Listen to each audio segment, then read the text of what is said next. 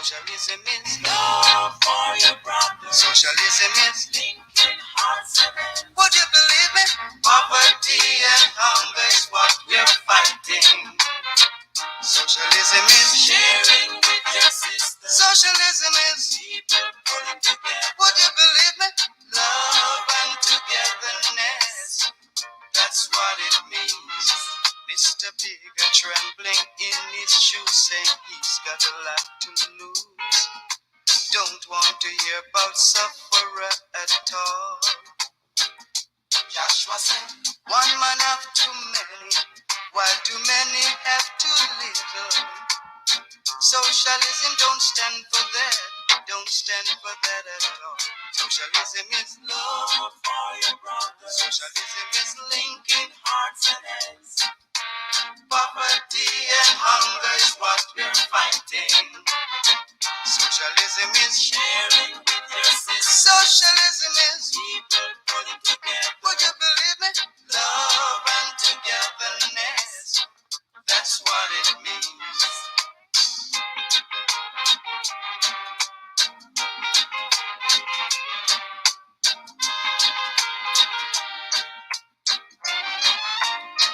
Socialism is love for your brother. Socialism is linking hearts and hands. Poverty and hunger is what we're fighting.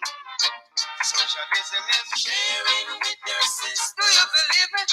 People pulling together. Oh, love and togetherness. That's what it means. Socialism is love for your brother. Socialism is linking hearts and hands. Poverty and hunger is what we're fighting. Socialism is sharing with your sister. Socialism is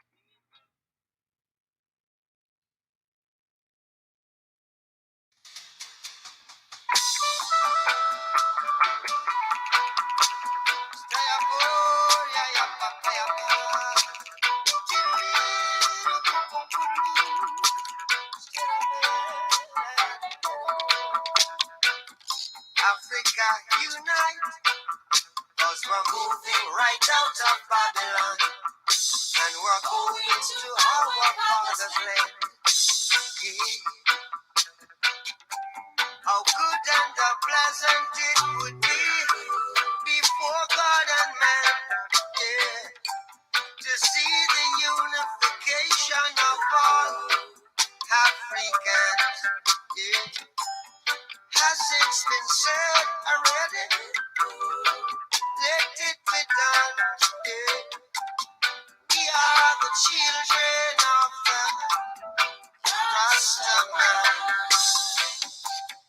We are the children of the Iron Man. Africa unite, cause the children wanna come home. Yeah, yeah. Africa unite, cause we're moving right out of Babylon, and we're grooving to our father's land. Yeah. How good and how pleasant it would be before God and man to see the unification of all Rastaman. Yeah. As it's been said already, let it be done. I tell you who we are under the sun. We are the children of the Rastaman.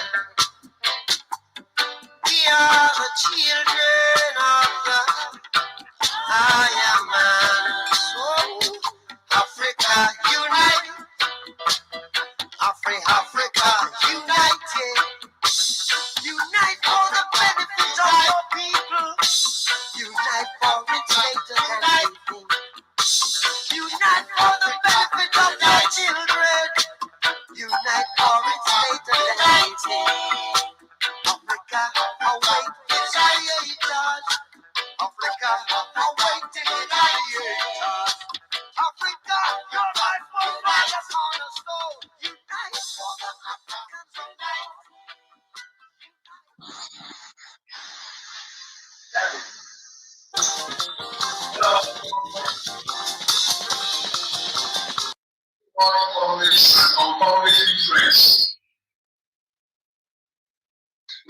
are very sure you have kept waiting, especially our friends that are connected with us virtually. This was not this little delay is due to the fact that we are still expecting some of our speakers. We've had work with them and they say they are on their way. We just felt that we may exercise a little bit more patience so that we can have a good number of them before we commence the program. Secondly, it may not be later than the next 30 minutes. I want to indulge you to also indulge our exuberance. We believe that by the time we start, everything will fall in place. Before then, let me quickly remind us of what we are here to do today. It is to appraise the just concluded general elections and see how we can move forward. We can move forward revolutionary from where we have been placed as a result of the ugly experiences we got from the recently concluded general elections in Nigeria. We have a number of elder speakers to do justice to the topics, and we have as well some teams that cut across every strata of our being. The youth, gender, education, and politics. As you are seeing on our flyers, we have Mr. Femi Falana, the Senior Advocate of Nigeria. He is the chair of PASTA. We have Comrade Abiodun Aremu, who is the Secretary of JAP. We have a line as well. Omoyele Showore, the national chair of the Ladies African National Congress. We have, together with him, the national chair of the AAC, Ayorin Kauni. We have Adekunle, who is the executive director of BACO. And we also have online Comrade Wiseman Ajayi, he's a right activist as well. We have Brigade Erupre, is the coordinator of Take It Back, OAU. We have some of them on ground for now, but we want to ensure that we have a good number of them before we commence today's program. This program is being co-organized by AAC with SWL, Socialist Workers I know today. Once again, please excuse our delay. We will have to get back. Thank you.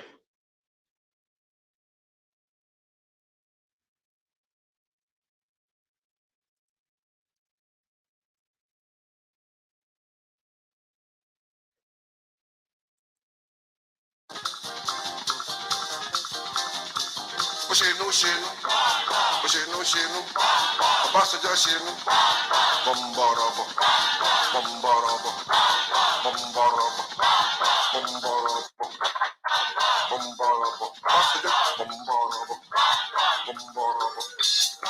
Aha, now Ben, now you go talk. What's it, this shit? What's it, this shit? I be your last shit.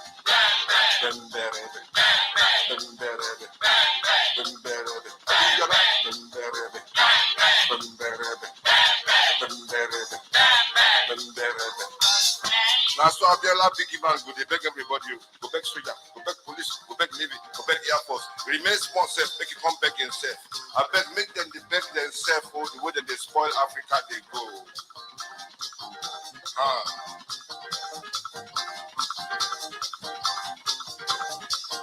I don't sing song for great African men. I don't sing song for great African men. Now, Osaje Kwame Nkrumah be the greatest one. I don't sing song for great African men. I don't sing song against African thieves. I don't sing song against African thieves. Now, Obasanjo be the biggest thief. I think about Abiola. I don't sing song against African thieves. I ask many African young people today. Them don't know nothing about it. Coming to my no, Nkrumah, yeah, leaders don't feed it. Yeah, presidents don't feed it. African personality go show. Prosperity go the flow. African pride go the shine. Good things go the happen. Good things go the happen. Good things go the happen. Good things go the happen. Good things go the happen. One good man, one right for Africa today. But leaders then go on finish our work. When one good man, one right for Africa today. Business people them go on finish our work. And go plan against them, lie against them, lie against them, talk against them, talk against them, gang against them, gang against them, plan against them, lie against them. You know the Nkrumah them finish them. You know the Secretary them finish them. You know the Lumumba them finish them. You know the Idi Amin them finish them. You know the Bebela them finish them. You know the Mandela them won't kill them. You know the Beko them won't kill them. You know the my brother them won't kill them. Anyway, all over the world, young people them go to look up to leaders. What them leaders they do, young people they do. One good thing African people they do. Three of them go gather together. Them go start one club. Them go to contribute money together. Them go to share the money with them they contribute. Whatever it is that turn by turn. One good thing about this matter be say, it is in the African tradition for people to trust themselves. Yes, I got a story, Ojare. One African leader day today. Him named the President Sankara. He's the only leader we did. When they fear to talk the truth. Him named the President Sankara. He's the only leader we did. Him say African unity. One African government for all. All the other leaders with them day. Not only them pockets with them know. Underground system is their lives. One African leader day today. All African people them like the man. Him in the President Sankara. Yes, I got a story, Ojare. All African people them like the man. He's in the President Sankara. West African governments, them get one club. Them call the club, them call them ECOWAS. CEDAO in French. When you reach a car has done to be chairman, African leaders, them start to fear the underground system in their lives. The show of corruption and destruction, mismanagement of the mind don't start. The underground system that always with mistrust. Them come on Sankara from his tongue. Nigeria, Ivory Coast and Senegal. Them come show the color of their minds. When it is Sankara's turn to be chairman, African leaders them start to fear the underground sound system in their lives. Since I then young for my country,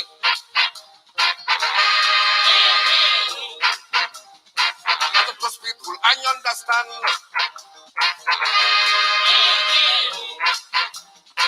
Since the time I don't grow up, whoa. To find people don't trust the hard you. And the leaders were the Africa.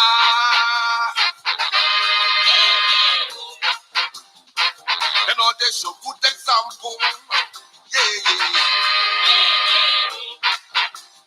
And the leaders were the Africa.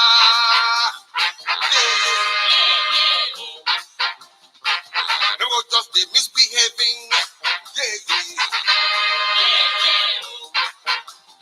The condition of my country.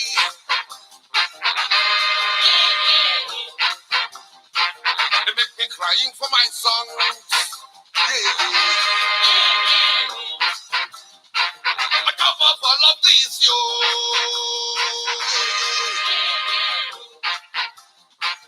Them go to Shankara, oh. I started write this song for them,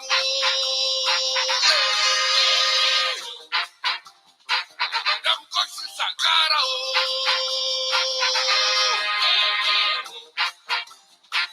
Them go to Shankara, oh.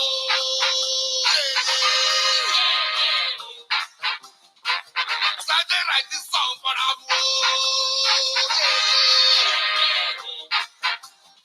I started write this song for them. When he respect up for turn by turn, when my turn by turn for share my reach. When he respect up for turn by turn, when my turn by turn for share my reach. The trouble of my turn by turn, the money of my turn by turn, the shaman of my turn by turn, all of my turn by turn, the trouble of my turn by turn, the money of my turn by turn, the shaman of my turn by turn, all of my turn by turn, all my turn by turn turn to rest. Sankaranko. There should be today, not possible tomorrow. There should be today, not possible tomorrow. There should be today, not possible tomorrow.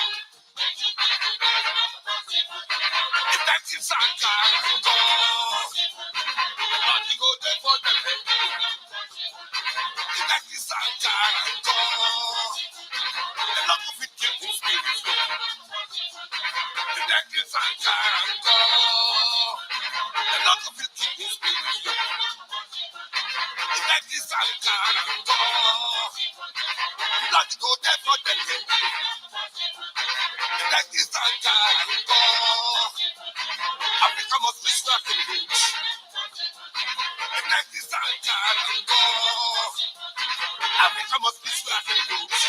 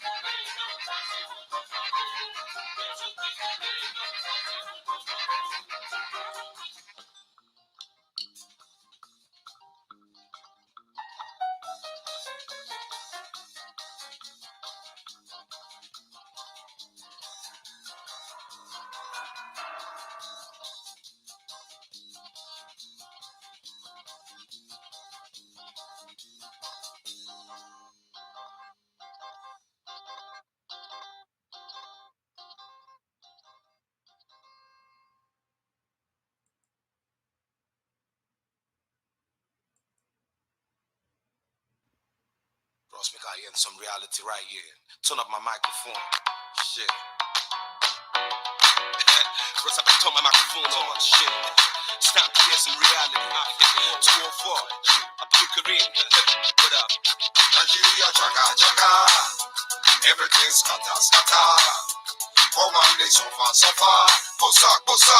Gunshot in the air. Nigeria, jaga, jaga. Everything's scatter, scatter. For one day, so far, so far. Bossa, bossa. Gunshot in the air.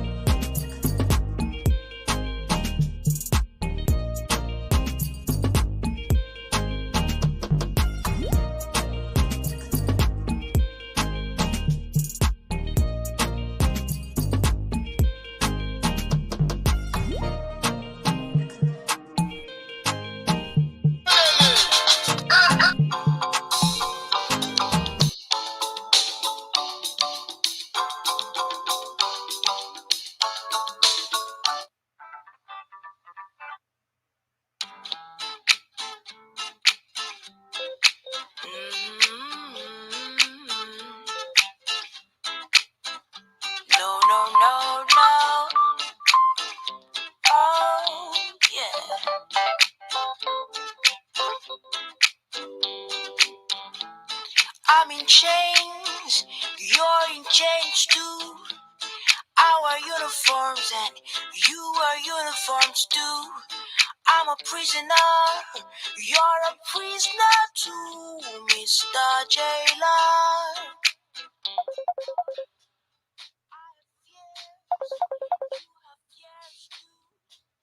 I'll die, but you said will die too. Life is beautiful, don't you think so too, Mr. Jailer? I'm talking to you, Jailer. Stop calling me a prisoner. Let him is without sin be the first to cast a stone, Mr. Jailer. Mr. Jailer, man, you suppress all my strategies. You oppress every part of me. What you don't know, you're a victim too, Mr. Jailer. Oh, you don't care about my point of view. If I die, another will work for you. So you treat me like a modern slave, Mr. Jailer. I'm talking to you, Jailer. Stop calling me a prisoner. Let him who is without sin be the first to cast a stone, Mr. Jailer. Mr. Jailer.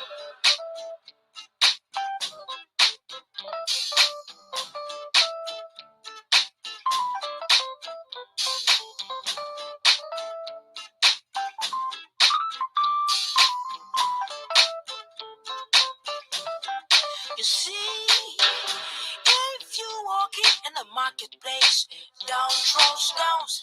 Even if you do, you just might hit one of your own. Life is not about your policies all the time. So you better rearrange your philosophies and be good to your fellow man data.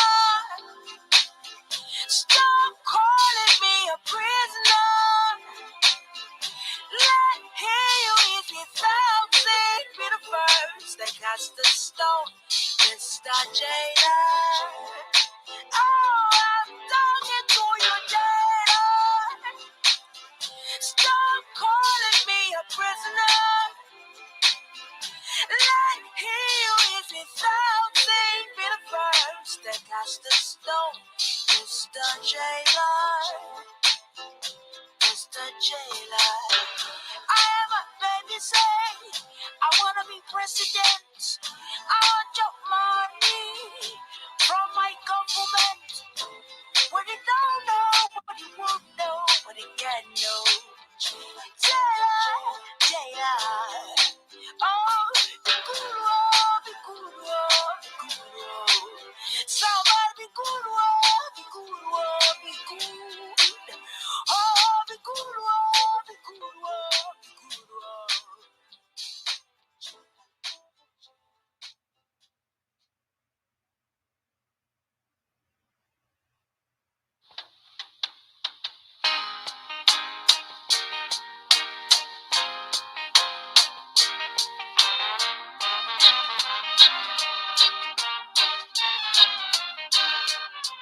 You're asking what is socialism and what it really means. It's equal rights for every man, regardless of his strength. So don't let no one fool you.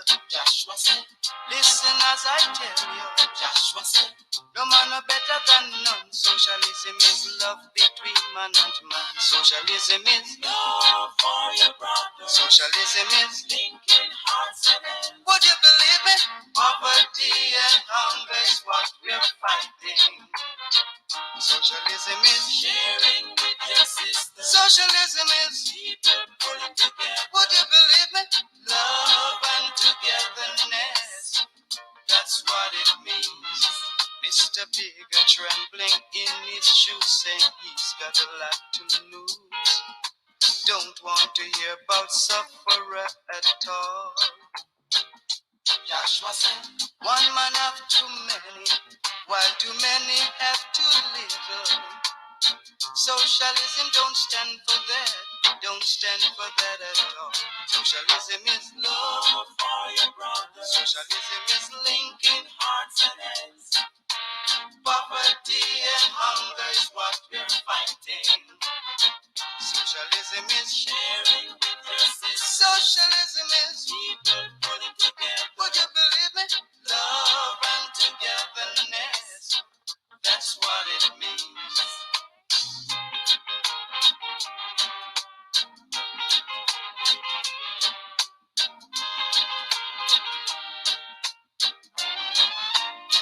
Socialism is love for your brother. Socialism is linking hearts and hands. Poverty and hunger is what we're fighting. Socialism is sharing with your sister. Do you believe it? People pulling together. Oh, love and togetherness. That's what it means. Socialism is love for your brother. Socialism is linking hearts and hands. Poverty and hunger is what we're fighting. Socialism is sharing with your sister. Socialism is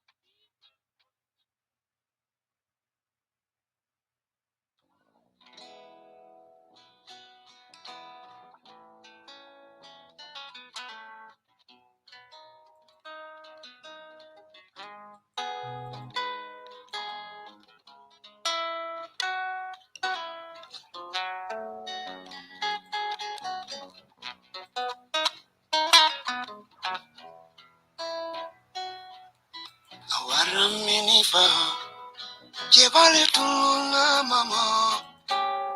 Awaramini, tuma sankara tununa. Kina kabe kasila temiseni ma korobasi mantofana.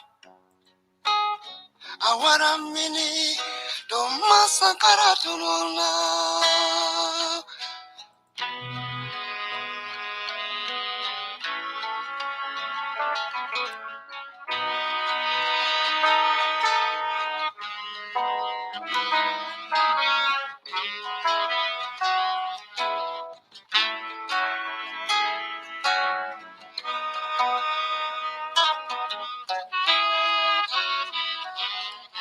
Awaraminifa, jebale tuna mama.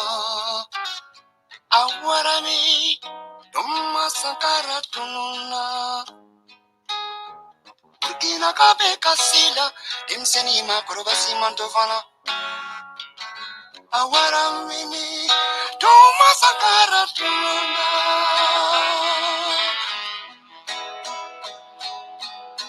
Awaramini fa, awaramini, tuma sankara tununa.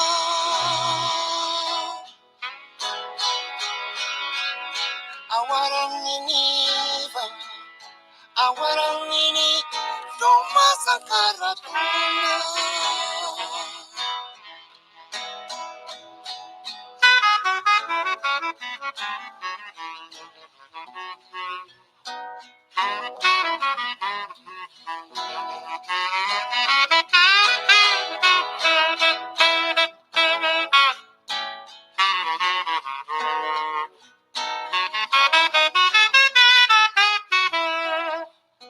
Awaramini fa, jebale tununa mama.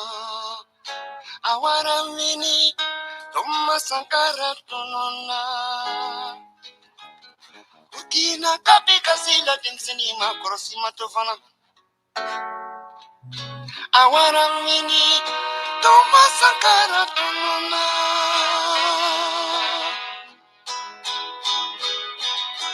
Awaramini va, awaramini, tuma sankara tununa.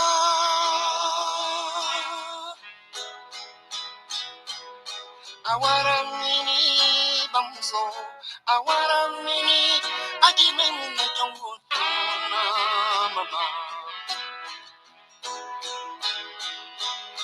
Awaramini.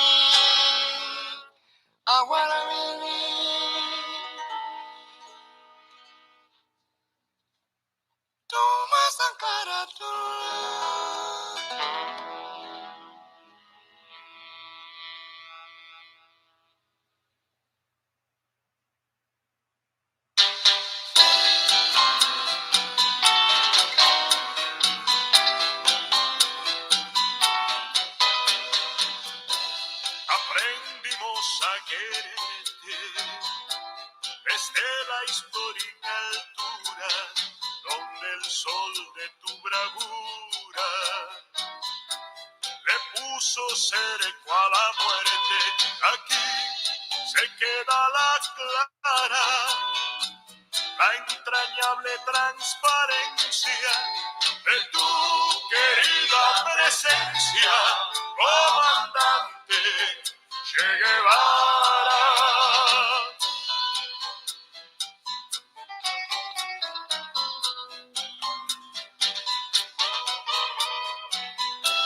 Tu mano gloriosa y fuerte desde la historia dispara cuando todo Santa Clara se despierta para verte. Aquí se queda la clara, la entrañable transparencia de tu querida presencia, comandante Che Guevara.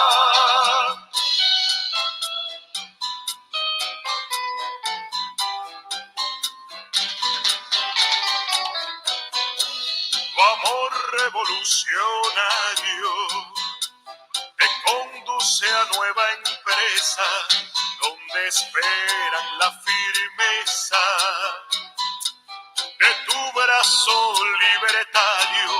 Aquí se queda la clara, la entrañable transparencia de tu querida presencia, comandante Che Guevara.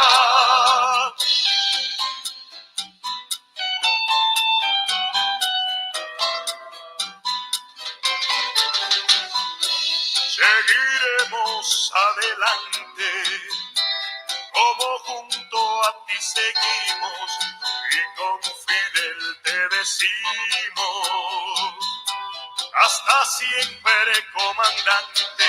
Aquí se queda la clara, la entrañable transparencia de tu querida presencia, comandante Che Guevara, de tu querida presencia, comandante Che Guevara.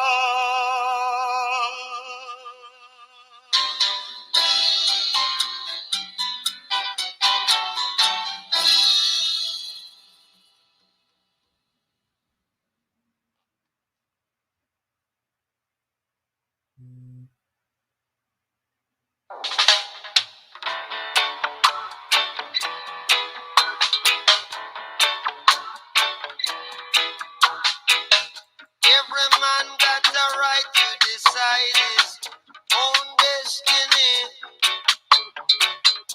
And in this judgment there is no partiality.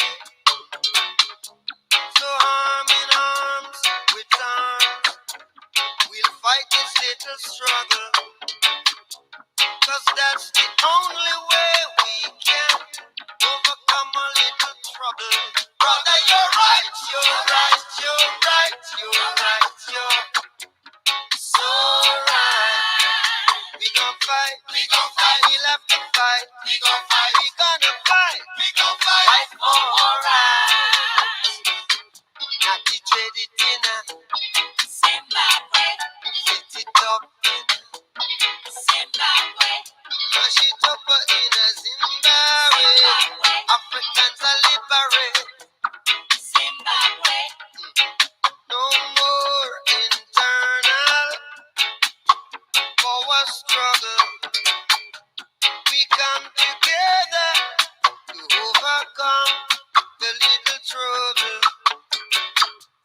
Soon we'll find out who is the real revolutionary. 'Cause I don't want my people to be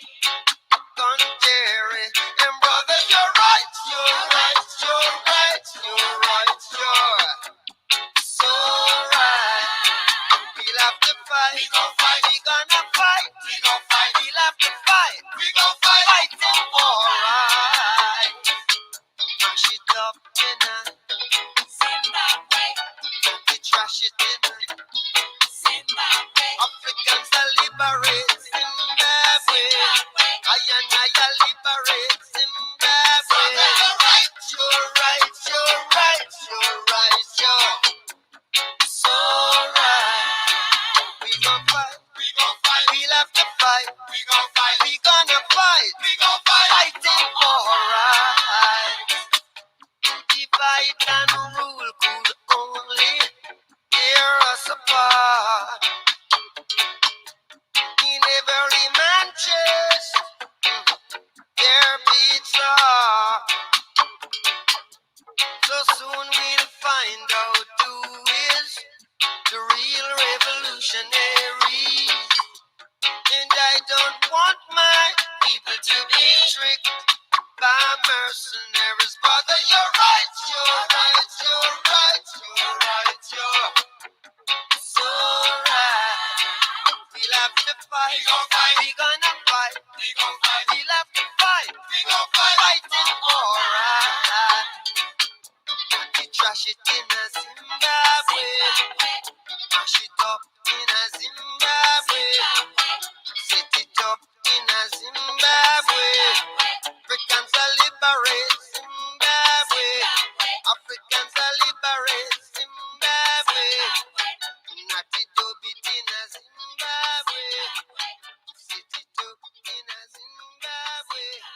Africans are liberate Zimbabwe. Every man got a right to decide. Prospect, I hear some reality right here. Turn up my microphone. Shit. Russ, I've been turning my microphone on. Shit. It's time to hear some reality. 204. Abdul Karim. What up? Nigeria, Jaga, Jaga. Everything scatter, scatter. For one day, so far, so far. Bossa, bossa. Gunshot in the air. Nigeria, Jaga, Jaga. Everything scatter, scatter. For one day, so far, so far. Bossa, bossa. Gunshot in the air. I'm I came to your house. You know, take money, you know, rape your wife. Went straight up to your bedside. Bossa. Sit big now, you're down. Which I'm rubber, no one money. Which I'm rubber, no one jolly. No political, I'm rubber with that. Now waiting to kill Nigeria, oh. Nigeria, jaga, jaga. Everything scatter, scatter. For Monday, so far, so far. Bossa, bossa.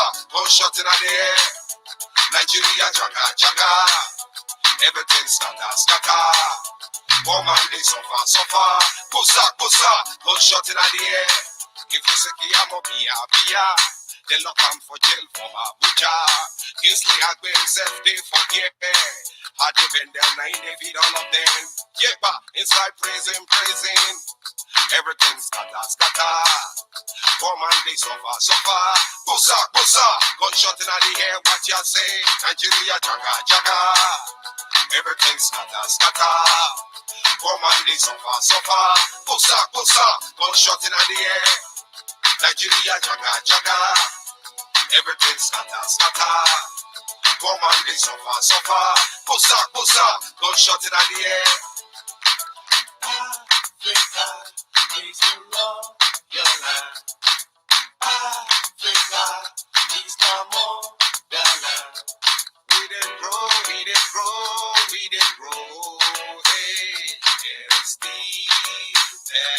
world. We didn't grow. Yes, that world. This one of my culture now. Once you go, Waja, Nepa, once you get regular. For one night for Nigeria, they get to Ikeja, 100 naira. West Coast in a popular action film for Nigeria. This is what y'all still looking now. We did lead big life. Buy estate for Calabar. That Nalaberia Mafia. For Nigeria. Everything's jaga, jaga. Jaga, jaga. Woman, they so far, so far. Bossa, bossa. Gunshot in the air, what you say? Nigeria, jaga, jaga. Everything scatter, scatter. Woman, they so far, so far. Bossa, bossa. Gunshot in the air. Nigeria, jaga, jaga. Everything scatter, scatter. Come on, they suffer, suffer. Go shot in the air. Nigeria, jaga. Everything scatter, scatter. Come on, they suffer, suffer. Go shot in the air. Nigeria, jaga. Everything scatter, scatter. Come on, they suffer, suffer. Go shot in the air.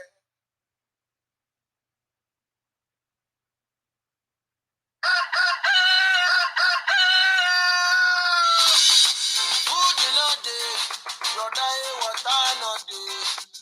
And our country not good, every day 40 for all night.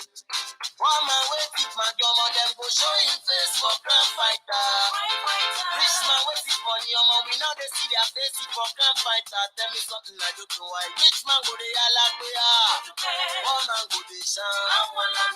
Rich man go they yalla kuya, one man go they shout.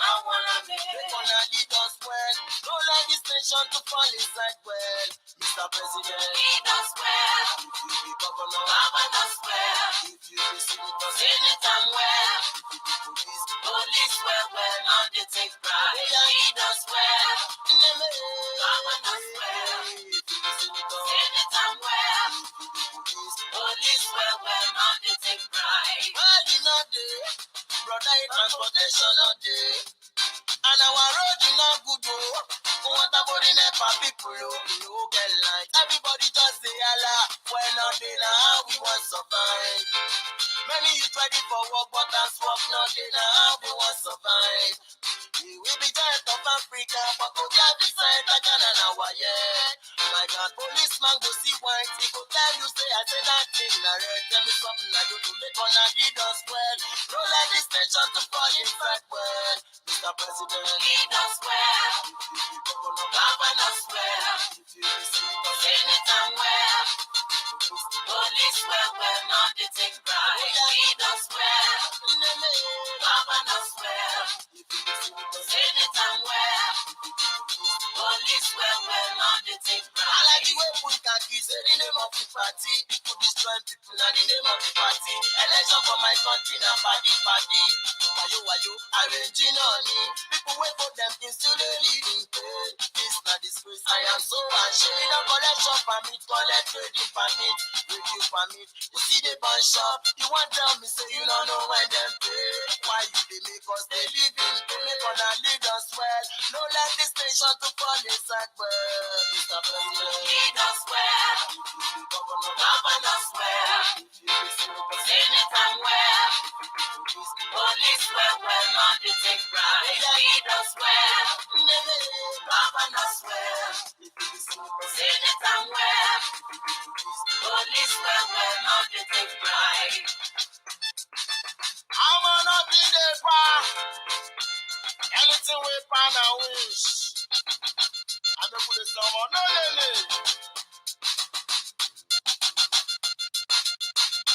Thank you. Food in a day, brother, water no day. And our country not good, every day 40 for all night. One man wait it, my drummer, them go show him face for grand fighter. Rich man wait it money, we know they see their face for grand fighter. Tell me something I don't know why. Rich man go they all up here. One man go they shine. Rich man go they all up here. One man go they shine.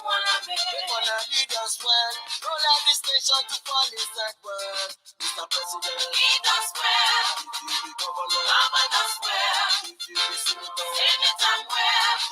Police well, now they take pride. Lead us well. Govern us well. Anytime well. Lead us well. Police well, now they take pride. Well, you know the brother transportation not day. And our road is not good, oh. What about the NEPA people, oh, get light. Everybody just say, Allah, well, not they know how we want to survive. My God, many is ready for work, but that's work, not they know how they want to survive. We be giant of Africa, but to get beside the Ghana now, yeah. My God, policeman go see white. He go tell you say I say that in the red. Tell me something like you to make gonna lead us well. Don't let this nation to fall inside well. Mr. President, lead us well. If you be governor, govern us well. If you be senator, senator well. Police well, not the take pride. Lead us well. Govern us well. Senator well. Lead us well. Police well, not the take pride. Lead us well. Govern us well. Senator well. Lead us well. Police well, not the take pride. Lead us well. Lead us well. Govern us well. Not the take pride. Senator well. Lead them well. Police well, not the take pride. Lead us well. Govern us well. Senator well. Police well, not the take pride. Lead us well. Govern us well. Senator well. Police well, not the take pride. Lead us well. Govern us well. Senator well.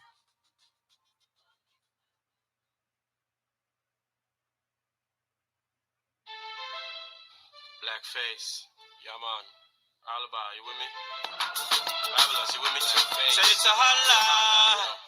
Where would they leave? I time for this kind of life over there, for this kind of country. It's a hot life. Which levels? People don't ask them since. It's a hot life. Where would they leave for Raja? Use the money play to overseas and jack. Hot life. Where would they leave for Raja? Raja in Africa. It's a hot life. Where would they leave for Raja? Use the money play to overseas and jack. Hot life. Where would they leave for Raja? Raja in Africa. I saw them do the chop our money go. Them things say me and you, we not go know that lie you. See them as them pass they go. Let them say you in from a cruddy to what you go. Chaco go. See us our life just a bit high. Cause our roads are bad. How can we be glad? When children are suffering every day, you know we got them say, you go better he was pass as he bad. Money no be them own, them put them for the backyard. After them go say make we no like to be jail. Make we no know, say they still our pay. But here to Bombay, I say, which kind of life we get today? When we they walk and daily no pay, I say, this government is bad. See as they live, all the students and they keep them for their houses. High life, where would they live for that job? Use the money play to overseas and job. High life, where would they live for that job? In Africa. High life, where would they live for that job? Use the money play to overseas and job. High life, where would they live for that job? In Africa. Nowadays, everybody's living in pain. Work for 6 months, salaries go there in vain. They was cut away brain. Back all the masses and put them in the poverty train. Corruption at the road of the day. And fuel scarcity, they bring the country shame. That again, no will they tell me what to do when they take the revenue and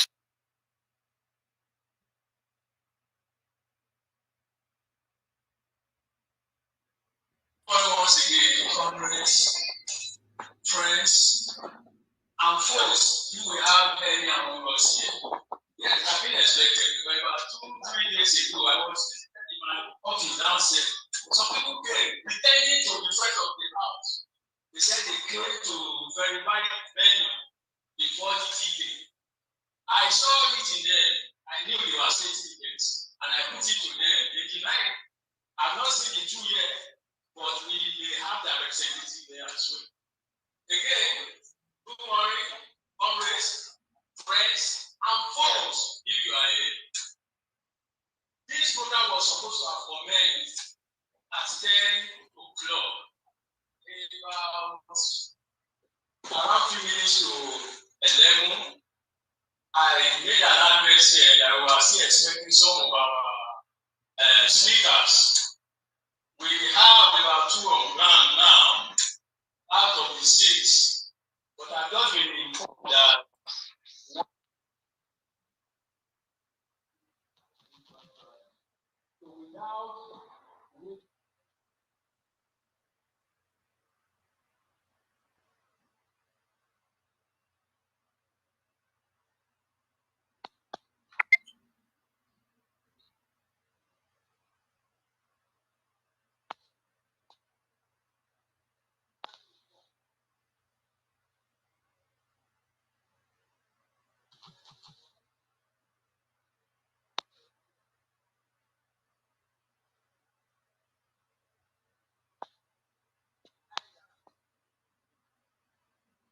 Dear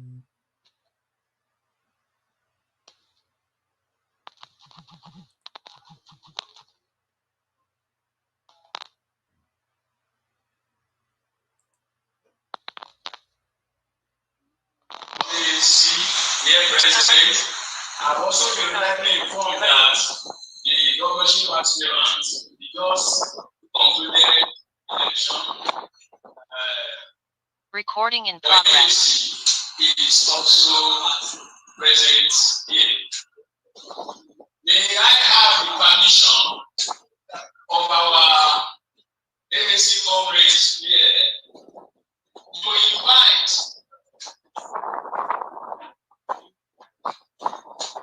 the governorship aspirants of the AAC.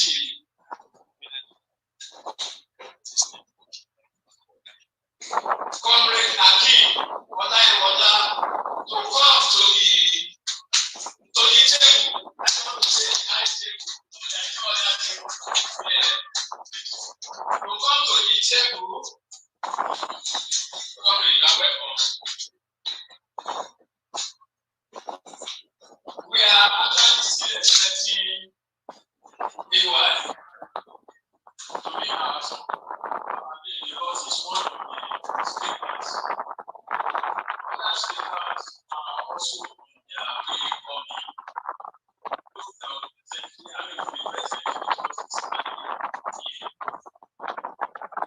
Without wasting much more time, may we quickly, especially because of our comrade yesterday, she has been here for over 2 hours now.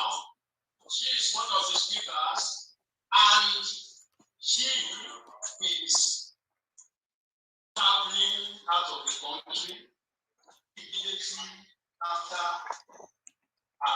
presentation. So we will give her the opportunity to make us first.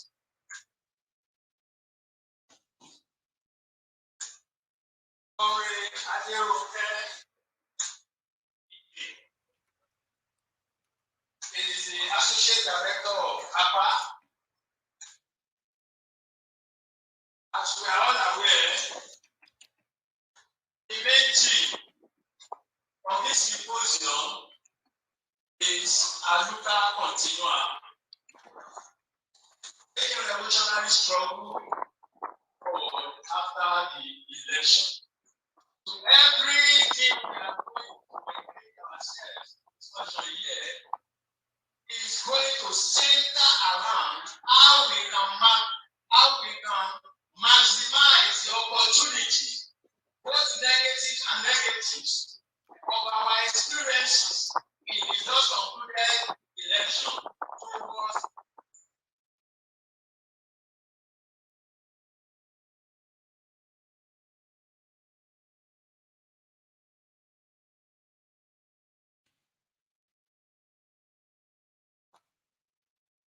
revolution, emancipation of ourselves and our people.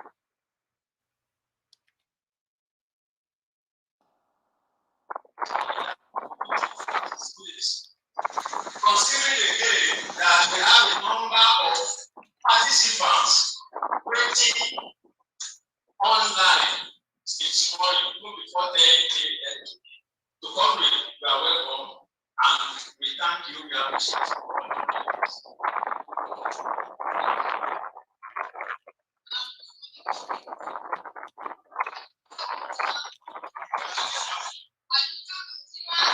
Victoria Asata.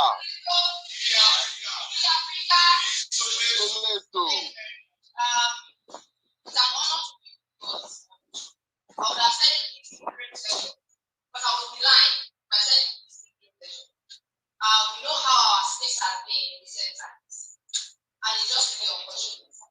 We have been singing this same redemption song. If I heard it from the womb, even before I was born, and as a child, I continued to hear, oh, redemption song, and here we are in 2023, we are singing it. For no hope is lost, and that's the reason we are gathered. And if you kindly indulge me, please, those are the back. You can just move forward. That would be really good. Just move forward. It's always a good thing when you come early and you take your pride of place so that people come after you. Thank you very much. So I want this session to be as interactive as possible. But I know also that because we have one microphone and we have it online, it has to be engaging in such a way that there has to be a speaker first and then maybe reaction to come outside. And Congress said I actually have to travel, otherwise I would have loved to exhaust myself at this table. I'm here both to share and to learn. No one person is in a position of knowledge. There are some of us in this room who had the opportunity or the privilege of being conscious right from when we were very little. And that's what sometimes differentiates us from people who also got their consciousness maybe 1 year back, 2 years ago. Not a competition. And that's why I'm happy that we are exploring what has happened, especially in 2020, we've been an election year in Nigeria, and what is going to happen after. Now, this is the danger. After every election year, a lot of people who constitute the electorate, they find themselves relapsing. You know, elections are over, okay, you pass your ballot, the hopes have been shattered, some people are happy, wrongly so or rightly so, some people are stolen, and they are jubilating. They can't even jubilate. This year, there was no much jubilation. I wrote something on the election day, 2 days after the election, all of the confusion that was in the air. When somebody made a comment that, how come nobody is rejoicing? And I said it's obvious. When there's a robbery, when there's an armed robbery attack, the only people who rejoice are the armed robbers. You don't hear that a street has been robbed and then you see people playing dancing on that street. No. The only people that will be somewhere jubilating in a way, something that looks like jubilation, will be the people who robbed, not those who have been robbed. So that's what usually happens. So thank you very much for that. I will try to narrow down, but at the same time, I will expand it because my topic has centered around women and the participation of women, not just in the electoral process, but also in governance. And I would like to start by saying that we're not an idealist. Because when we talk like this, it's always a wish. We desire to be able to talk about how things should be and how they can be and how they will be moving forward. But when you're in a system that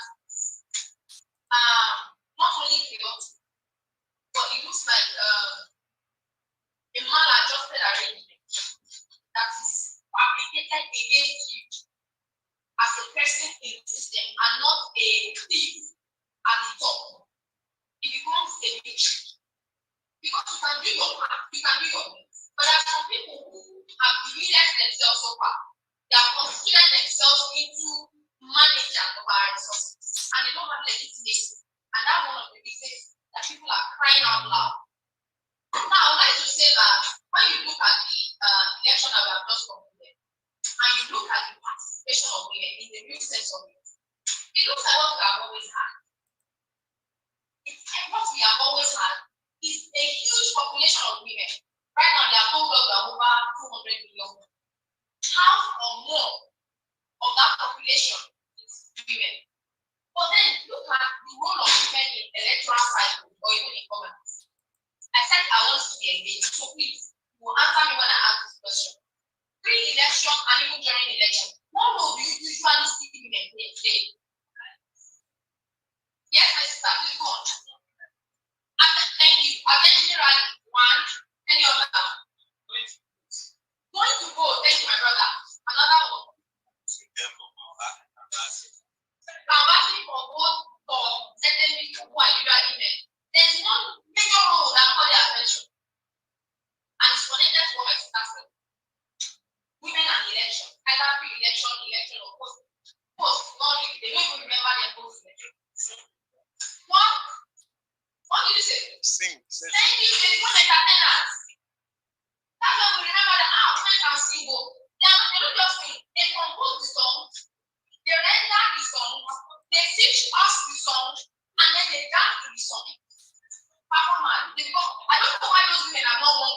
performing And when they are talking about the beginning their work with Ghana boy, they won't give this women. And they see it so well. But guess what? It's a shame. And we are still in that situation where what we think women in governance, all we think of is that entertainer who comes to pull herself, who comes to dance, who goes on the ground, and then takes a tuber of yam, and goes home. But guess what? We all know that this thing has become a weapon in the hands of the political class.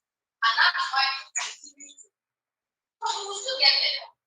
Now, when you talk about coming out also to combat or to aspire to governance positions, a lot of people have said several things. They will say, for women, we don't see it now, and you people too. You people, it's not a you people matter.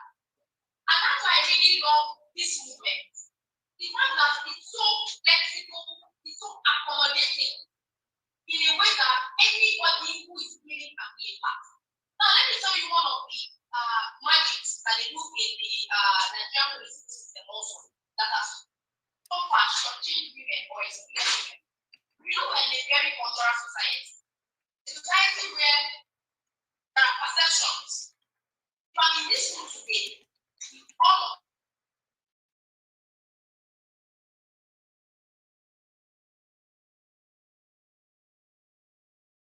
men here, of building the nation, about how we move forward, our revolutionary agenda, what we do, how we execute it. That's what we talk about from 8 a.m. to 7 p.m. I'm the only one in the room. All of you, my colleagues, these my two stakeholders are not here. What are they like?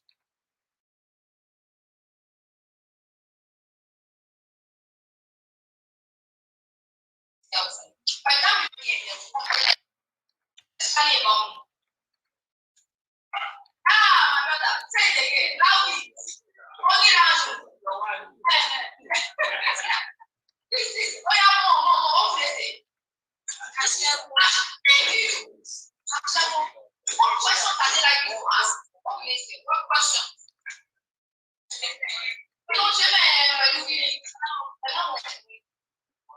Only one what else? So the nice house, you're a lady, you're only. So I don't know. I'm the only one. Do we have any foreign in the room rather than I know my house audience are like, my brother, you are missing a lot.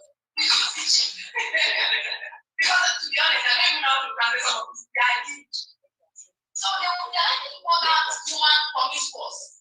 Those are actually the podcast. Once you bring in the room with all of these men. And look at you, find men, handsome men, sharp looking, and full of ego and energy. They will say, this one got small body. They will kill out. That's what they will say. So all these nuances already make it, they put women in a very difficult position. So please listen to me carefully. It's not an excuse to not participate, but it makes it difficult for participation. I remember when we were engaging our political parties, that was 2000, before the 2003 election, that was 2002. And then some of them were talking about how so our daughters, so our women, so we're talking about the role that they traditionally these women to play, which is that entertainment role and so on. And they said, no, our doors are open. So we asked the question, what time do you normally have your meetings? So like your party meetings, your strategy meetings, all of that, usually at night. No meeting is earlier than 9 p.m. usually. And they had good reasons. Because by the time they started to also talk, these are people that work. They have day jobs, they have other things they are doing. So the time that you can come together and talk about your maybe party issues or even issues of the value of the later at night after you are tired of work. So that's what they have a meeting that night.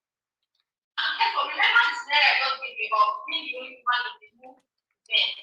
Now the implication of the time they hold you is that you who know that you can come out at night to hold the meeting, but know that we are that. And remember again, culturally, a woman that is going out for a meeting at 9 p.m., 10 p.m., 11 p.m., 12 a.m., they will say, we are available, and I'll be okay, you know, because when we, one of these, our identity, our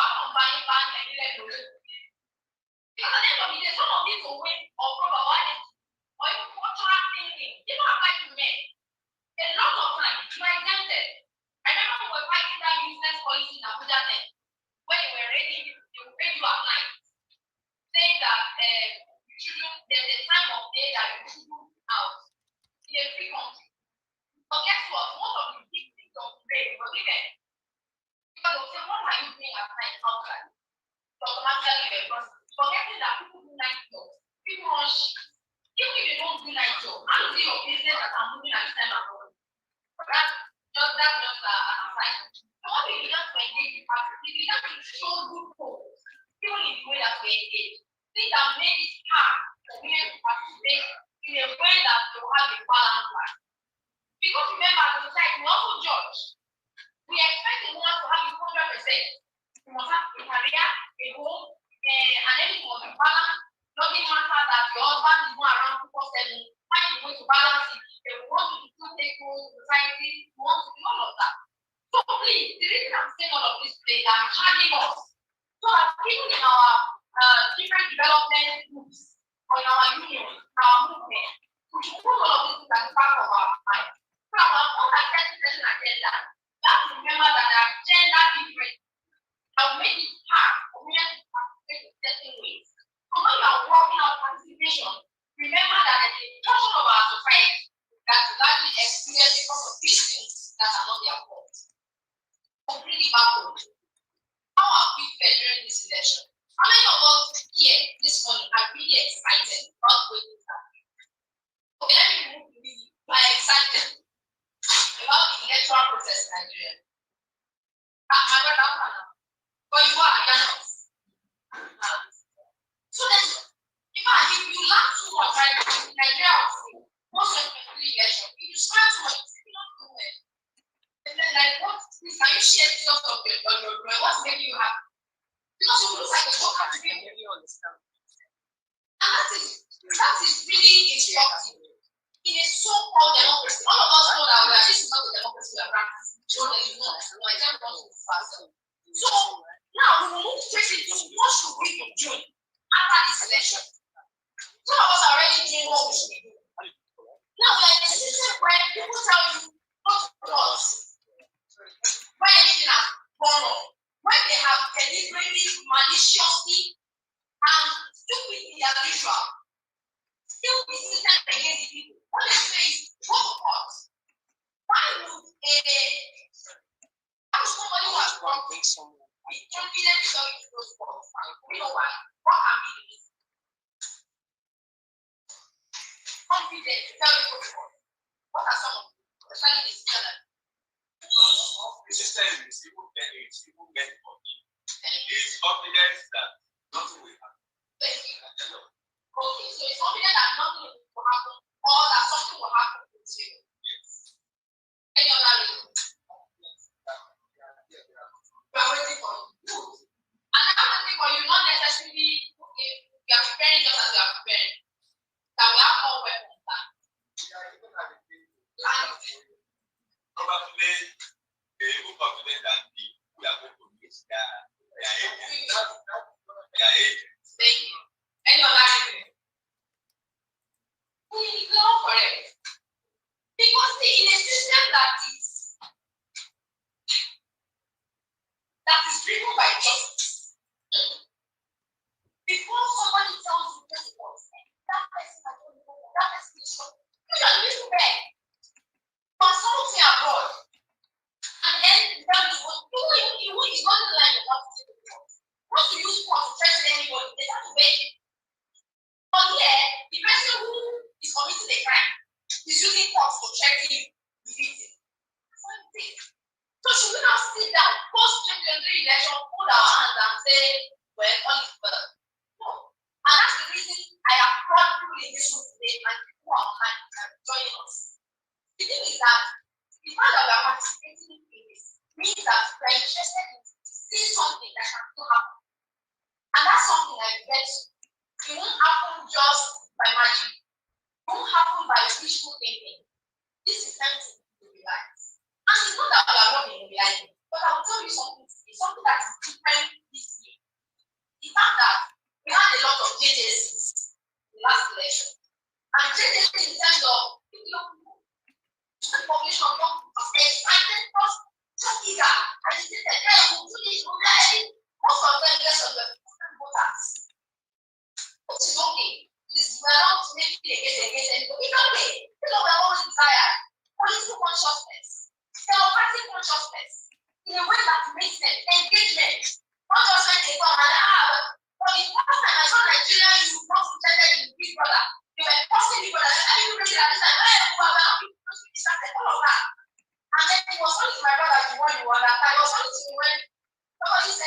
one day. I hope you have collected your PPC. Otherwise, don't talk to me. I laugh. I do this one. Because apparently, this is the first time that person is collecting the voter card. So the excitement was encouraging. That forget no matter the ideology behind it and the reason behind it. Remember, we came in from Texas movement, and a lot of people have pent up anger. We've been having protests, series of protests.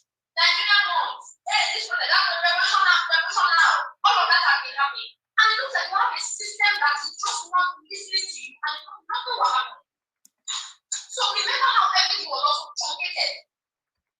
People were mad in the way that they were preparing to channel that anger, that frustration, that energy into something 2023. And 2023 came, and we saw the most negative. Our father, Professor Fella, was doing wonders. But these people, they will match it and do more. That one is negative matching. And that's happened. So what I want to charge us today, beyond what you already knew before, is that we have a pool of souls outside right now waiting to be harvested. And they're mostly young people. Most of those people right now, they are sad, they have been depressed because of the outcome of the election. So guess what? We have them. There's something we can do with them. You and I, who have had this consciousness for so long, who have been part of this movement, who have been building something, we have a foundation that we can help them to bring them in and lay things on that foundation. So if you get what I mean, you realize that this is an opportunity for us. You don't get anything that's going on. Courts, all of that, every other process, yes, one side. But this is the time that we need to strengthen even this movement. With people who don't belong anywhere here. You were just trying to go with the wind. You know, it was a wind, but like, oh, okay, there's something happening, and then they follow. Now their hope has been shattered. This is the time we can harvest them. There are souls that are ripe for harvesting, and then we can move together from them. I don't want to belabor this because I would like to listen to my comments as well, and I know there will be comment questions after, and then we can make it. I can spend another 1 hour before I go on the program. ALUTA CONTINUA. ALUTA CONTINUA. When we fight, thank you very much.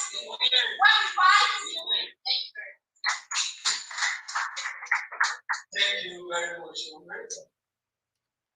I appear to be what I said. Less fortunate, let me say it's fortunate because I was going, coming. No, I was overhearing some of what she was saying, but I am very, very sure that you were adequately with her. And you have seen the stuff in her. And I'm very sure that when next we have this type of program, we will have more ladies in our midst. Thank you very much. You have done a good justice to the topic that was given you.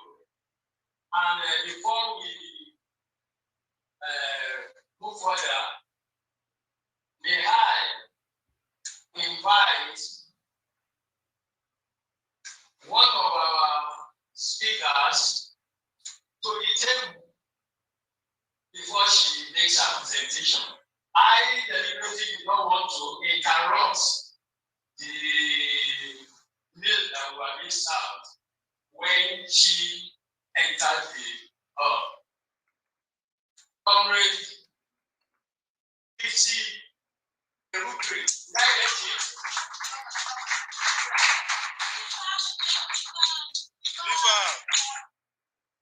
please have your seat. As a matter of fact, Comrade Kings has been in Lagos for this program since yesterday. Thank you for that.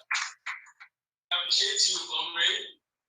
And come and see the first two arrivals of the guests happen to be the female. No controversy.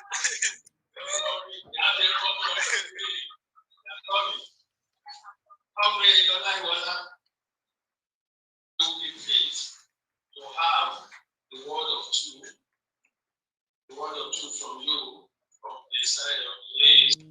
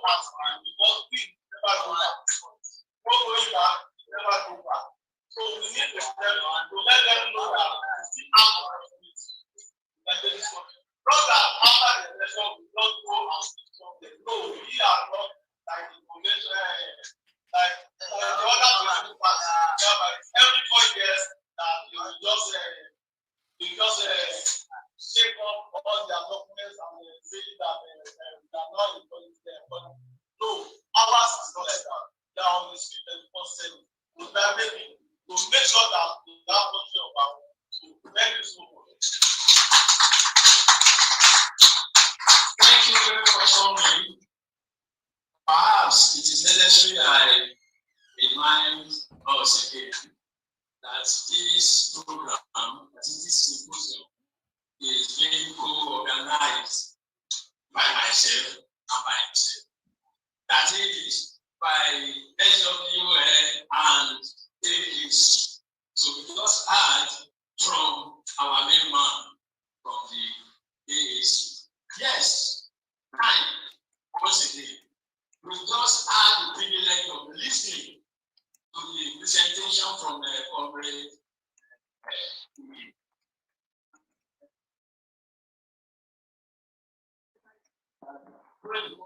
presentation, she decided to make it an interactive one. Despite that, I am sure that maybe one or two interventions, either from here, those of us that are presently seated here, or from our participants on the Zoom.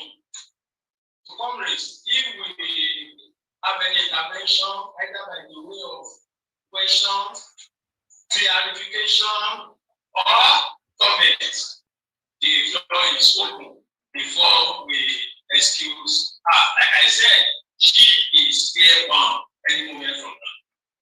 Thank you, comrades. I want to appreciate the comrade as well as everybody in attendance. I only have a question because from all what she has said, she has stated those things militating against women in politics. But which has to do largely on cultural issue as well as environmental issue.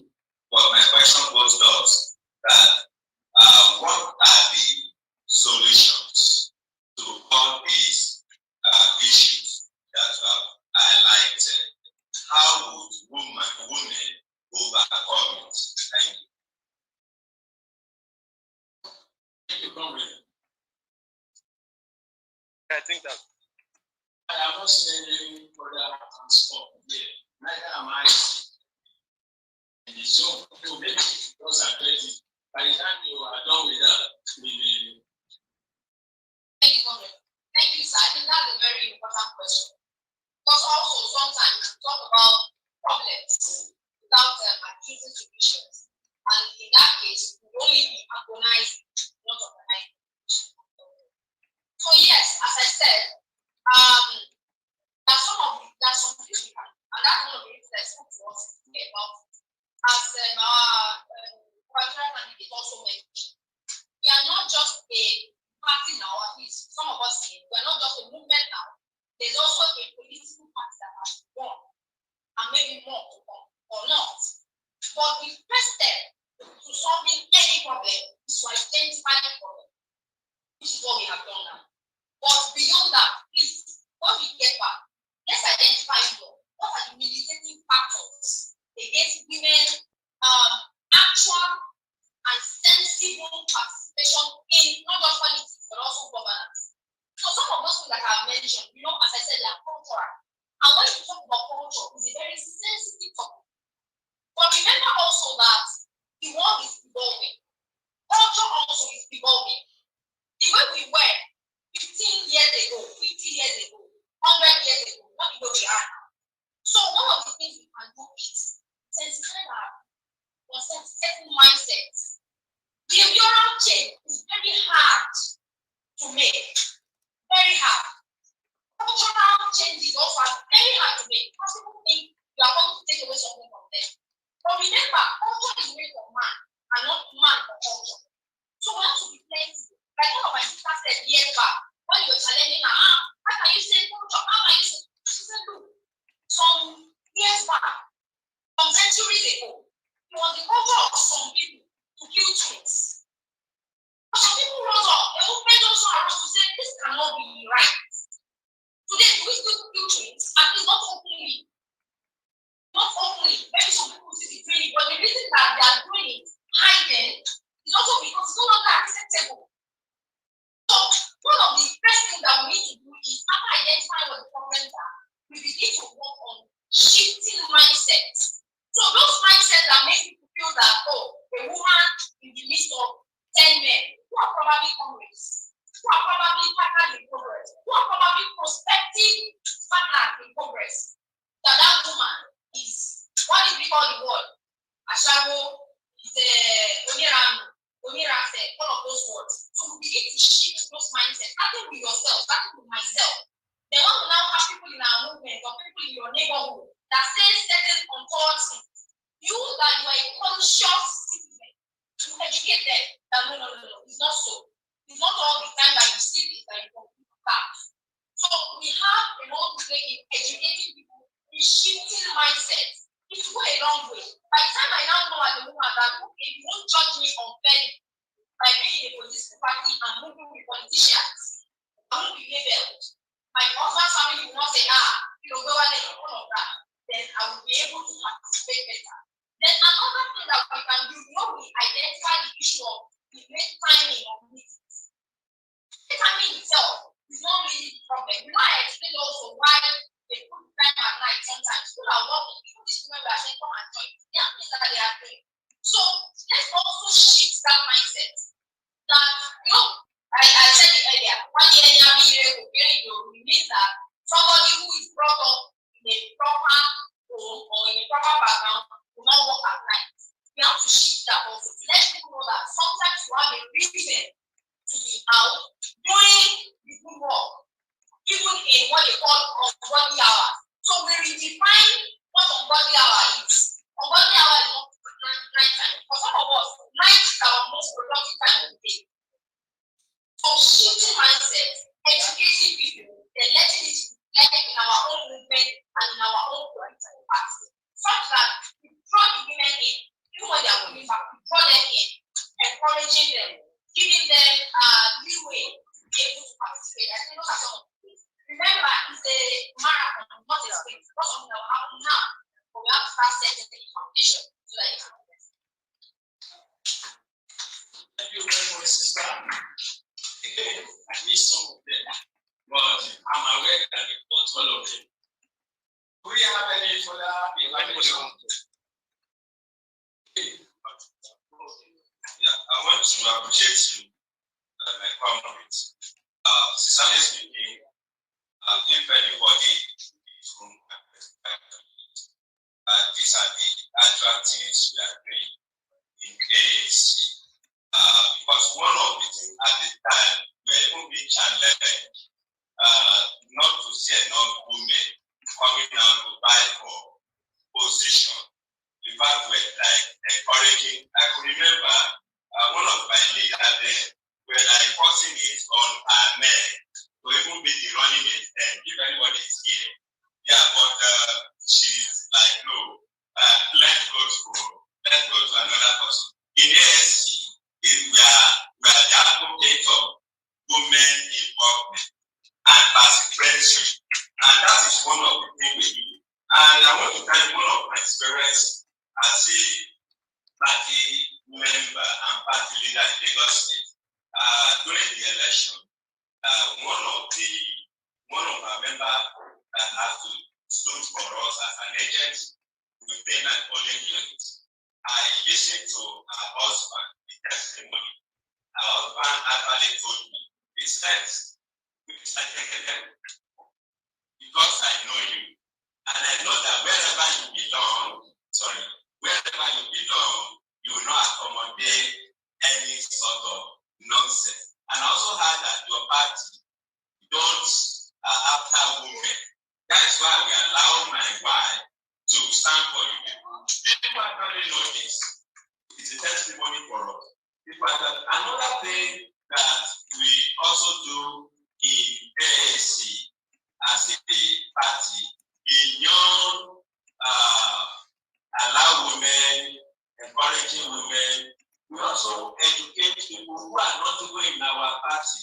And in the last election, every one of us are here and we can testify to it. Many of us, even all of us, got the tickets without paying a photo, which also gave people to opposite sex without any discrimination. Thank you. Thank you very much. I can see that some of our participants,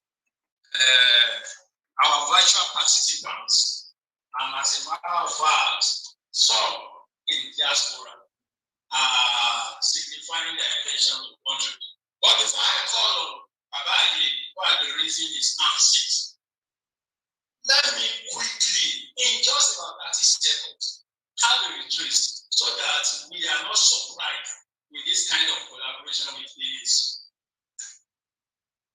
Since inception, them has been a revolutionary organization.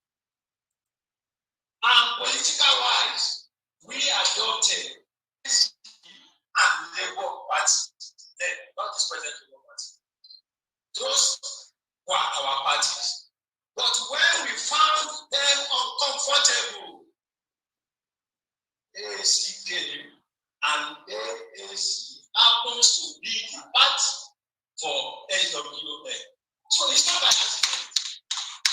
It's not by accident. It is our organization principle and policy. If you are an SWA, you are AAC. It's not that I am oblivious of the fact that we have some among us that are, but you don't plant those. You don't plant those in our organization because this is the adopted party. And why? It's not because we know some people there. It's because we have the same ideological background and ideological preference. We have the same principles. That is when we believe that we can be fitted into. So, again, the collaboration is never accidental. And I want to believe this will not be the last one we will engage in. Thank you. Comrade Baba, please, you are recognized. You manage this as it is. I am going to use my phone and I will transmit your voice. Okay? We will transmit your voice via. Okay, you have. Yes. Comrade Baba, you can take the floor, please. Thank you, Comrade Chair. Can you hear me? Hello? Am I audible? Yeah, we can hear you. Yes, we can hear you. Okay, thank you very much. Workers and youths. First and foremost, I want to join the party, the league chair in appreciating Ronke in particular, considering the fact that she's traveling shortly and that she not only made time to be here, but also kept to time, unlike the so-called African time that is so generalized in our ranks in the country. But and also the comrade Akim, it's great to see you there. I just wanted to chip in one or two things. First and foremost, and in this drawing inspiration from what Faith Yassa, the AAC Makurdi South constituency in the State House of Assembly, Benue State House of Assembly said, and in an interview with the Socialist Worker Weekly a week or two back, that working class women face two burdens. We face the burden of, being women, patriarchy, and also the burden of exploitation, being workers. And so it's important, and that's why Thomas Sankara said, look, you cannot talk of a genuinely revolutionary movement without women's liberation being a central part, not just an additional or supplementary part, a key part of its policies, programs, and activities. So I want to say that it's very important that this is integrated into what we do, and Ronke spoke extensively to that. And it's also that we should avoid the tokenism that maybe you have one or two women. No, women should play active roles. The party, the league, organizations, revolutionary organizations, radical organizations have to have programs for particularly grooming women as leaders, ideologically, politically. We have to build strong ties with women in our communities, women in our trade unions, women in our student unions, women in our movement, because historically things have been stacked against the involvement of women. Some will say, why don't women take things themselves and what have you, forgetting the impact of years of patriarchy. And for the working woman, you see in most places you have both the, when you talk of couples, both will go to work, come back together, and it's expected that okay, the man that will go and cook. Even right from childhood, women get there's that socialization. I had to take up my children's teachers at a PTA meeting when they were in the nursery and early primary school then, and they were teaching them this song that I can't remember the full reading, but it was something along the line of daddy in the parlor reading paper, mommy in the kitchen cooking food, and I was like, what kind of nonsense is this? But even though it was stopped in that particular school, it's a generalized, it's part of a broader generalized socialization of women and also of girls and also boys into patriarchy. So we need to, even down to the levels of secondary schools. In the early 90s, we had similar programs. We had programs of the Pan-African Youth Congress, which particularly targeted, high school girls, just as we had the broader ones. I think that the AAC needs to also look into this and with the party, as a revolutionary party, to grooming right from high school in the campuses to challenge this so-called conventional wisdom about the place of the woman, which even people like the head of state, Major General Muhammadu Buhari, retire, also projects. So that essentially is what I would want to say. Then finally, to add to this is that going forward, we should stand up for women in general, yes, but because there was a debate that took place over Banini, the woman that ran in Adamawa. How do we relate to the question of women that are part of the oppressor class? And I think that Faith also, I'll go back, I started with Faith's argument. And if you haven't read that interview, please do read it. It's on our website. Please read it. And she pointed out that, look, we should not have the illusion that women that are part of the ruling class necessarily stand for the liberation of women as a whole. No, they bargain with gender just like males in the ruling class bargain with ethnicity, bargain with zone, and so on and so forth. So we need to have constantly both the intersection of class and gender at the back of our minds when we engage with the issues of women liberation. AAC, thank you.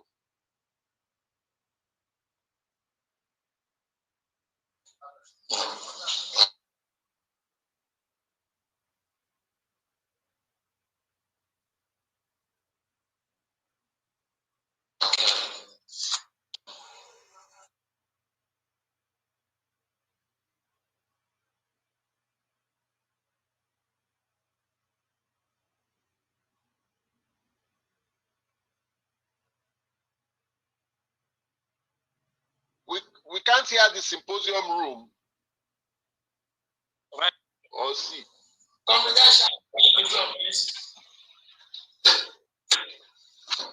Good morning, everybody. Good morning. The organizer, the chairman, and the participants. I don't know if I'm audible enough. Am I audible? Yes, you are. Yes, you are audible. All right. Good morning, everyone. I want to first of all start by appreciating the organizer of this program and the woman in the house, the speaker, the one I met speaking. So I really appreciate every one of you. So I will not be able to put on my camera because my network here is very, very frustrating. So for me to be able to say one or two things, I want to generally talk about politics after the election. It is very, very pathetic that we still find ourselves in this situation. So now, looking forward, preparing ourselves very well, reorganizing for a better tomorrow. I think I want to be at that queue at the back of Baba Aye, saying that we need orientation, serious orientation, because our culture has actually played a lot of role in limiting the ability of women. Most of the time, some women who have the capability, they are repressed. Even those that find themselves in the political arena, they are male agenda people. Their male counterparts actually dictates what they do. Well, we thank God. So far, we have gotten the history of two women becoming the governor of the state. One was interim, sort of, and which is from Anambra State, and the other one is at Adamawa. We pray that they will be able to participate well. And I want to tell you 100% they are not for women. We have a situation whereby some women become the boss in various institutions. We see how they boss over the people that are under them. They still directly push them to a repressive situation that they cannot even complain.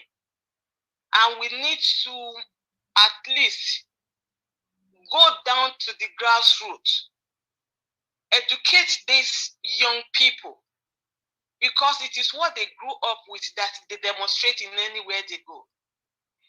I was reading a post on Twitter. Someone was saying, God forbid for a person to vote for a woman over an able-bodied Muslim. So look at how they are mixing two things together: gender and religion. So, and there is need for people in the country to be enlightened that when it comes to election, it has to be separated. There shouldn't be a situation whereby you undermine someone who has the capability to rule based on ethnicity, based on religion, based on sex. What is important is what you have to offer the country in removing people from abject poverty to a prosperity. So I think we have a lot of things to do. Maybe by starting from the institution, primary schools. These children know about many things. We think that they are young. Honestly, they understand politics today.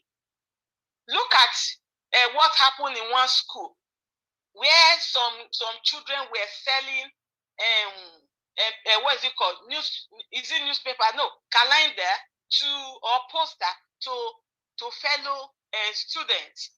So this obedient group, they are very strong. They are youth, so they know how to influence technologically too. And they buy this idea. They were selling it to each other. So this is the reason why we have to catch them young in most of the primary schools, in most of the secondary school, and in the higher institution. So by the time we infiltrate and be able to adulterate their mind from what they already learned from home, that women are subservient to men. So by so doing, you will see, we will tell them, no, men and women are born equally. They can actually do the same thing. It is the society that subjects women to be like that, but they are highly intelligent. So you see, they will be pushing them forward for politics. Thank you very much. Thank you, Comrade Aishat, for that good intervention. You are welcome.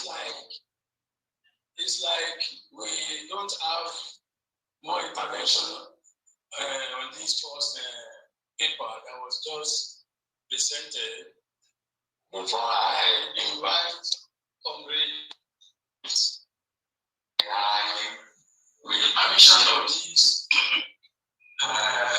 house, invite Comrade Weissman to the high table. You are the only one that is being invited to the high table. Before your arrival, we did not have high table. That's why we are giving you high table. Yes.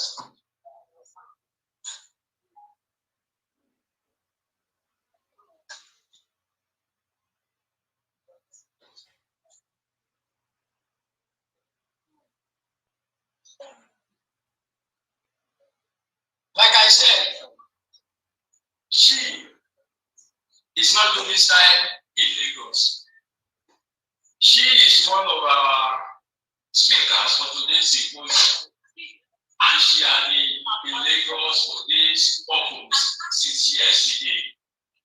She has been staying here since some hours past. I have the privilege and honor to invite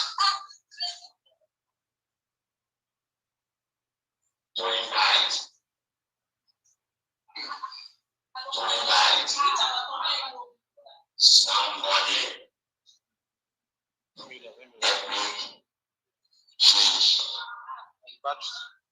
in the student realm from AAU who coordinates the TIB Obafemi Awolowo University, Ile-Ife.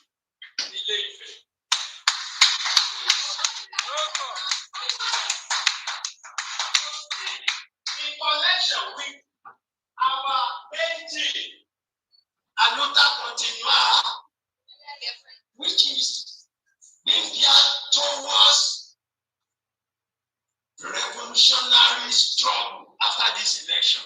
However, she is going to come from the angle of rebuilding the students' movement for revolutionary struggle. Comrade Dave,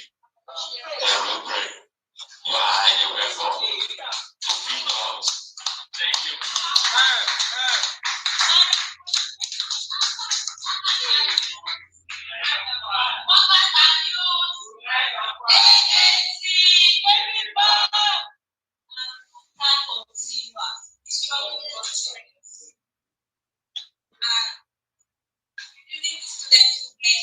Revolutionary struggle.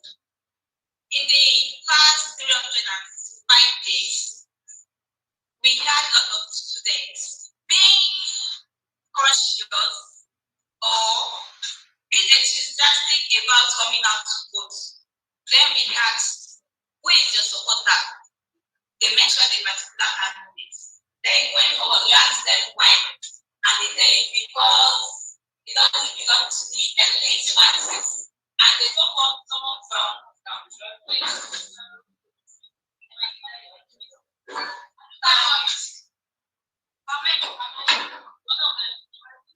and they don't want someone from APC or from the GDP. But you feel that is progressive enough to at least their function. And then the only option to give is because it's not from APC, it's not from PDP, and it's from another region of the country. Without even checking the fact that a student, what does he have for them and others? You know, gone are the days when we used to have students with struggles, students contribute to national growth, students contribute to national economy, like we have the animals, movement, and different revolutionary struggles like that. And then we know how students come out to take roles, lead in different perspectives, like how we have that. Students can be work on the lecturer, and you wonder why they degeneracy in our academic sector, in our educational sector, because they feel they don't want us to get educated. Now, we've been talking about implement in school fees. Obviously, it has been on for some years, and some students fought for it. That someone like me can say I can go in and I think pay a fees of approximately 30,000 naira. Even with that, you still difficult for some of us to pay. And now you want that these students who lobbies to ask for school fees.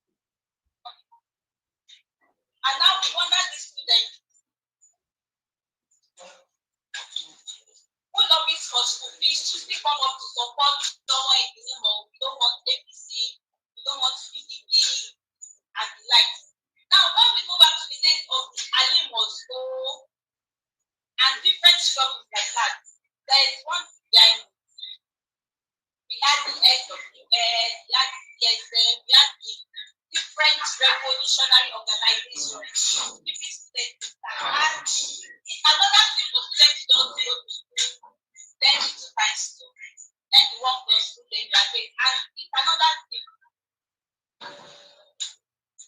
And it's another thing for students to stay outside from your lecture room.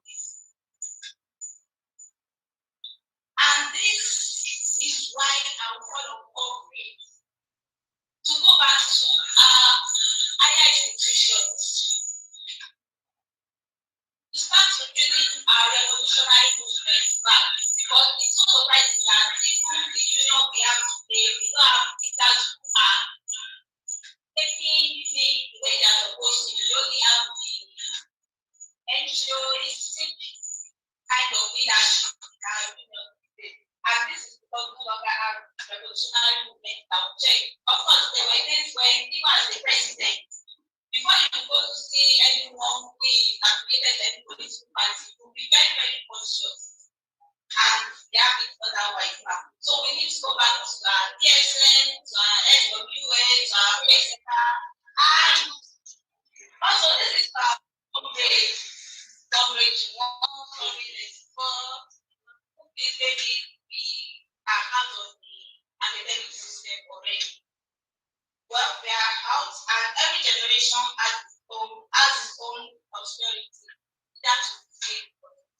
And we know how the oppressors takes charge in also getting the younger people to their path, and just ensure they keep getting into their own way to keep communication upside down.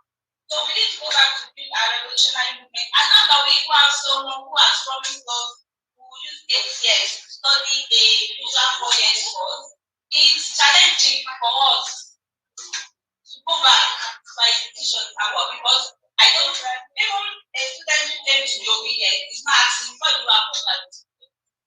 They are only concerned with the fact that they don't want to go to ABC, they want to go to PDP. They didn't even read, they didn't check the history, they don't know where it's coming from, just because we just want to change that narrative, and also for the fact that it's from the southern part of the country. So I'm charging us to go back to build our revolutionary movement, to keep us in charge. We can never centralize the growth of the students in revolutionary struggles and in the nation's development. Workers and youth, unite and fight. Thank you very much, comrade. We're proud of you. And we know you are going higher and higher. Thank you once again. Do we have any question, contribution, or comments from what she has just delivered to us? Do you have anyone there? I will say we are contented with what she has said without even an attempt to probe her. So that means it is adopted.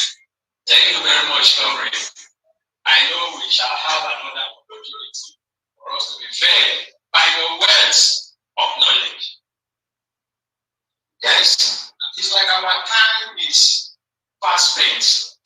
While we are still awaiting the arrival of other speakers, we have comrade wise man among us here. No, he claims to be the wisest among us here. We are going to see how wise the man is when he embarks on the journey to take us through the fight for education in the coming period, that is after that elections. Then I have the privilege to bring upon comrade wise man to do justice to that topic. Thank you. Solidarity forever.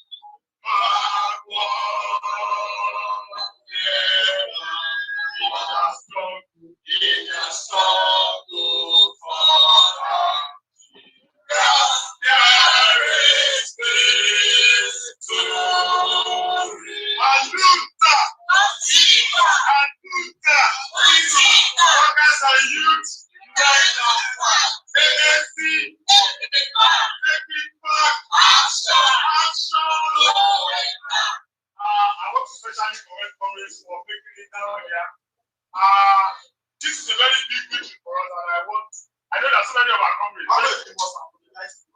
Oh, yes. No, apologize. Apologize. Apologize. And well, don't find it the holistic coming on board. I want to first and foremost commend comrades for being on ground thus far. So many of us know that with the naira scarcity, with the fact that the economy is on the downturn now, and with the lots of stress that comrades have gone through, the elections, the fatigue, and what have you, we have been able to make it. I want us to just please give ourselves a round of applause. And by so doing, I want to give my special apologies for coming to fight me. Like I said, many comrades were also not able to make it now. I spoke with a lot of comrades today because of many of all of these issues that are on. But I think that we are contented, we are satisfied with the fact that we have been able to move this far. With the fact that even when we have been downplayed, we remain the habitat with which the ruling class measures their successes and their tragedies. As it is today, we are satisfied verily that Nigeria just had a very big event, which is the 2023 elections. And despite the fact that a particular section of the Nigerian ruling class, the most competent, the most characterized fascist section of the Nigerian ruling class, have been able to take the baton from the previous manipulating fascist section. They have not been able to celebrate. They have not been able, and you know, it's like the case of what the Yorubas would call Ara Oroko, Ara Oregie. It's like the bed on the road. So we have a situation where the elections, as we have predicted as revolutionaries, have not been able to resolve anything. That's fine. If anything has been able to prove us very right, I'm going to be speaking on education. But also basically, the future of the Nigerian education depends on the socio-economic reality and the future that we have as it is today. You cannot have ASU strike being resolved. You cannot have education being reformed. You cannot have students going back to better universities, better laboratories, better libraries, when the social economy is down.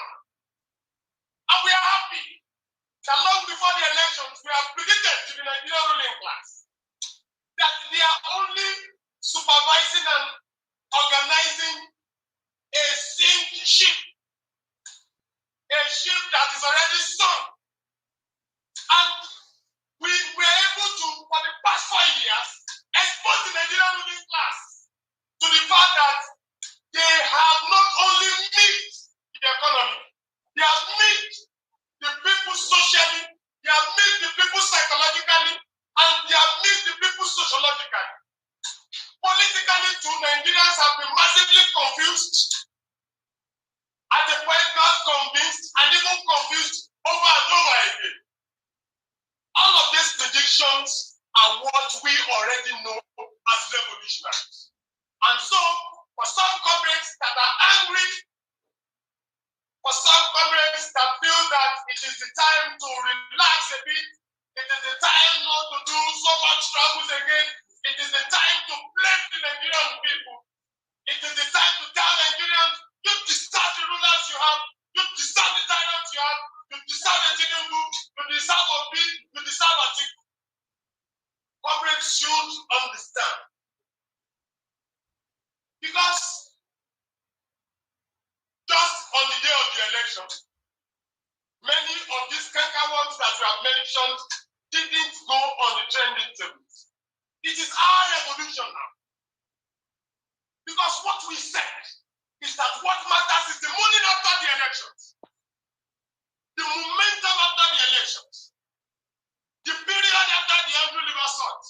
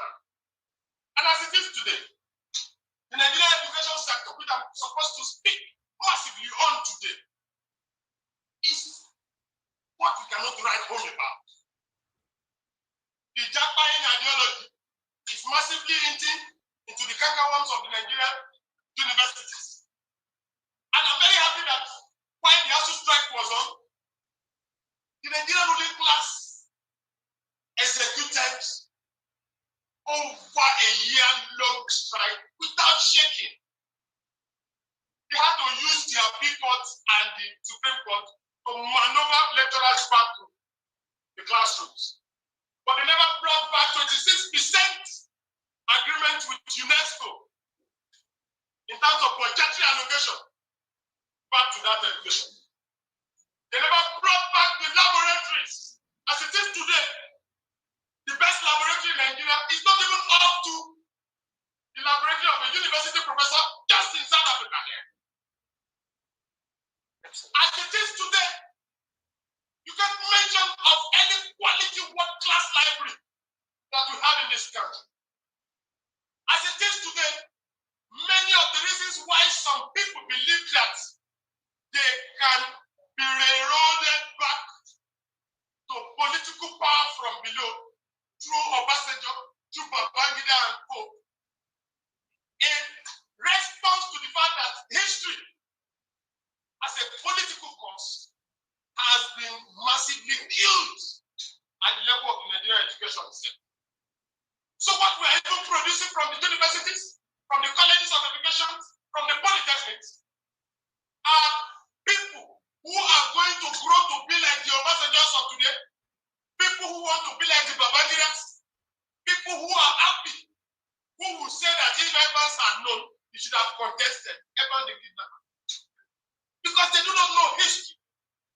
Are people who are fighting the people who killed Nigerian youth during Lekki massacre and are supporting the people who killed Nigerian youth during Yesu River's killings.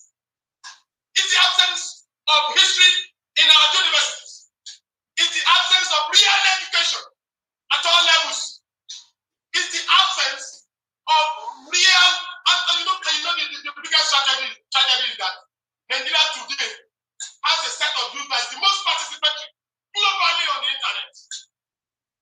Whenever we want to trend anything, even if Messi is trending that day, we'll fit Messi on the trend table. So we have a situation where the Nigerian ruling class was so sharp that they felt that the best way to destroy the opposition coming from the youths is to change them from Sorosoke to obedience.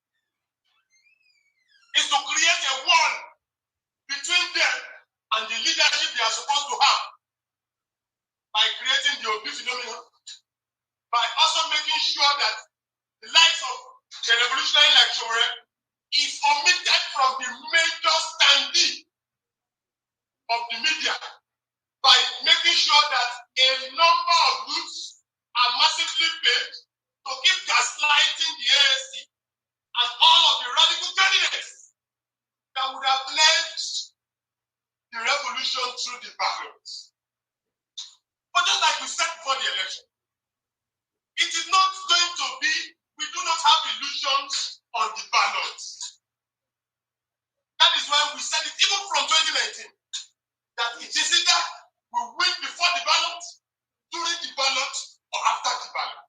And just like Malcolm X said in his popular saying, the bullet or the ballot, we should also know that even those who left us in the peak of the momentum, like our comrade about you felt that we can have a revolution from the top and come out to say that, now we see that only a revolution can resolve the origin. It is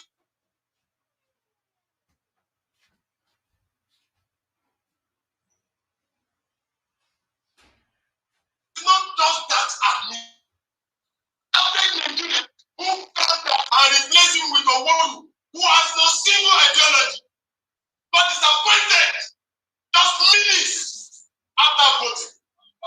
It is the fact that Nigerians who were expecting that immediately we were rigged out, we are also going to be the streets, are going to occupy it, are going to fight the victory ourselves. We're disappointed when a picture of you quickly rushed to the internet to fulfill the agenda of obedience, to fulfill the signatures with Obasanjo, Babangida and co. And quickly rush to say, no. Don't go to the street, don't protest. And we're winning courts. And you know, just like they used to tell all of us, they play. But even when you are playing, you should be able to score goals. That is why they were super chickens. And so for some of us who should know more, comrades, this is not the time to lean backwards. This is not the time to move backwards. And for some of us who didn't know, we are an inch closest to those points of massive disappointment. And that is the point with which we are needed to move. And I want many of us to remember one day. And that should be October 4th or October 3rd, 2020. After many of us were tired out by the October 1st actions, and that the Nigerian police for 5 days kept themselves, Okoyemi, Pastor Sam, and a whole lot of them, or SARS too, in detention for 5 days. Coming over here actually. In detention for days. And we were frustrated, going from court to court, from police station to police station. Many of us almost had all our bones at the back broken. And we said, okay, let's just go and sleep at Allen. Let's drink one or two of our monkey tail and then yes. And then go to sleep. Yes. But before we could even close a pass or even wrinkle our eyes, Chinere had come with his boots to say, comrades, MSAS has started. From May 28th, when NLC, TUC had failed to take action, to when we took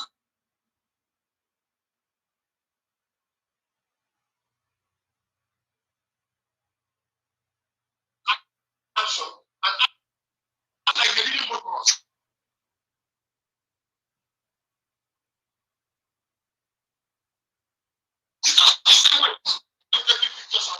For those same masses in their millions, by October 5, 6, and 7, had already massified all of the streets and created several barricades. We who were the lords of barricades became the learners of the barricades. We who were the generals of struggle started learning new songs. We who were the field marshals of ALUTA started running from behind to see who are the people at the front. And so we took our time to study that momentum. At a point, I remember when we were singing, we couldn't sing our ALUTA songs from the first 2-3 days. They're not born you. You have to sing, all we have to say is answer. In fact, I had to be trying to mimic the Hallelujah chorus with answer.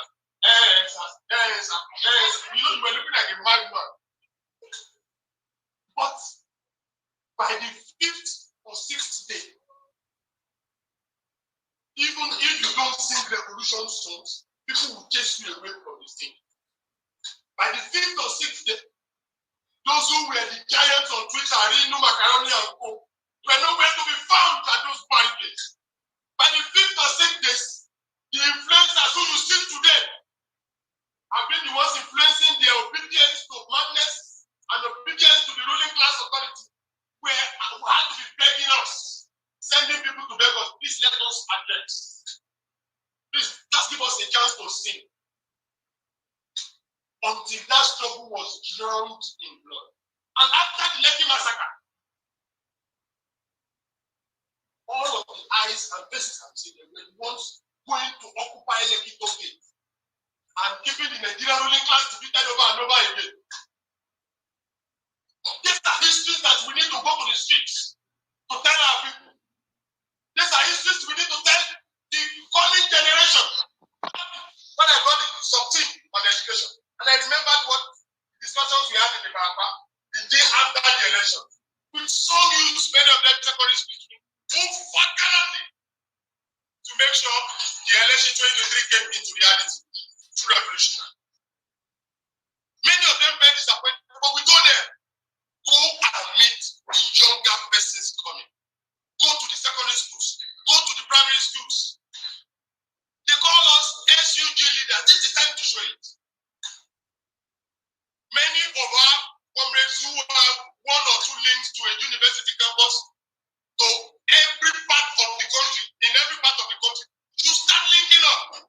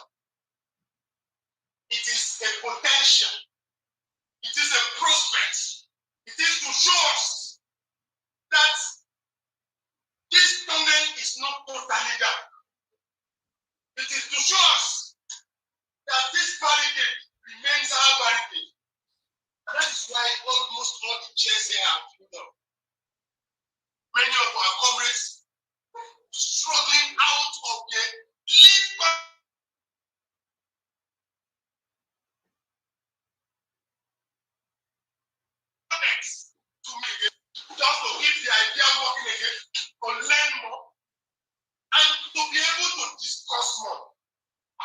It shows clearly that the future of the education sector depends on our ability to continue to build a new set of revolutionaries, a younger layers of comrades who will be preparing for a long time battle, but who in their millions and their thousands may be ready tomorrow. Who in their millions and their thousands may be ready the next hour, the next minute, and the next second.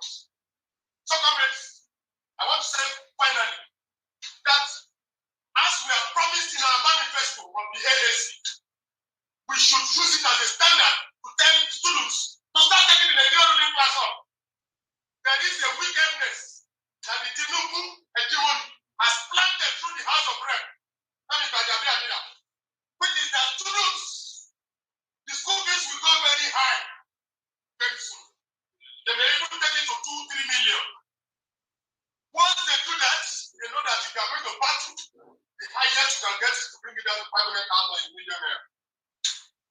And when you do that, they will finally say that all of their students, they will finally that all of their students will be paid, their school fees will be paid by the states, but that it will be on loan. So it means that they want to turn all our students to debtors. This is a system that has failed even in Almighty Great Britain.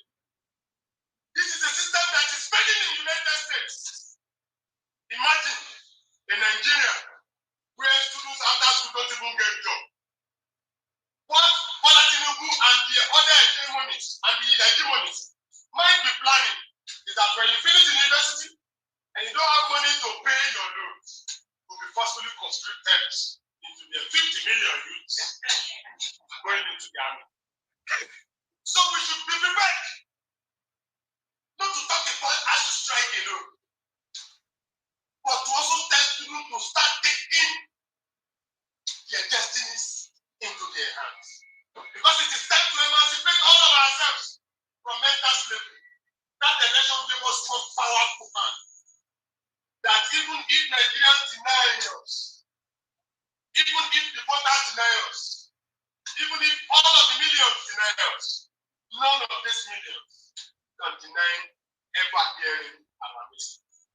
All of our messages have taken a very large portion in their hearts. And that was why they were losing at the ballots, we were calling for the revolution. That is what we wanted. ALUTA CONTINUA.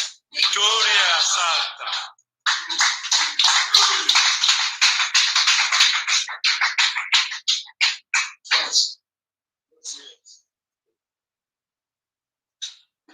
You will notice the agility. And I know why. Because he claims to be the one. You will see the vigor. You will see the vigor upon which he delivered that very, very important. I'm the wise man. I told you it's only that it's at times erratic. You can see that this guy is very, very angry. Who amongst you here that is not angry? Angry and wise man has succeeded in bringing that in us.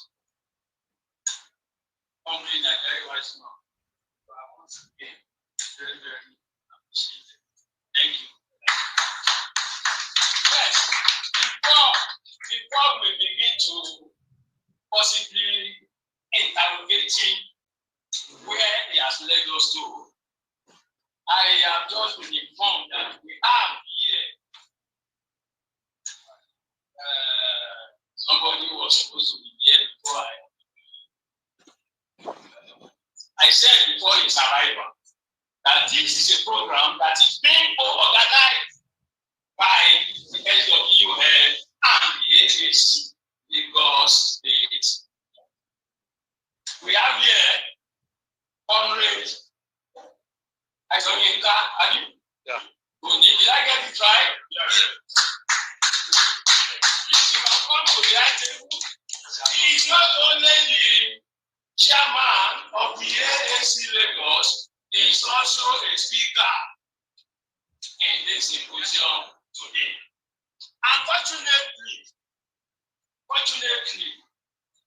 while I was disconnected from the Zoom link, I learned that there was a question to everybody on how,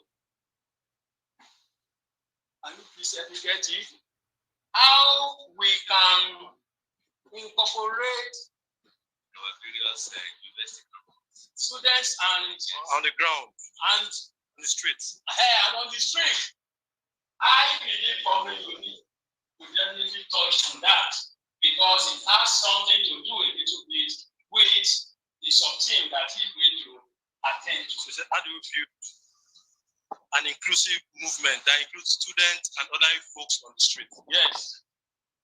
How do we build an inclusive movement that includes students' movements and ordinary folks on the street? I know that he's going to attend to that. Do you want to speak on that? You will not on that. On this, yes, you will speak up to that. And I wouldn't want to jump the gun. That's why I'm throwing it back to him. Perhaps if they also find time to address that, there is another one that is similar to that was just posted. Where is it, please?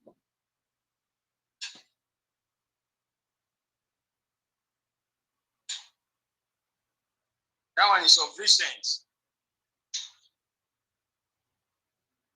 I am bringing these thoughts. How can we nominate 33 comrades to start? 36 comrades to start conversation of social revolutionary at every stage in our universities and to win their hearts into political consciousness and to join a revolutionary party like AAC for social what? Social engineering. We are going to take everything together. I was just told now by Comrade Arensi that in the next 1.5 minutes they will join us. Perhaps immediately he comes, we will usher him here. That may perhaps give the finality to those of the speakers that can be with us here physically today. Comrade Tony, you are powerfully welcome. And like I informed our participants, both here, seated and virtually connected, this is a journey that we are embarking on together. And we have this privileged opportunity because we are just coming from the general election. And we feel that it is eminent for us to give a veritable direction so that we don't find ourselves in similar situations that we are hearing now in the future. The journey for us here begins today. You are probably welcome. So before Comrade Oni comes on board, I believe we can have one or two contributions towards what we just heard from Comrade Wiseman. Do you? Yes. Thank you. Yeah, thank you. Focus and use.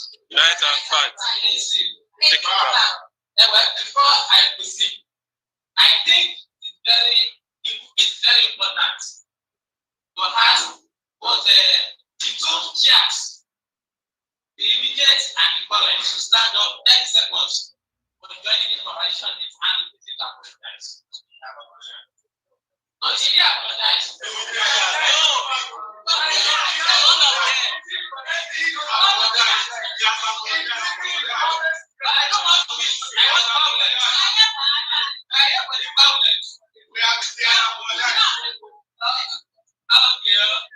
all right.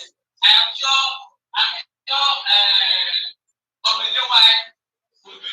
origin when it's time.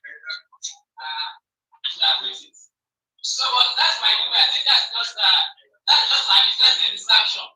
Down to the comment about the guy, the white man made some very interesting submissions, very valid, good to the bone. And if there is anything that really happened in this election, and I must acknowledge, is that number one, the same people that I confirmed on my Bible. So that's number one, right? Yes. Is that we have more than ever before new voters, younger people entering into the arena of politics.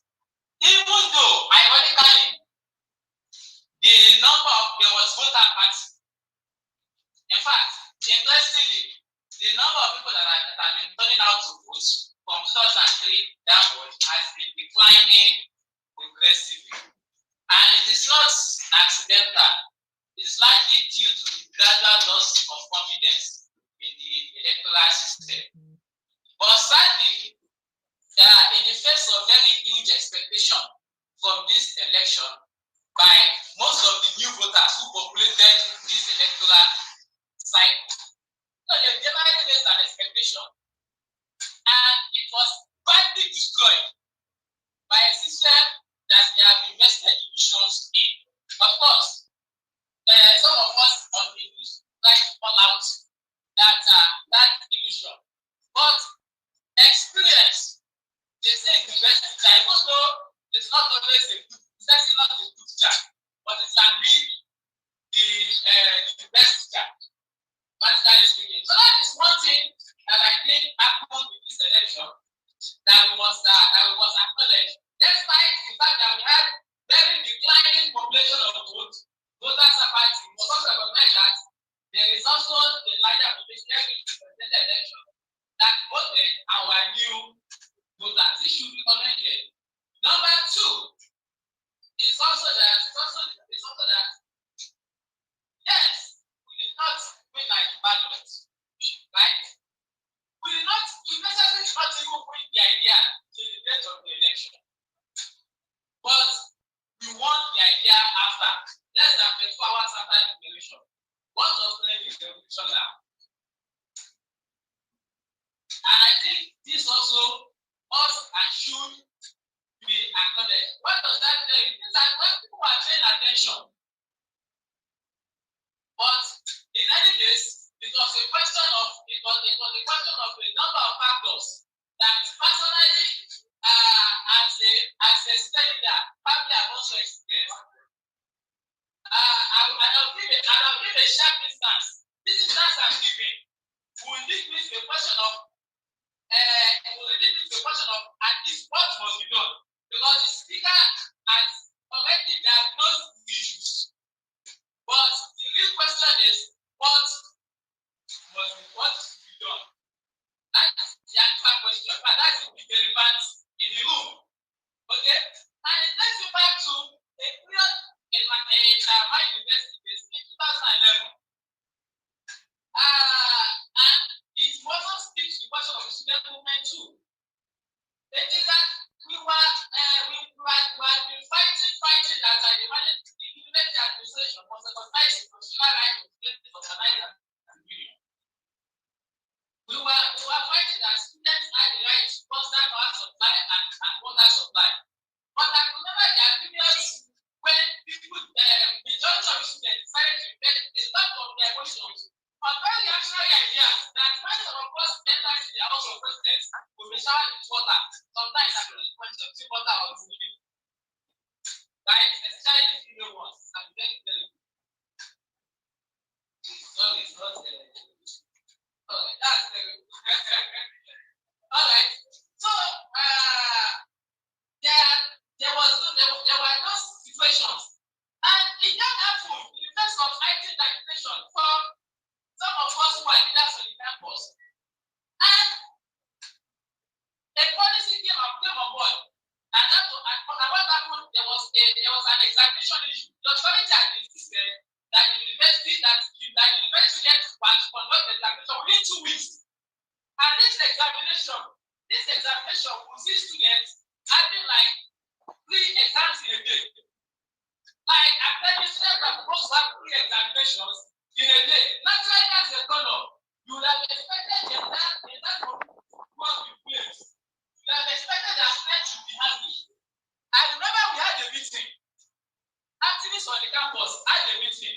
As people like myself were always made only conclusion that how could students have 3 examinations in a day? This is the man's failure.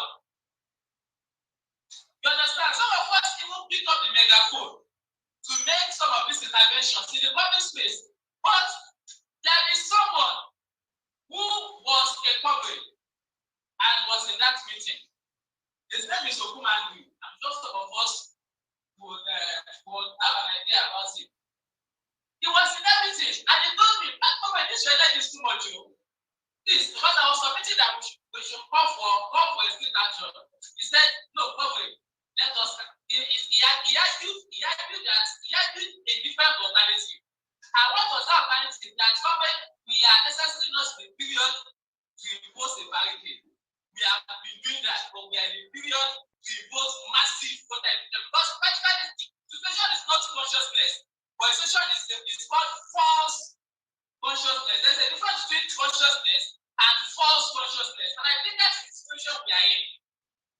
You understand? It's a situation, we are in a situation of there is consciousness, but the consciousness is what we can describe as false consciousness. And what the government advocated, what interestingly at that period, and he advocated the need to massively educate. And I remember this was the period, of course, social media wasn't really prominent. We see our cyber cafe, what the people are still browsing the cyber cafe. So social media wasn't really what was. So we had an alternative, massive production of leaflets for the purpose of education.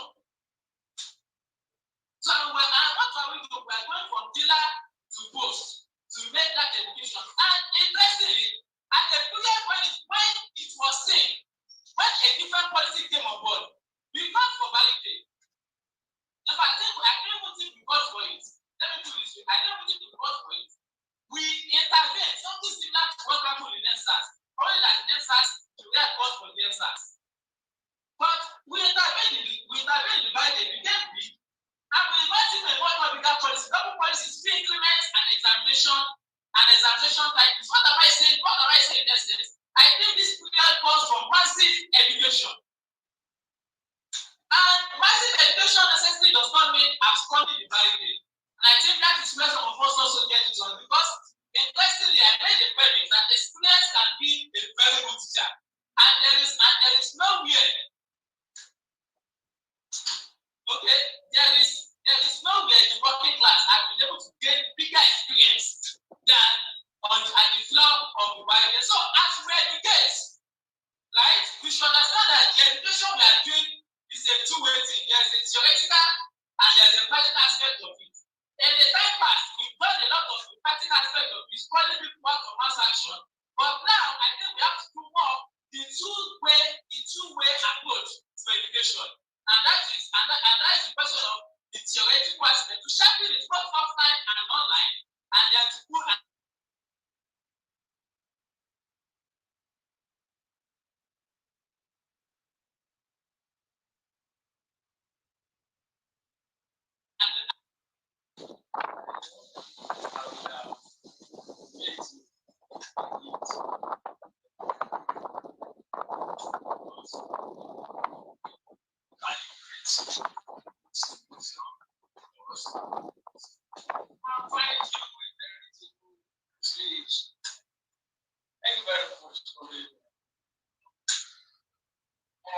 we are aware that one of the invited speakers who is unable to join us physically has joined us virtually, and I'm still trying to get across to him whether they would like to make his presentation from Zoom now. I'm not going to feedback. When I get that, we are going to invite him.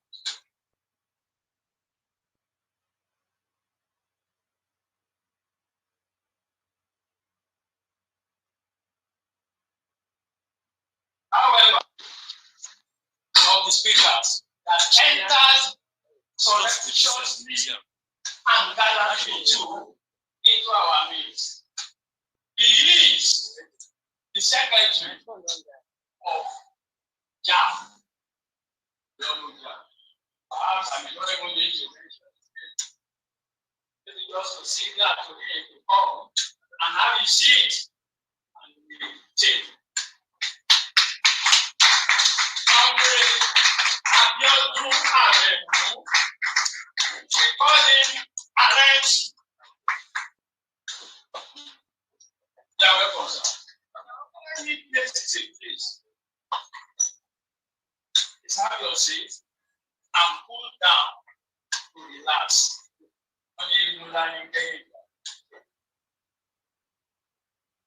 Yes, comrade, the one I just made an intervention. Do we still have any other? Please, those of us that are here, I want to seek your indulgence. Let me ask you I don't know whether last I saw his hand up when comrade was making his intervention. I want to give Comrade, yes. Last is still there. Last is still alive. Is still there? Yes, yes. You want to say something? Please. Yes. Any longer. Yes. Okay, I'm actually switching my phone now. Okay. I think I'm in now. So, comrades, good evening. Glad to be part of this discussion. And first, it's just an unpleasant reality that some of us cannot join physically as we hoped to do so. Flowing from the contribution of Comrade Wiseman, and I think I will take it off from there. We are not to agonize, but to organize. And ours is not to lament, but to understand. Not just to understand, but give practical ideas and action that can usher in the qualitative change we seek as socialists. Comrades, I think fundamentally the political phenomena of this country within few weeks changed tides, in that perhaps more than ever before in the recent time, the Nigerian youth are actually very conscious, unfortunately, false consciousness, to think somebody who has just jumped from one side to the other side would be the solution which we all seek. And I think this is flowing from failures from two angles. That one, the Nigerian labor centers have failed woefully. And two, the student movement that we read about is no longer what it ought to be.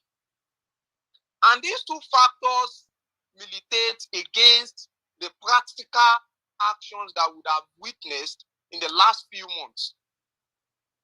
Flowing from the realities of NSAS, the Nigerian Labour Congress, the Trade Union Congress were obviously absent. It would have been a very good momentum for us as socialists, as revolutionaries, to catch up should we have had a radical and proactive labor structure that would have tapped into the agitations at that point in time, articulate the interest of the working people in Nigeria, and present it at the forefront of the struggle. Because at that point in time, the struggle at some point changed from end police brutality to end bad governance in Nigeria. But unfortunately, the leadership of the Nigerian Labour Congress, the Trade Union Congress, were in bed with the ruling class. And once again, it's quite unfortunate that one of the most vocal capitalists in the recent time hold on the platform of what ought to be the party of the working people to claim popularity. And unfortunately, we have the Nigerian Labour Congress, the Trade Union Congress. In fact, some days to election, the Nigerian Labour Congress issued a statement under Comrade Ajebu in support of a Peter Obi candidacy. Peter Obi that is talking about privatization and commercialization of everything left of public assets in this country. That is if there is any public assets left, however. That is to tell us that there is a sharp decline in our participation in gaining the lost glory of the labor movement. Like I said, we are not meant to lament, but to actually understand what confronts us at this critical point in the history of our country. Some days ago, the Nigerian Labour Congress leadership met with the delegation from the CBN. And we all, I believe we must all have seen the outcome of that meeting. A meeting that rather than making practical solution to ending the issue of scarcity of Naira in the public space, rather the burden is still shifted to the working people in the banking sector, where it is clearly stated that bank staff will now work even on Saturday and Sundays. I wonder if the Nigerian Labour Congress leadership had such a meeting without taking into consideration the inconvenience and extra time that will be incurred by these workers to work on a Saturday and on a Sunday. But it seems the ties are down. We are all, nobody seems to be talking about this harsh reality. But going forward, one of the fundamental questions raised is that how do we raise 36 to the people from each of the 36 states of the Federation to start bringing, well, whether it's a gospel or evangelism. The point is that there is a wide gap between the young generation and the old generation.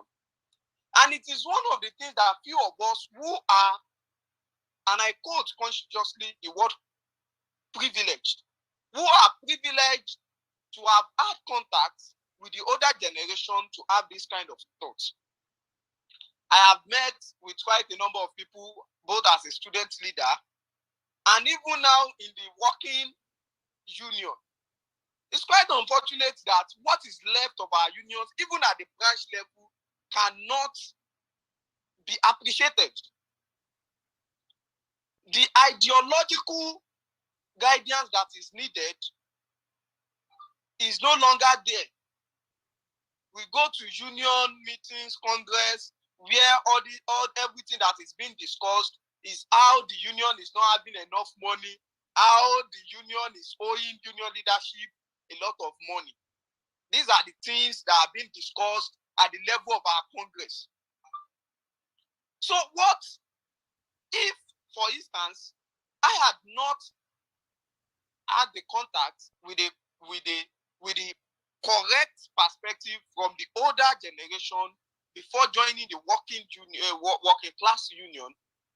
I would have also imbibed the culture of a labor union whose discussion at the Congress level is all about money, money, money.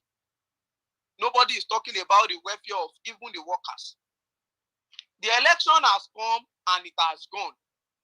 The ruling class are battling themselves in their own courts. Unfortunately, they know that the judiciary as one of the instruments that they have built to keep the people suppressed. They do not even have, they are so conscious and confident enough that there is no judgment in their judiciary. What this practically denotes is that the judgment can only be gotten from the streets. And this is the point in time for us to engage in critical conscientization, critical sensitization, and orientation of the people on the street. We have to link up with the reality of the people on the street. It is about time we started organizing ourselves, mending fences, such that the tendential politics, even in the left, must be checked, or else we would be taking one step forward and two steps backward. How are we forming a solidarity center within ourselves? These people come together, they know how to form alliance.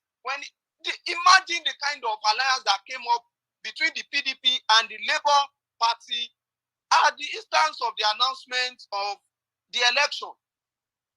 But if it is from our hand, all we will be doing is bringing in tendencies, fallacies, and all sorts of conflicting arguments that may not necessarily be important even for the struggle which we ought to wage. So the essence of my contribution is this: that one, we need to practically set out ideas on what we can do and what we are practically going to do on the ground. We cannot continue to criticize on social media, criticize in our sitting room without making, it seems to be the AAC, the Take It Back movement, is the only organization taking practical action on the streets today. And that is rather unfortunate. And the more unfortunate that when the AAC or Take It Back, for instance, declare action, we see quite a number of other left organizations saying it is their action, not our own. We've seen comrades who said, start rounding up, comrade. So in rounding up practical ideas, two, what are we doing about recruiting the student movement? The student movement still remain a very important, very crucial structure for this our struggle. And what we have left on those campuses, even the Great Ife, the University of Ibadan, they are no longer great, they are no longer premier. I'm sorry if they sound harsh, but that is the reality. That is the reality. What happened, what is ASU, OASU, and ASU doing on those campuses? So we cannot continue to analyze the ruling class without even introspecting on what our own action have been so far. ASU in some days will come out and say they want to embark on strike because what Buhari promised them has not been fulfilled. But they were quiet all through the electioneering period to take position, to ask this candidate. So in conclusion, comrades, we are not to agonize but to organize. Let us set out practical ideas on what we can do. It will be in my joy if at the end of this symposium we have practical outline of ideas and actions to be taken to revive the student movement, to link up the old and the new generation, and to build the unity within the left. Not until we achieve that, I do not see us beyond analyzing the ruling class. I do not want to sound pessimistic, but we must say the truth the way we see it to be. Thank you very much. Solidarity.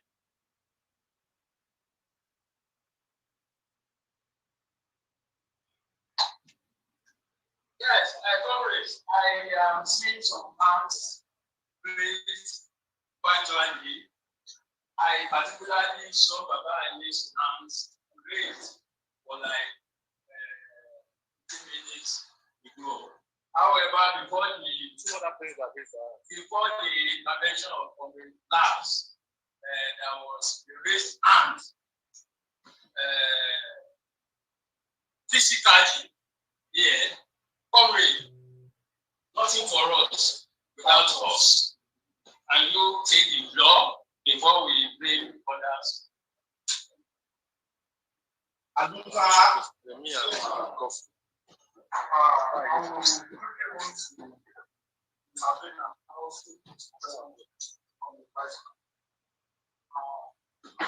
want also to give you some opportunity to engage our comments. This is not the time to start mocking those that have been deceived by people that we call social media workers, disguised as influencers. Consciousness are in stages. There were some of us that were not conscious in 2015, but the Buhari regime opened our eyes to what we call real and physical consciousness. Yes. And I also want to say that we have so many new voters who are participating for the first time. Majority of them were misled by our social media workers. So when we are mocking, this is not the time to start mocking those people. We are in the period of advocacy. We should try as much as possible to reach out to those people instead of mocking them. And to the student movements, I also want to raise a very critical issue here. That when we were entering Obafemi Awolowo University, the union has been prescribed. We did not have the opportunity of any union meeting us. But what really helped us at that period in time was the other cadres that are not far from the university environment. I could remember that during our own time, they also tried to remove the ALUTA CONTINUA in our school anthem. They changed the school anthem completely. And the amphitheater, which is the ground for the Student Union Congress, was completely locked. But I could also remember that the AWOCAS turned to another Congress ground, which the other cadres do come almost every week. If it's not a bonfire program, it will be a symposium. So we were open to all those kinds of programs, and those programs shape our consciousness. And I can tell you that on the day that the Dean for Student Affairs taught us the new anthem, when it is time to sing the new anthem in front of the Vice Chancellor, we went back to the ALUTA CONTINUA program, and the Vice Chancellor was surprised that we taught these people how to sing this old anthem. That is why I said some of our cadres, majority of us, we are far from the student environment. We need to return back to those student environments. At this very period in time, where we have young voters that are even looking for direction now, that we are in the period of revolutionary confusion. I think that is one point that I want to raise now, that we should put out a plan, a strategy of returning back to the universities and start these programs. Because we also have people that are already a bit conscious of the communities that will also be going back to the university environment. I think this is one place that we have found wanting, and we need to put effort to win back students' movements life.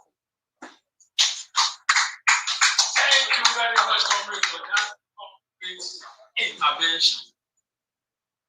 Comrade, if you will not take more than 1.5 minutes, I will recognize, because there are people waiting virtually. I will need to respect them. Okay. Thank you very much. My name is Baolado. Quickly, I want to point to the fact that we have seen clearly pre-election and post-election that the majority of people that went for the ruling class substitution don't understand the class struggle. If they do, they would have left their favorite candidate the day he said he's not concerned with free education, or the day their favorite candidate said Obasanjo is a good man, he's my leader, IDBs, wishing them happy birthday and all those things. In as much as it irritates us, look at what's happening. It's not clear that these people are from the same class. They don't understand what the class representatives are because they don't know the class, they don't have the class consciousness, and they are not involved in any class struggle. So it shows that there is a lacuna that SWN, AAC, CIB, ASISM, DSM, and Co needs to do concerning the students' wing, because majority of people with PDCs are the students, and they wait for a ruling class substitution rather than a revolutionary candidate that is on the side, that is on their side of the divide of the classes at war. So what do we do? What do we do as movements to engage these people, given the preceding context that they lack that social consciousness, they have class consciousness, considering that ASU strike is coming up in the next 1 week. So we don't have a situation where students will be saying lecturers are stingy, that's why you are going on strike, and they will say, oh, the loan is better. You know, one education coalition did one symposium, and that was it. And we know this organizing now should be beyond just symposiums. It should be beyond symposiums. There should be reflecting, there should be engagement in different types of ways, because if ASU strike hits again, people will still be confused, and they will wait for one of the apex dictators from the ruling class, like Obasanjo, to come and tell them what to do, or like Charlie Boy, to come and tell them what to do. So what do we do as people, seeing as we are the bridge to that class consciousness? That's my submission. What do we do as movements? We should not wait for electoral periods again and expect people to understand what class war is all about. Thank you. Thank you. Thank you very much. You are very good. Yes,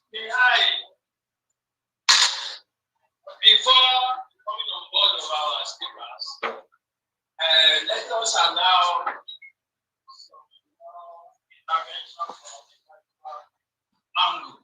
I have been saying Comrade Godfrey. I've been saying Comrade Godfrey's forwards and says, can you please take the floor? The sound has been up since now. Then Godfrey. Comrade sound is the first up, please.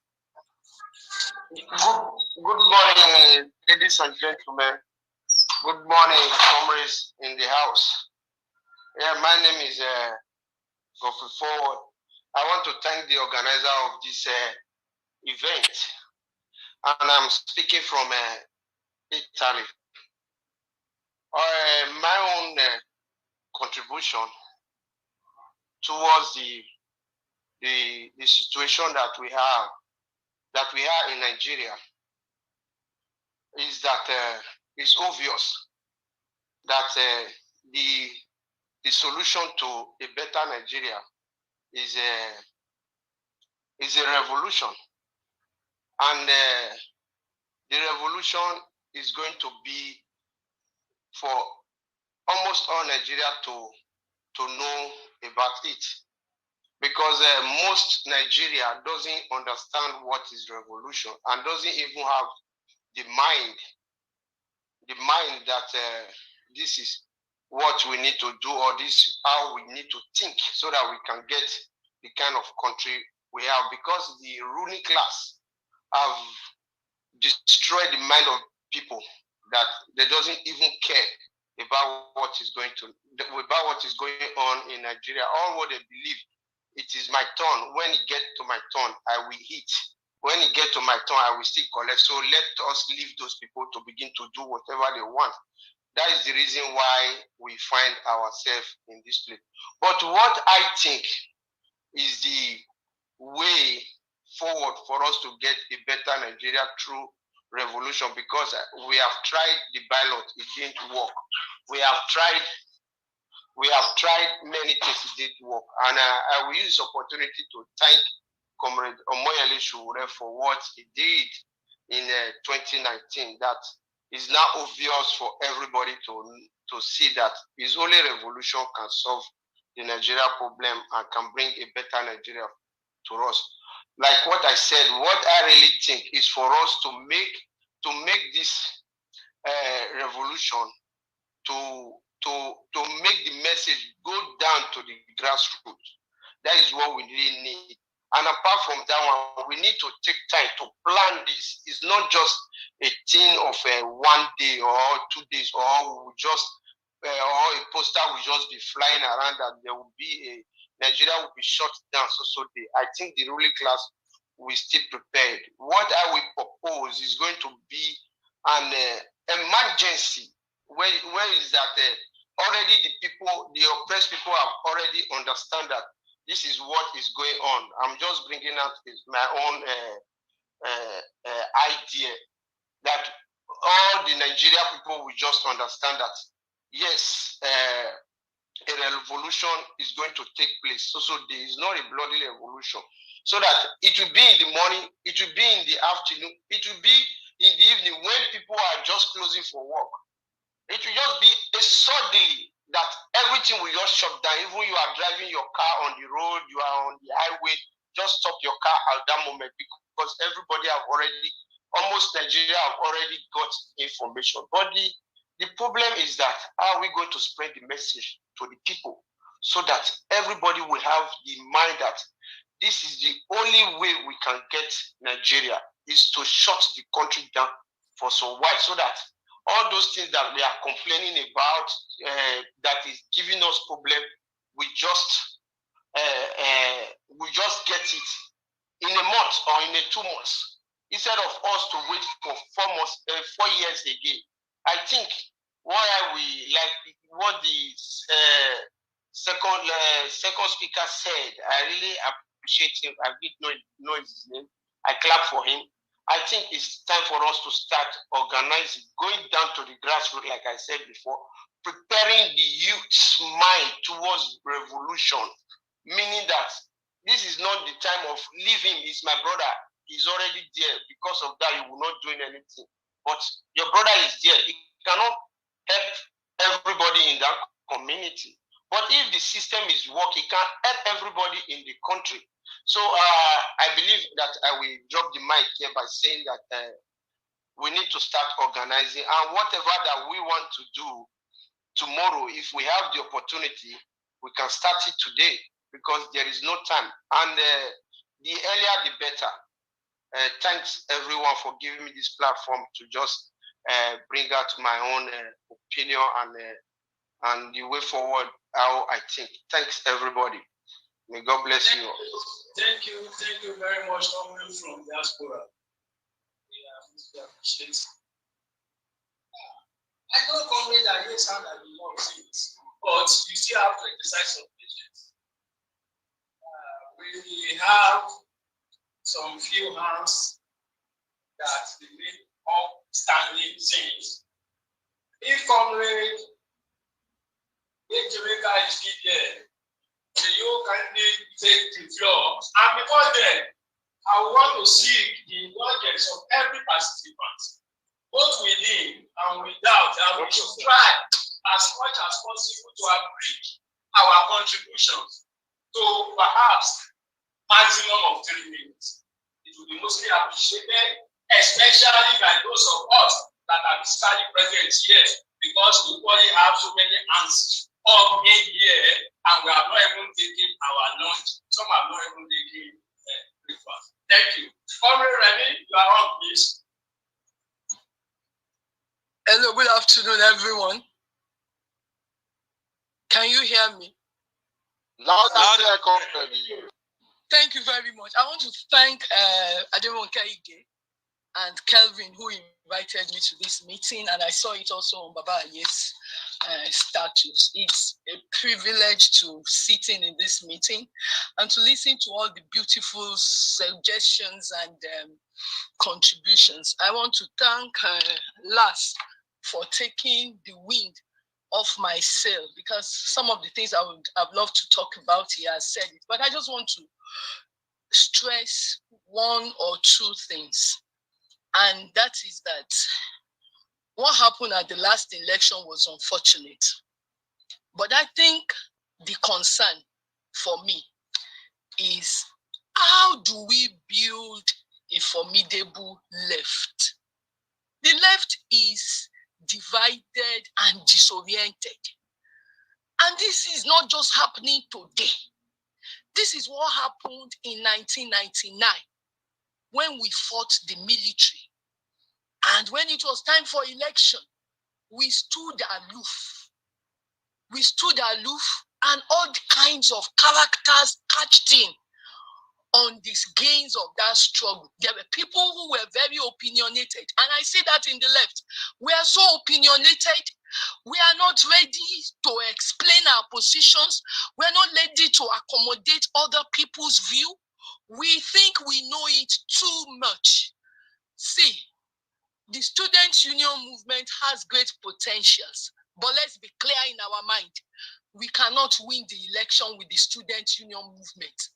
We need to build linkages with other segments in the left. And when we talk about the people in the left, you are talking about farmers, you are talking about traders, you are not only talking about the trade unions. Yes, the trade unions have disappointed us, but we need them. We are talking about the artisan. My concern is our messages. Our messages are too elitist. Our messages are full of big grammar. We need to break down our messages. We need to make people, we need to make our organization friendly. We need to sell our ideas, to sell our programs, so that ordinary people will understand what we are advocating for. The big talk about revolution is a put-off for some people. We need to make people to understand why the need for a change. So I'm asking us, what do we want to do differently in the next 4 years? We need to intensify organizing. We need to intensify conscientizing people. We need to attract the ordinary folks within our ranks. We need to build strong alliances with other people. We need to stop, and what I have seen after this election that has even, saddened my heart, is we come and we gloat online. We come and we are in competition with people. The people in the obedient movement, they are people looking for change. And that's why they followed Obi. There was no other credible alternative in their own mind. It's not to sit on our high horses and criticize. It's to reach out. Is to reach out even at this moment to the new leadership of the Nigerian Labour Congress. We have a new leadership that seems to be interested in building, alliances with other people in the left. We don't need to rub everybody with the same brush and say these people, they are not going anywhere. We need to be more accommodating. If we don't do that, after every 4 elections, after every 4 years, this is how we will come and be lamenting. This is what has happened to our senior comrades. We should not allow the same thing happen to us as young people. Thank you very much. Thank you. May I say Comrade Joe. Comrade Joe, please take the floor and be very, very brief as well. Thank you.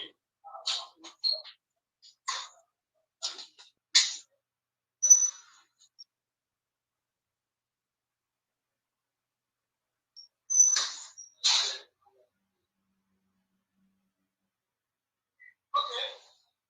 In the absence of that, Babaye, you can come up. Babaye, you have 3 minutes too. Yeah, I didn't even realize that I was trying to unmute. And workers and youth, AAC, take it back. Yeah, I would want to just quickly speak on I think 2 things. So first, a lot of people have spoken on false consciousness. I think it is actually better to see how consciousness is formed as, I would say, contradictory consciousness. There is both common sense and good sense in people's head. Why? The thing is that the society we live in, when I was talking in response to Ronke's take earlier, I pointed out how right from childhood we are socialized into seeing the system as the only thing that can be. So people enter struggle based on how society has conditioned them. So there's contradictory consciousness in that. On one hand, you have that false consciousness, but on the second hand, objective reality pushes people beyond the false consciousness. And this is important for practical purposes, which I'll come to. And that is why a good example of this, the contradictory nature of consciousness, is if you remember in 2020, some of us were abusing youth that, see, instead of facing struggle, they were watching Big Brother. Barely a week or two after Big Brother was when NSA started. Now, the nature of false consciousness is that reformist ideas are usually more dominant at the beginning point of revolutionary processes. But continued organizing by revolutionary forces leads to such revolutionary demands eventually becoming the key things. A good example with that is also NSAS. Initially, at the beginning of NSAS, when Revolution Now activists were calling for revolution, we were attacked. Even copies of the core chapter for total liberation were seized and torn by some people. But by the second week, the demands that AAC, TIB, core corporates were putting forward had become dominant. So it is important, and Remy said something about, and what I see from what Remy said is, how could we strike together where necessary while marching separately? I think that there's nowhere in the world where you have total unity. It's because it's also wanting to go around in circles in that. There was a philosopher, I think it was Gramsci, that said he realized that, look, if he's hitting his head on the wall, it's not the wall that will change. It is, he said, the problem is not so much that there are several organizations, that one, most of such organizations are weak, and two, when I say weak, ideologically as well as politically, and two, they are sectarian. At the time we formed Campaign for Democracy, there were several organizations, but they united into one coalition. Now, it's almost impossible to have so, and that is why when this TIPAM idea came up, we suggested that already you had the UAD, you have JAF, you had, why don't we have a clearinghouse for them? We need to have some form of, not mechanical, but organic sense of unity, and to build the different forces. And Remy also pointed out something very important. Just saying revolution would seem abstract to many people. How do we break it down? How do we relate this to program of organizing, of building forces? And ANC has actually shown how to go about this in 2019. Even before we had the Revolution Now campaign launch on August 5, TIB comrades, went to Orile, went to Mushi, went to Ijora, organized with the people on the issues that concern them, electricity, crazy people. And that is where Amika Kabra said the people are not fighting for the ideas in people's heads, in their heads or some intellectual. They are fighting to improve the lot of their lives. So we need to concretely, part of what moving forward to deepen revolutionary struggle in the coming period is, we should be able to intervene in those things that concern members of our workplaces, members in our campuses, members in our communities, and now showing the linkages. That is how what revolution is emerges from such. One that look, the reason why this is we can solve all this together, and we can make concessions now, but those concessions will be rolled back without eventually revolutionary supplanting this current system. So we need to be able to fight for and win reforms without showing the seeds of illusion of that reform is the way that all these things will be summed up. Finally, because of time, is that the issue of, I'm happy that there's a lot of, as we said about, we need to expand leadership. The thing is, without some basic routines, without some basic targets, it is impossible to build. I mean, when we talk of video, how many of us recruit? Any organization, any movement that is not expanding is dying. Is dying. Comrades need to build people, build organizations. The organizations need to carry out serious ideological work, studying text together, intervening together, and so on and so forth. And this is one thing that the SW as an organization that has been quite active in AAC has been doing, and we could also do more of, and which I'll also enjoy. If you are not yet part of the SW, you should consider joining for us to together build ideological gearbox, for the struggles ahead, realizing that we will change things only on the field, linking the electoral, but more importantly, the practical struggles on the field of the people. Going to schools, people said about secondary school. We need to have programs for this. In the early 90s, RMC is there. When I was Secretary Lagos State Pan-African Youth Congress, PECO, myself, Shegun Imana, who was the chair, every Wednesday we had a schedule. 1 week we go to schools in mainland, the other school will go to schools on the island on Wednesdays when they were doing club this thing. We were students of University of Lagos. We used to go there to organize, African history, things like that. Through that, a number of members that joined the organization later when they entered university, we got them from there. Some from model school, some from this school also of Bishop Atilade, some of the islands. We went there. We even also make contacts with NUT comrades there. We need to have schedules and we need to follow this. We need to expand physically, ideologically, politically, and tie the different struggles together to win.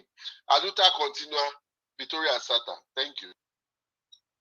Victoria Asata. Thank you, comrade. And quickly too, Comrade Abushi, can you please come on board so that we can come immediately, brief? And please make it very, very brief.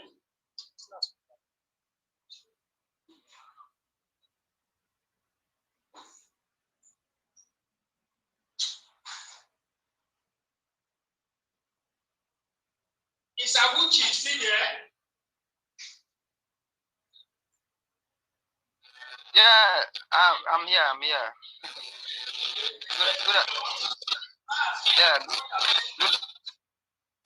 Good afternoon. Am I audible? Yes, you're audible. Thank you so much. Good afternoon, everyone. My name is Abuchi. I have taken my time to listen to what everyone has said. Quite an interesting opinion out there. So I don't really want to waste our time. I just want to go straight to possible things I think we can do as a people. The last time I checked, the price of commodity that is the inflation affecting everybody. It doesn't have a particular people. So I think it's about time since we have we need to decipher our common ground, regardless of who you are. If you are obedient, if you are in this struggle or another group, but at least I know that deep down we know that we have a common ground where we can hold on to and say, let us build force here. So going forward, like I said, time and targets. First and foremost, we need to ask ourselves a question: how many years projects are we looking at here? That's number one. Then number two, there are people on the street that these guys use, which is the people we call it and talks. And I remind you, one of the reasons why they are using that, because these guys themselves, they know and they felt that they have nothing to lose. So they are ready to take their life at all costs. So can we be confident? Can we put it into work in going closer to these people and make their life meaningful within this given space of time that we've amassed for ourselves? And most importantly, can we communicate in their own language, in a layman's language that they can understand? And one of the ways to get their opinion, let us even know what they are thinking, because they are human beings. We can come up with questionnaires, simple questionnaires, then let them fill the form and we get their opinion. And even listen to them and hear from them. This like certain years project, call it 4 years, 3 years, I don't know. Then after we must have gotten their own opinion, then we know where to come in. Because if you are a sick person and you wish to meet a doctor, you must first let the doctor know what are the symptoms. Before the doctor can now diagnose you from what you just said. So we need to approach these guys that have weaponized. Yes, these so guys that they used to work against us. We need to bring them in. so that when next they want to shoot, they might left with no option than to see nobody to use against us. These are one of the things I think we should. Then talking about getting organized, like one of my professors said, we need to temper the voice of their competition among us. Obedience movement, they are also looking for change. Yes, I for one, I voted for Labour Party. I might not tell you that I'm 100% obedient. But what I know is that everybody is for to break free out of this hardship that we are facing, every one of us. So it's about time we look for where everyone have common ground, like I said before. Then we capitalize on that common ground and build a kinship. Yes, there's a word like that. So I think these are the few things. Then on the last of my opinion, we have national orientation agents, and we find a way to infiltrate ourselves into this organization and start using it for the good of the state, talking about orientation. Or can we find a way and form a parallel organization that is non-governmental, and we can also use and deploy massive orientation. And we also have a way to have our people of mouth-to-mouth, a word of mouth education. Talking to people in the language, they do preach now around. So we have our various languages. So can we narrow our message down to our various languages so that the common man of the two, because at the end of the day, what they are saying that you don't get the message, they will outnumber you, and politics or whatever you may name it, the game of number. And most importantly, let us accept that there can never be an ideal society. So these are the few points I have. I will not the report of knowledge before that we have to say.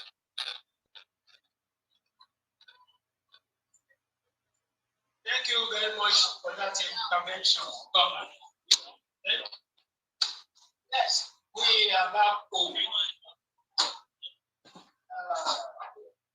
We still have probably 3 more papers to be presented. That is good completion for them. You see there, but effectively, we have 2 powerful ones to be heard here. We have been keeping waiting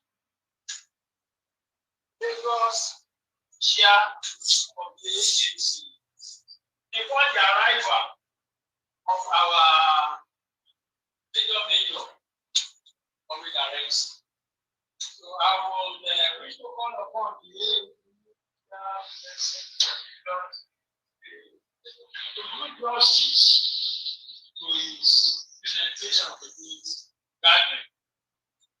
I know you have the topic at hand, and everything is here towards taking a side forward after election. However, you are going to be talking specifically on let me call it.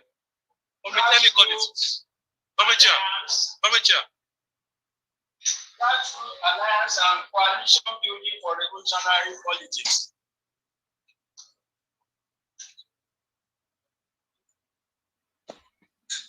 Commercial, please can you say the science project?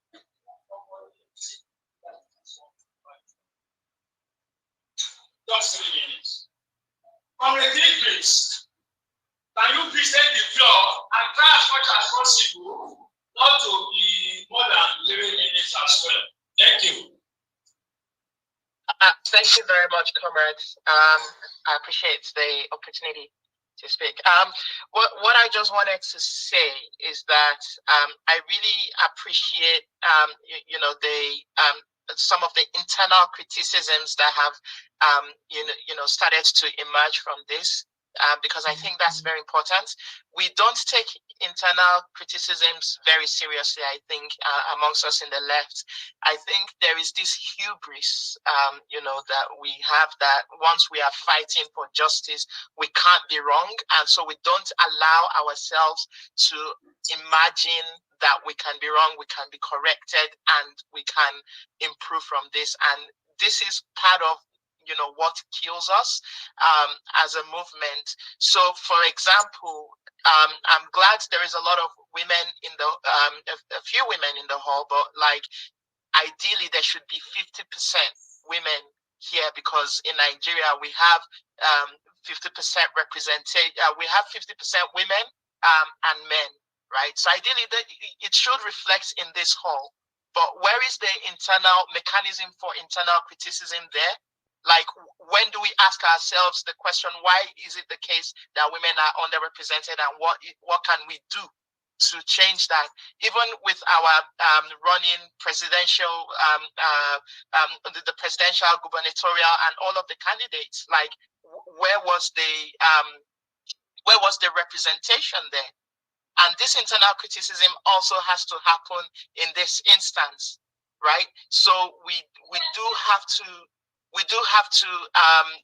truly engage, and there has to be conscious efforts from those who have power within the movement, within the system, to actually take a step back and allow for others to come and participate, allow for people who are marginalized, who are voiceless, to come and speak.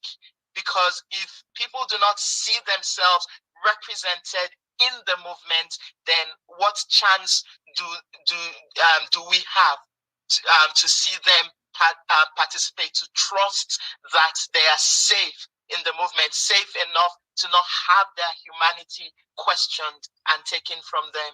So that's just part of it. And then the other bit that I wanted to speak to is that we already have some, foundational, fundamental things at our disposal, including, for example, the manifesto that was produced by the AAC during this elections campaign. So, building on that, can we take this further? Can we take the programs we already have? Is there anyone in the room who is able to translate these documents into local languages and use these as a basis for organizing in their respective hometowns, wherever they are? Because in the end of the day, people will only connect. People can only connect deeply to the things that they are used to, that they understand. And as one of the comrades said, we speak too much grammar, and in the process we lose a lot of people. So yeah, that's my contribution. Thank you. And thank you for that privilege. We are about to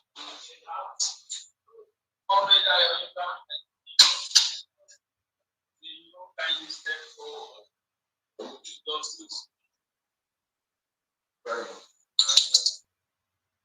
Good afternoon, everyone.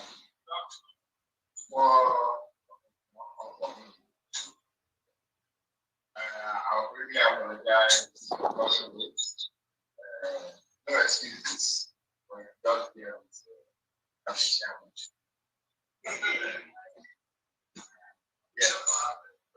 Before I start, I want to sing this song. As our government was speaking, I'm bringing it. Something was just relating in my mind that we have seen one, but I mean, I think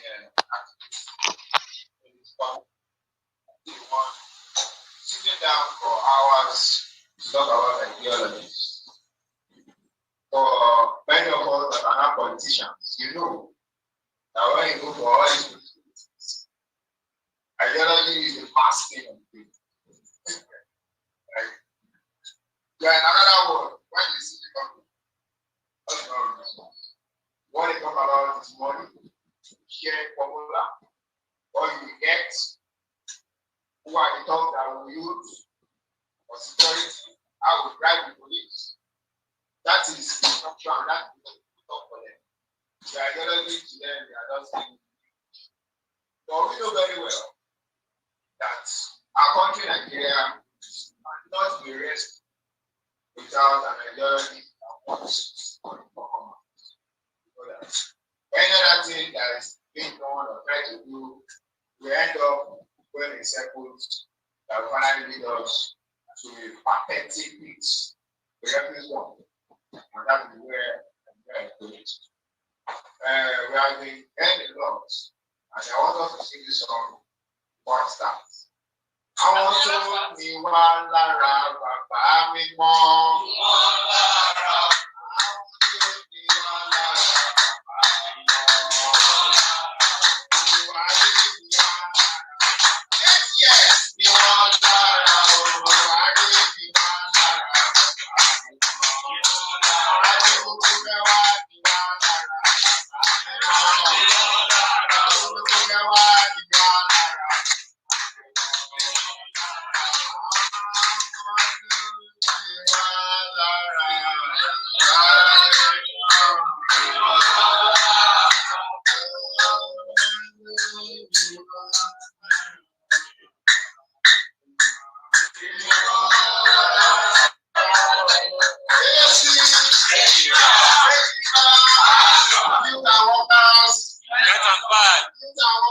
Unite and fight. Because I know how to think, I want to bring my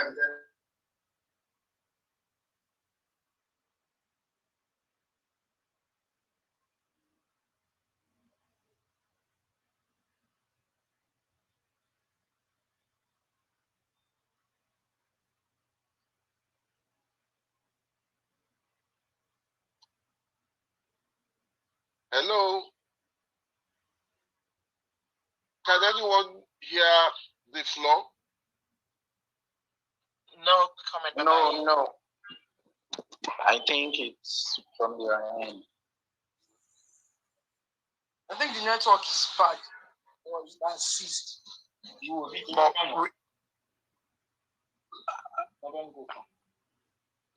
I'm trying to call them. Oh, okay. Because I can hear from here. Oh, too. No, I can hear from here.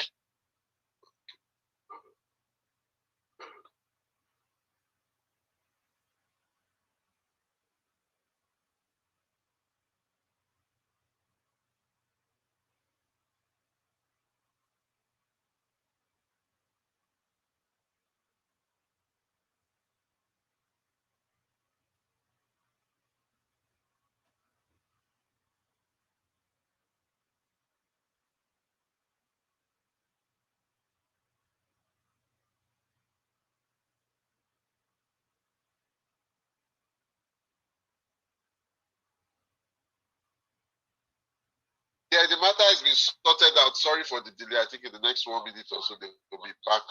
They'll be back with us here. Thanks.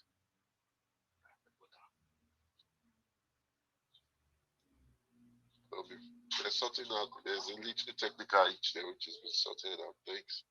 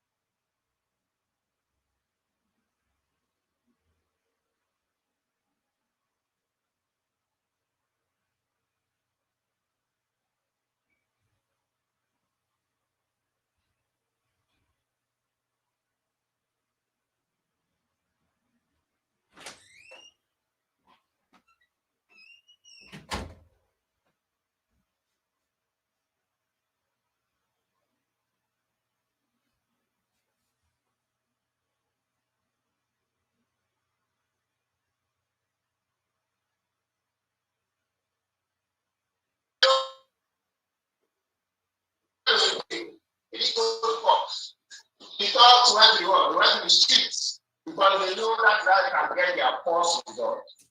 Whether they like it or not, Nigerians will still end up. Whether they like it or not. But we know, just like I was talking about education this morning, that the masses have been deprived of proper education. education and the basic and formal education and also the informal education. The streets is full of mischiefs. The street is full of yahoo, you know, get money rich, quick money and everything. Before the street, education has totally gone down. When I'm talking about conscious education. And it is us, you know, that can take that education that way. Because you need to allow you to understand that before you can get any political change, you must struggle for it. And it is the political change that will make your economy better, the economic change, technology, and make your country grow beyond what it is today. To create a better society for ordinary Nigerians. And also we need to understand that this struggle is not just a struggle against the local oppressors, like the Tinubu and the Buhari. Also, the international oppressors are involved in this. Nigeria must not be liberated. Nigerians must continue to depend on them. And they want you to be contented in this kind of life. And if you look at Nigeria, they are contented just in this city. And I was talking to some old women the other day, and I looked at the road. Yeah, we're there. But how are they able to turn on? So we were automatically, but I'm not doing that.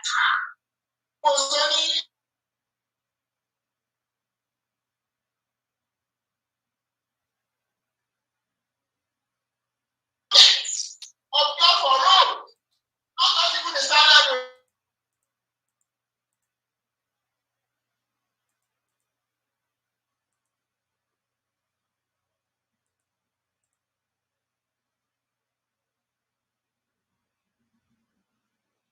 And someone said something about us. Why they are going to get you do it. And it is best done in speaking the language they understand. If I'm speaking Yoruba, I cannot be saying all this much theory I'm saying. I will break it down so that my old woman can understand. If you are speaking Hausa too, break it down. Naturally, you will do.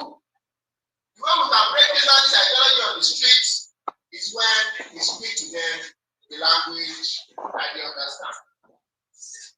Our education must be aggressive.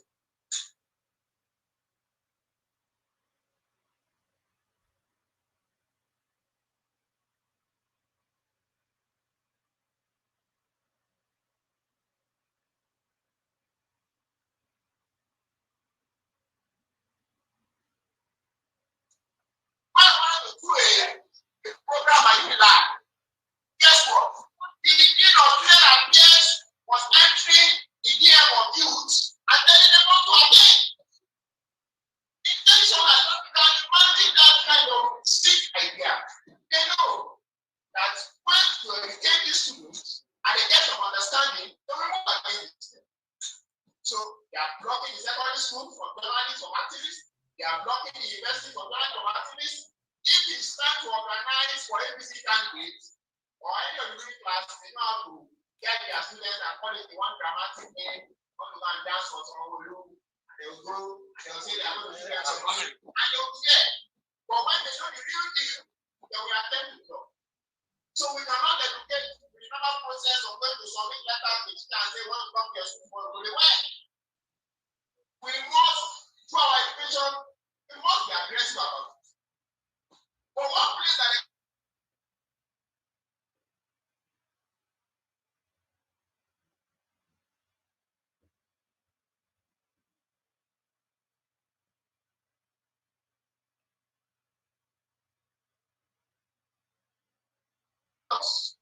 is educating people in our streets, in our families, in our homes. We are reaching people. Those people we are educating, take their education down. We are reaching people. To get to the schools and the universities, we must be aggressive about it. Every idea that we need, every idea can be shown, can pretend and call a menu program, a dancing up program, and let them come and dance. And it does this 5 minutes to 5 knowledge, it will go somewhere. Entertainment is how they have been able to infiltrate the mind of the youth. I was surprised, when I was 15, I was thinking about how this country can burn down for 15. Why? I was reading. I didn't have any better teacher anyway. I don't buy any books. But are people reading anymore? No. Social media is the book now. I was on social media. Bobrisky has done another press Abraham. And that one has done another. That is what is there. And that's what they want to scroll. They want to social media now. Like we're reading books. We're reading papers. My father will bring like 8 divisions of the newspaper at home. And we give everything. Everything. That's what I was getting knowledge. But some people are not reading. So what do? We must take this education and infiltrate the entertainment industry. We have musicians here. Let us come to your music program and talk for 2 minutes, 3 minutes, 5 minutes. Let's say something. And you practice with you. And we can also dance. You know, my people are seen dancing before. If you take young people with our dance, by the time you see your chairman dancing and enjoying yourself, you know, wow, you like. Then by the time I drop the ideology, we show up. Maybe I know, I'll tell you. Anyway. We must be aggressive about it. If we go through the normal way and normal style of sending letter, this symposium, it's still us revolutionaries that are gathering together and speaking to ourselves. We want to liberate Nigerians for their slave masters. I'm not one that likes shining or pretending. Some people were attacking the marginal kind of labor the other day, that they call the action.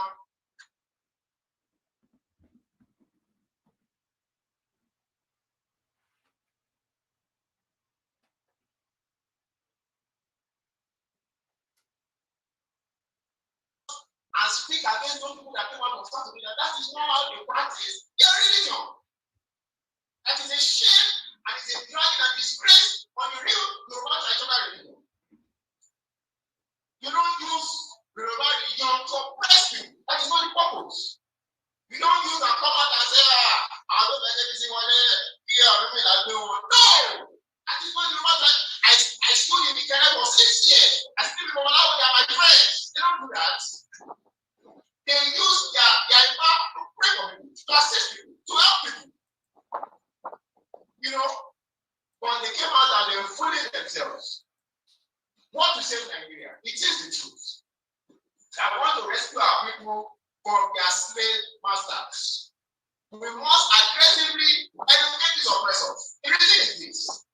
You might think the people that train the opposition, the people that train our corporate here for our MC, people that train Kaladima, when they were party dependent, they did not know that they would do what they have to society to do. The person that trained Karl Marx, Nelson Mandela, when they were not doing the television, they thought it was fun.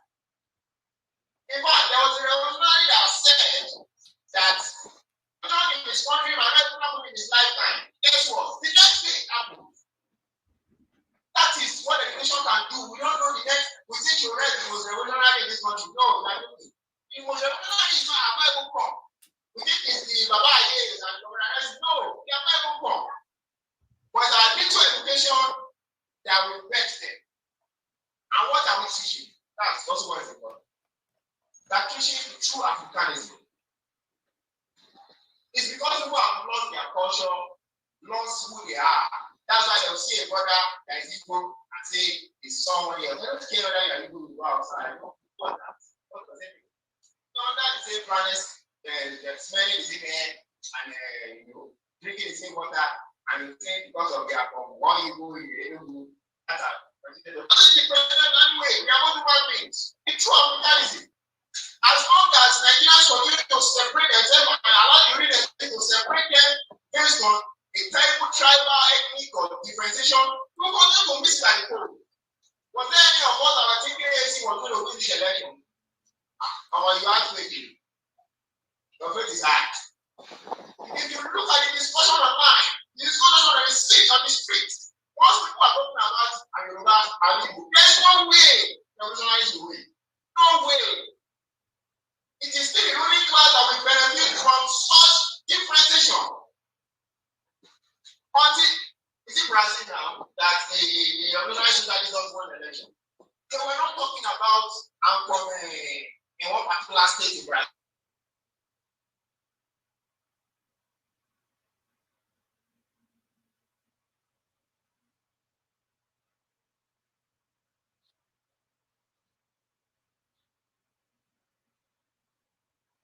from religion. The slavery of religion. Religion and spirituality are two different things. We must teach people to understand how to balance their religion, how to be religious tolerance, how to practice their religion without implicating other people, how to make sure that their religion does not kill them from fighting for a better society. That is what we must take to the streets. We must let them know that they have the imperialists to contend with. It's not just about the Dangotes and the Tinubu alone. They are the international slave masters that keep putting us on hold. Then finally, we must teach leadership.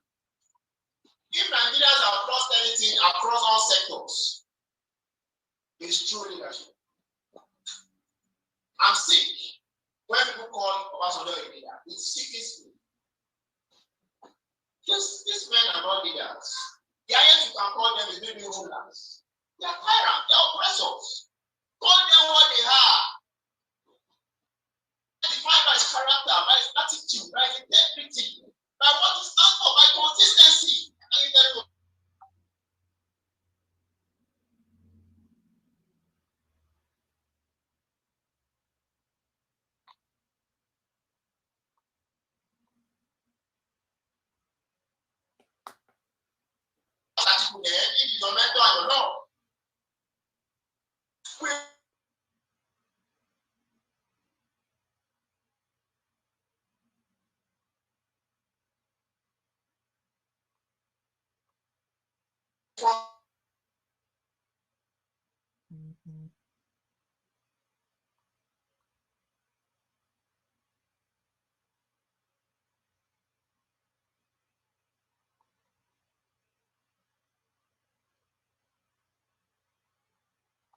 This is not 1920 or 1930 when there was no education. There's education is technology, can read wide, you understand that the society is not like this. And I tell us to be crawling, Nigeria, crawl, don't run, don't fly, transition.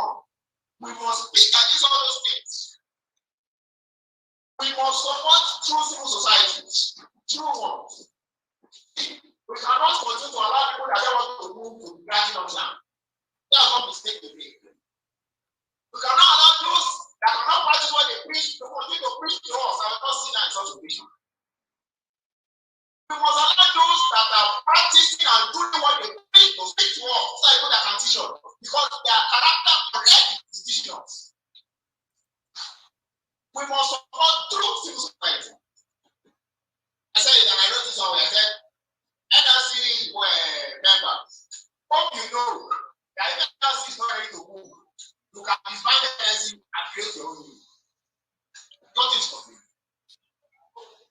I said it before. I said if Nigeria has general students, the NAS, your partners now, if they are not ready to move, you can disband your NAS and join the organization around you. While you waiting time, if you don't have to move, I want to run after you. Who keep pointing yourself and pointing them? I cannot continue to misuse myself because of your knowledge.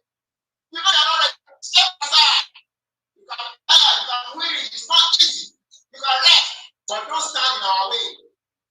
And now we're doing anti-banking with Rolex. Many are no longer building Nigerians or Nigeria. They are building their pockets. Many. That's the party in Lagos signed that someone should consider. None of them. Useless chairman. I have everything here. Useless. No effective. Not nothing as carrying it for everything. Like they are sleeps. A man like him, that's what he has no money and they have no money.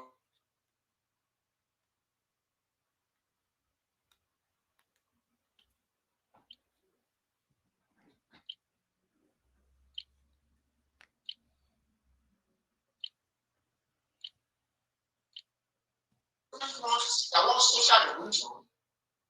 Whether you like it or not, armed revolution will happen. Do not continue to do that.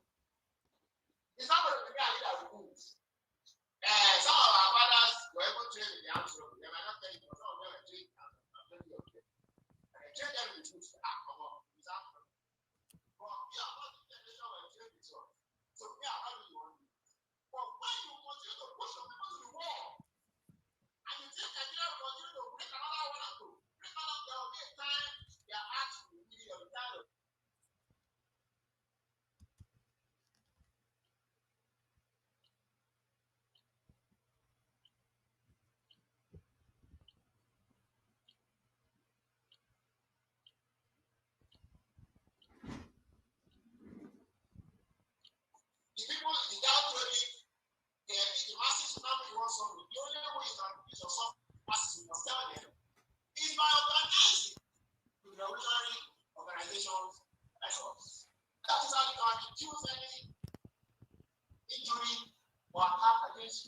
But if you stand at home and you stand on your own, you are very, very, very, very much likely to meet. So if we don't get it right very soon, if I have a prediction and I say it everywhere, that's 77 years for this century to be over.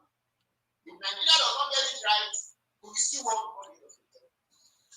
You can come here while you do it. But that's it. You cannot sustain oppression. Oppression cannot last for 100 years. For example, Hitler did it. It ended. Many of them, it ended. One way or the other. If the other side is worse, another people will wake up and stand up in the new system. We must enter the streets and allow the people to struggle on local issues. They cannot go for eating banana to just go outside eating bad food or outside. Let them struggle on their streets. Street issues.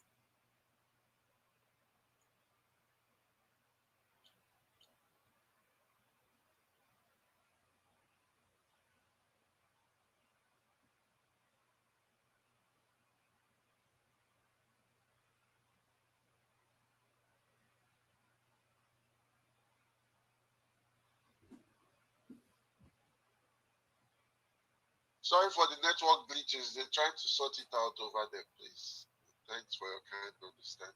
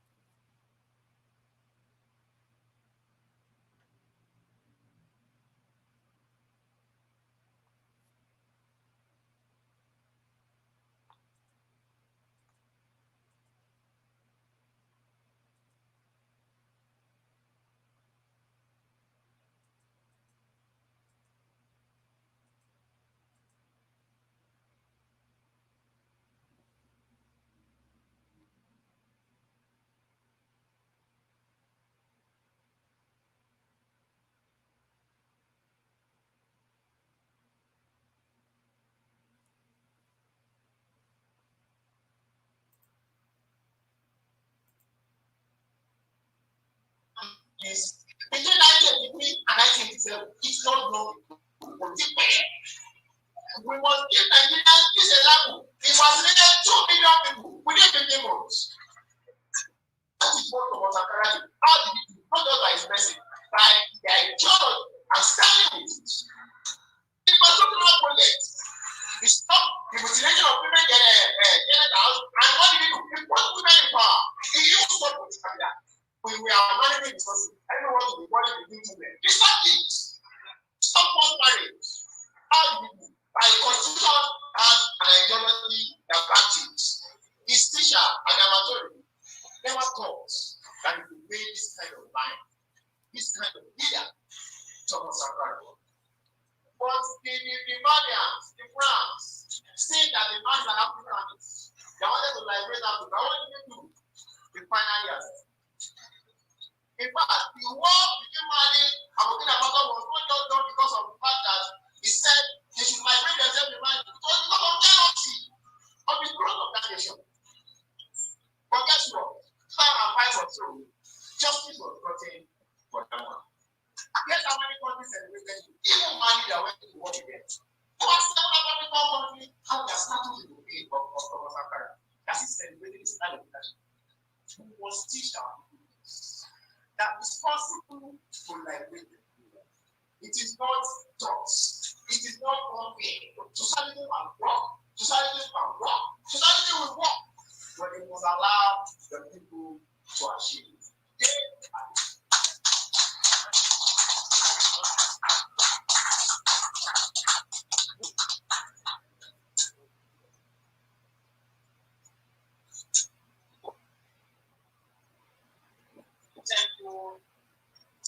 Thank you very much for that powerful presentation.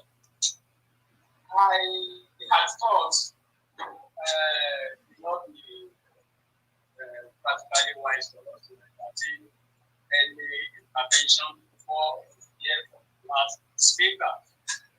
But there is somebody online that has been pushing for some time now.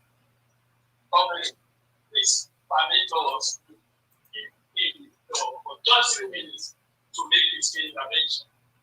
And then thereafter, the last speaker that is present here with presentation, then we will entertain interventions both here and here. And if we have the privilege of getting the presentation of Commission we are here to do that as well. Please stay online, listening to us. Thank you. Thank you so much, comrade. I hope you guys can hear me. Thank you very much. Yes, fellow comrades from all over the place, I want to welcome you guys to this symposium, and I really want to thank those of you that put this thing together. ALUTA CONTINUA, Victoria Aseta.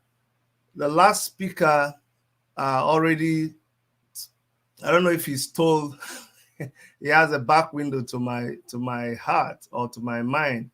He already said most of the things I wanted to say. And that is basically that in moving forward, while I appreciate everything that we have done, it is important that we match those of them that we are up against. You know, force by force, power by power. What do I mean? We have to move away from this comfort zone where we are being classified. We're always the ones at the end of the ladder. Like we are oppressed. We are with the oppressed, but we are not oppressed. Do you understand what I'm saying? Like we are not a victim, even though we are victimized. We are with the victimized, but we are not the victim. We are able to lead them because we are free. So we cannot always be seen in the light of those people who are oppressed, suppressed, victimized. If we continue to be seen in that light, then we cannot move our people to any level. We need to up our game, starting from everything we do. That's why I was a little bit frustrated with this, with the organization of this symposium. And don't get me wrong, it's a huge project for you to do anything in Nigeria.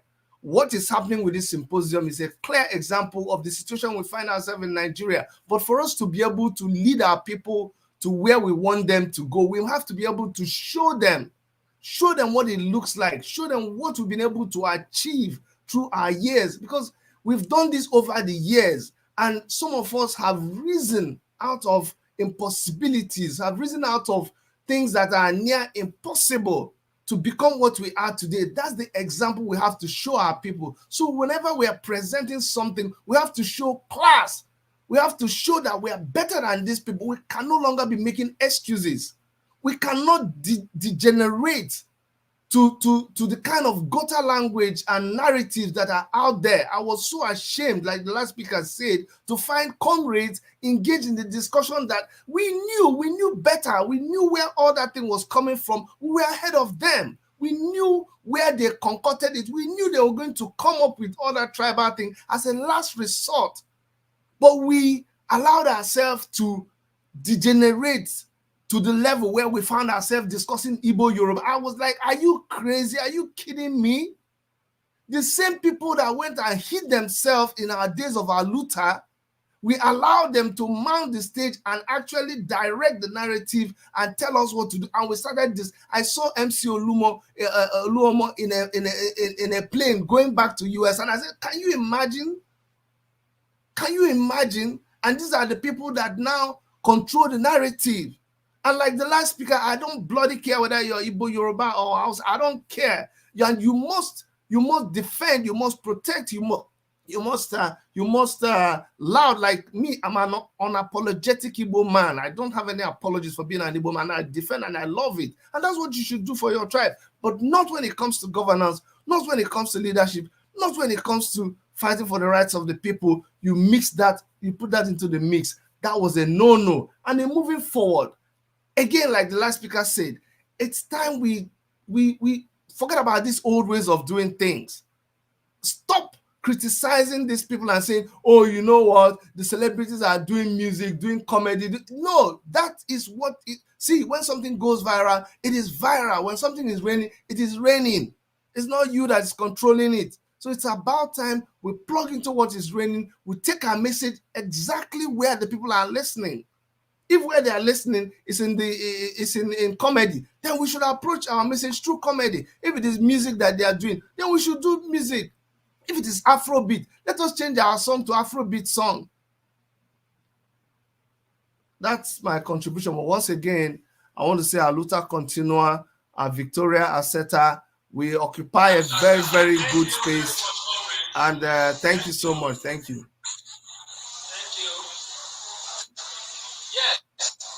Like I said before, let us fully deliver.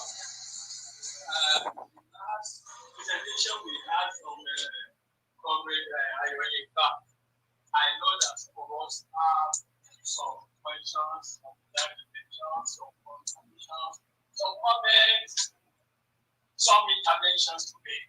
But let us reserve them until we hear the presentation from Comrade. Who knows whether there will be a connectivity between what we are going to hear so that we can plan our interventions into the tool, and everyone from there that we will force to address whatever people because sorry, company, you have been keeping you seated for some time, and I know that. Like I said earlier on, people that you won't pay it. I don't have to I know from the right one and do that's the point. Yes, I say point, that's why I have to I guess must give dance last. Where is the talent? So Comrade RMC, ALUTA CONTINUA, taking revolutionary struggle after the elections. However, we are depending on you to grow this nation. Workers' power,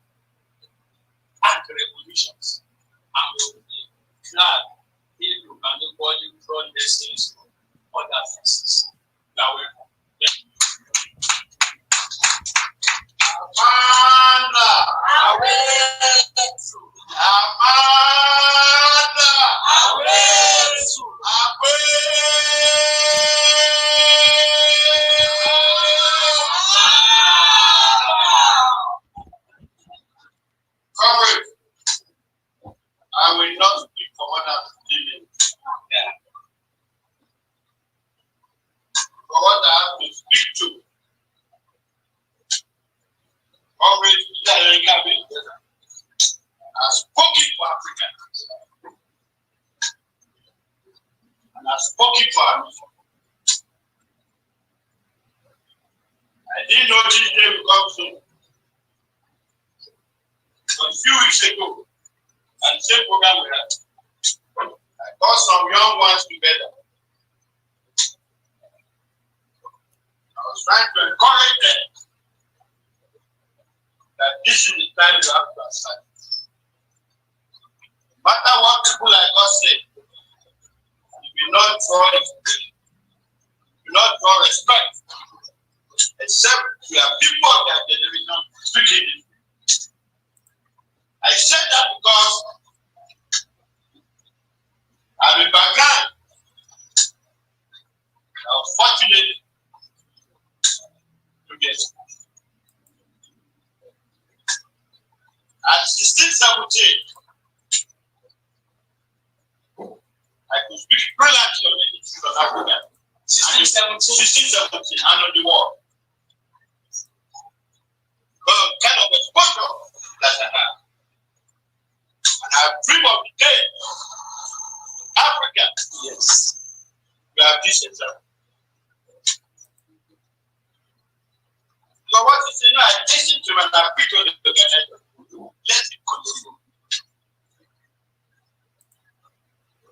Because he showed, demonstrated the unlimited potentiality of our youth and of the African people. That's what he has demonstrated. I was always people at the point. Because I remember in 1996, somebody I always went to say, took a trip on the West African journey. Nothing on each one of us. But there was to be a Pan-African meeting. The Senegal then got the second part. And move from Nigeria or road with the mission to encounter people on the way as we move towards Senegal. From Boko Benin through Lomé to gather another Accra. Move from Bogatanga, Baga to Po. That's why they planned the coup that eliminated Thomas Sankara. I want to move on a 13-hour journey from Gadugu to Bama, and from Bama to Dhaka. But that's another story for another. But it's important. So we are within here in talk from. But one that will lead the dreams of Kuma, in the dream of after revolutions, put our life on life. That's why when we talk to that time, just be quiet. Who have not known sacrifices you have put yourself into. And that's what we have to have. Please, everybody, go and find a copy of that one in front. By whom you want to go? You understand it right. Go and read it. In our days, reading as from 2.3 minutes. We've not charged. A grain of wheat, particularly, the river between. We get it now. Before you come to the presence of God, particularly. We get it. And several books, so that's the greatest literary writer in Africa. Forget about the best device data code. That's the dog of some of those international. For one place, we are reading a tale of beauty. Now, an example of life. Read this all apart. I think where the center to know. And what was achieved by it was an explanation of social relations of what can produce in abundance. How to find our young president. The dentists are not ready, and that's why they find the question of dignity of people. That's not that. Because I read it, but when we are talking of what I do to be, this is what I do to be. That's the top for Africa.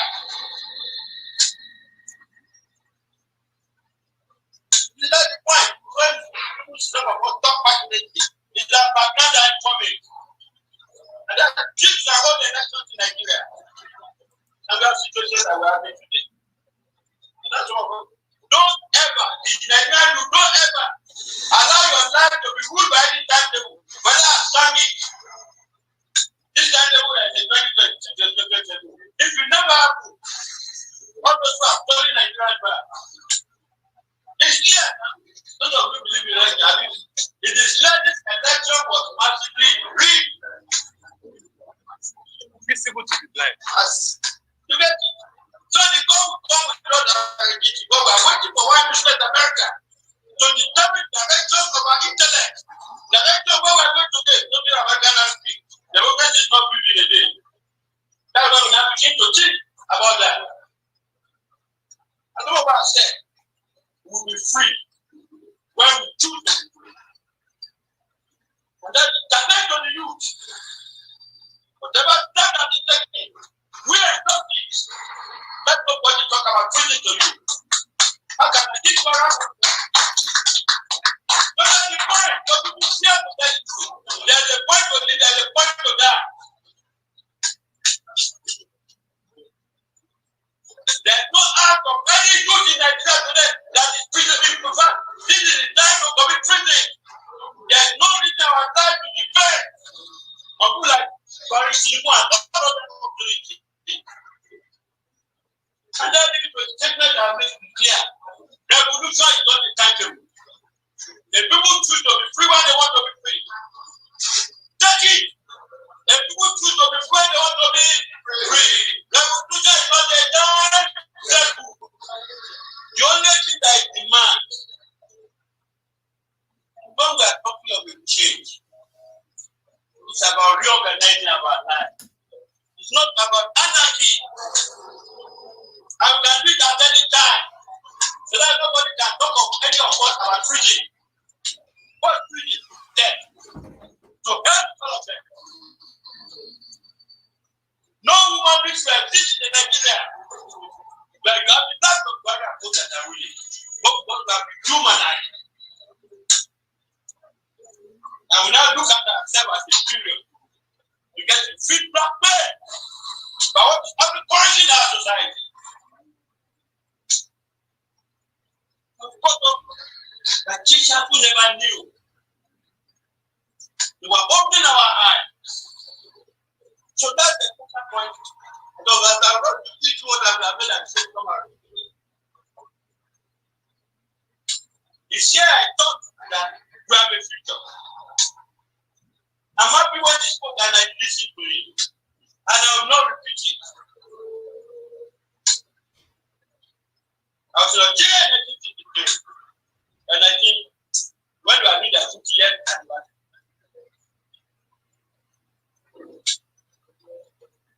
And what I saw in Nigeria, come out here and requested here. How can Nigeria, where people made their first internationalist intervention, be like this? And students there in Nigeria, when they come together, they don't know what's meant for now. In Nigeria, with the contribution of Pampano, you can't be a student like that in the 80s. And not be familiar with the two quotations of Pampano. Every generation, I was relatively optimistic for discover fulfilling or beside. That's Pampano. For the future of no pity. For those possessing the essential of being able to speak what of truth to their oppressor. But I'm taking refuge in an attitude of passivity, beauty different and cold complicity.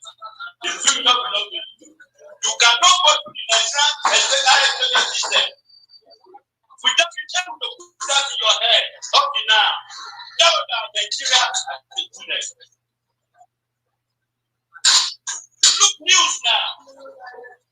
But that was the kind of thing. So you see how they have humanized our young man. Our university are closed down.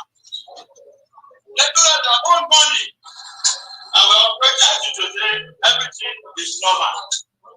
It can never be normal. So let your pressures know.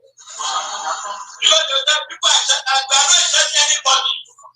I'm happy to invite you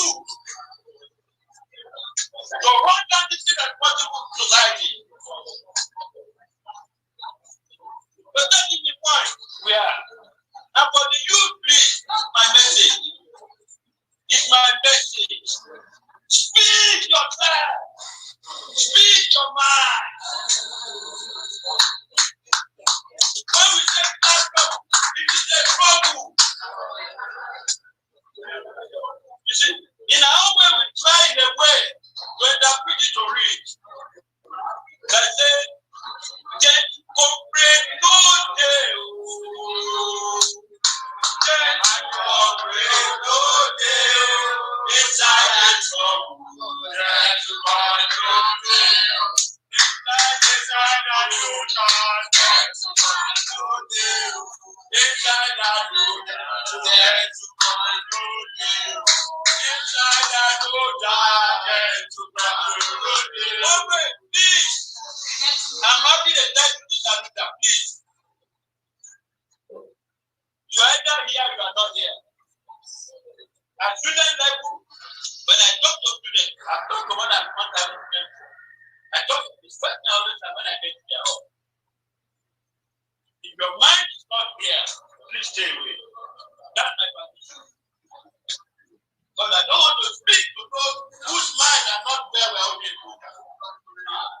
I want to speak to those who are interested about their future.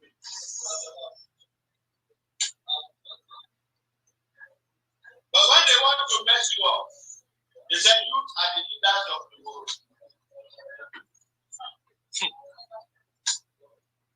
How old was Sudeka? How old was Kassan? How old are all those commissioners that have and how old are those who are prone to losing our resources? When they start stealing our resources here, they say wait. I will keep quiet. You're not angry, no? I was angry here because of what I know. And that's why witness every step you are taking us from. See my container. That's what informing. An angry man and a hungry person cannot be reflecting the same way. And that's why when they reduce our struggle, so what will have got expected? But CSOT, civil society, and we're not noticing that.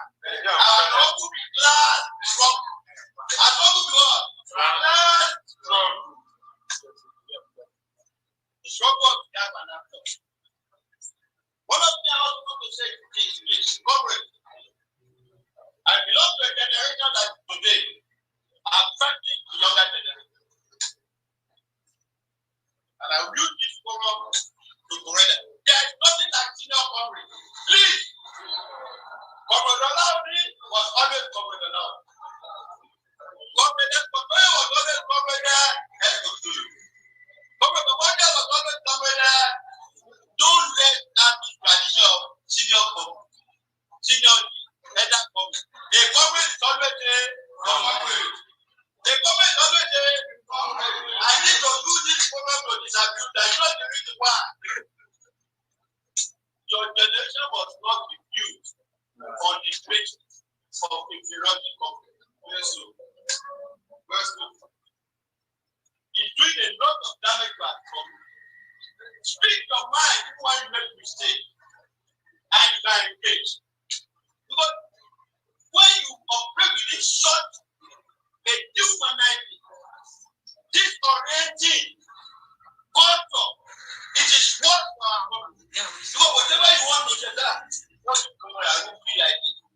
It's irrespective of whatever the government about what government not feel about it. Say what person can be corrected. Knowledge is short. I mean, you can tell the only way you can grow.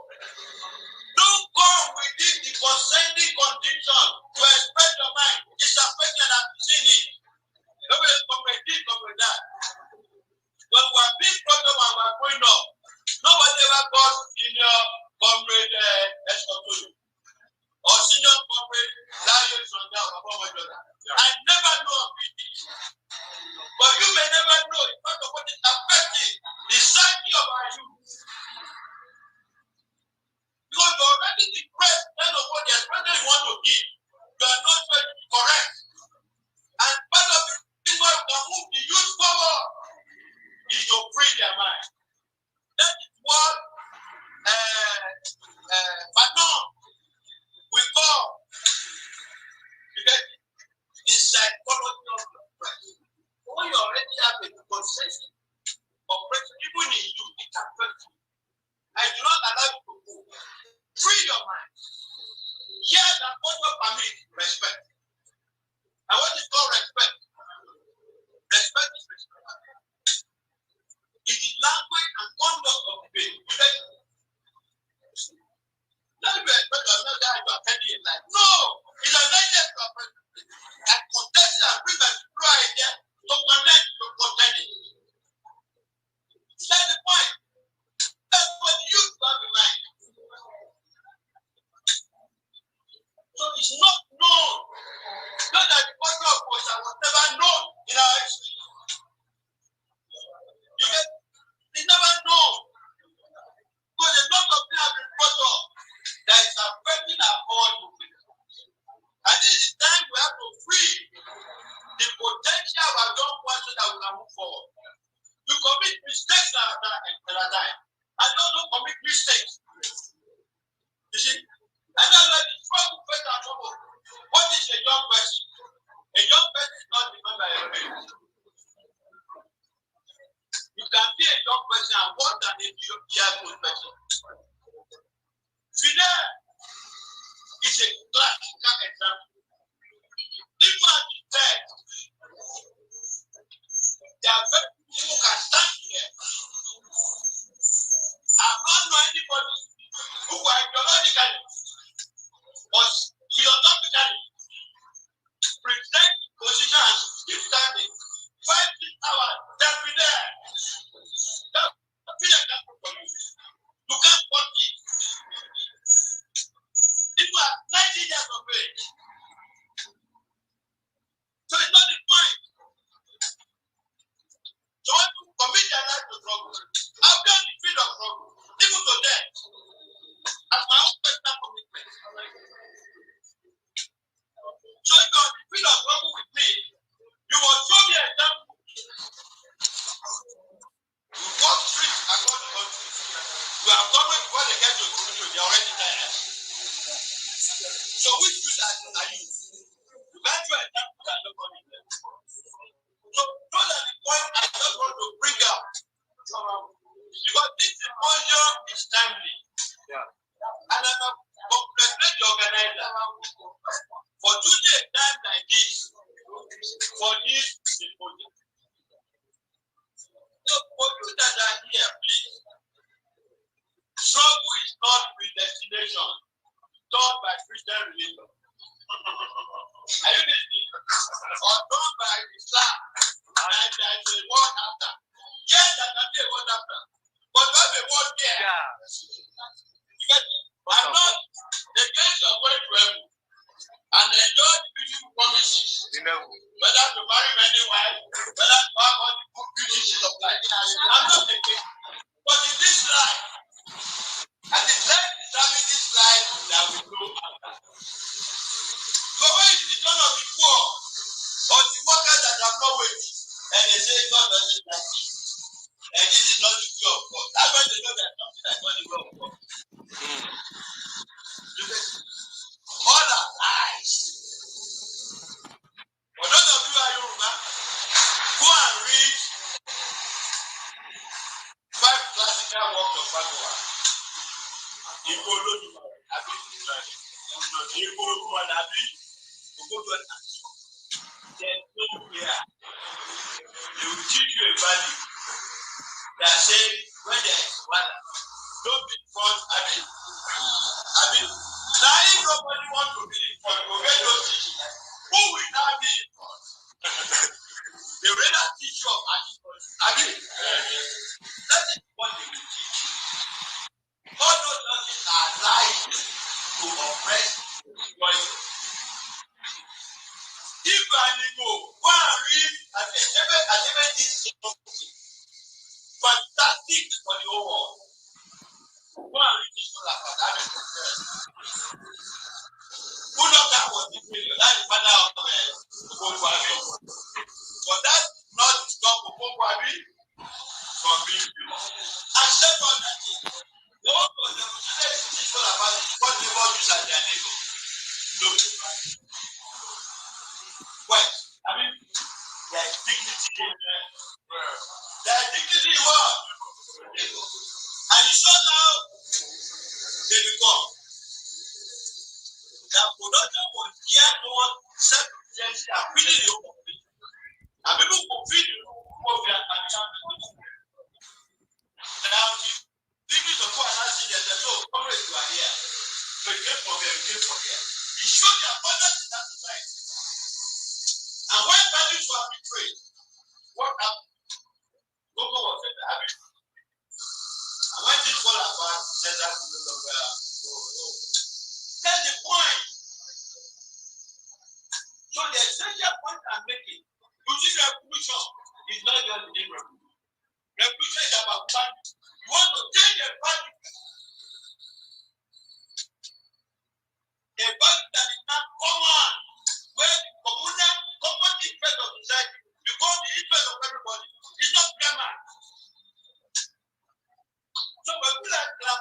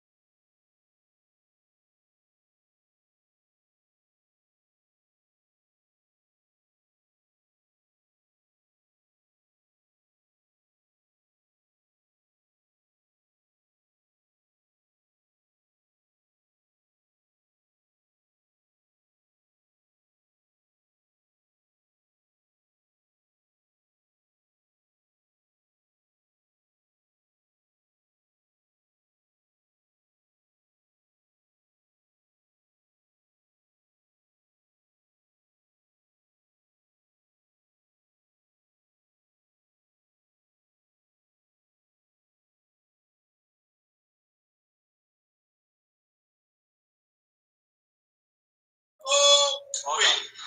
So you understand the dialectic very well of the struggle of the opposition. So all those who are to compete on what they not work for, they continue a struggle. If they show another level, to get back the old way. So when you there, they come with this struggle. When you stop the struggle, when you have advanced society, what the only means is that as you have done that struggle, that's how society will become. Are we clear about this? Are we clear about this? So what you are defending at all times is your destiny.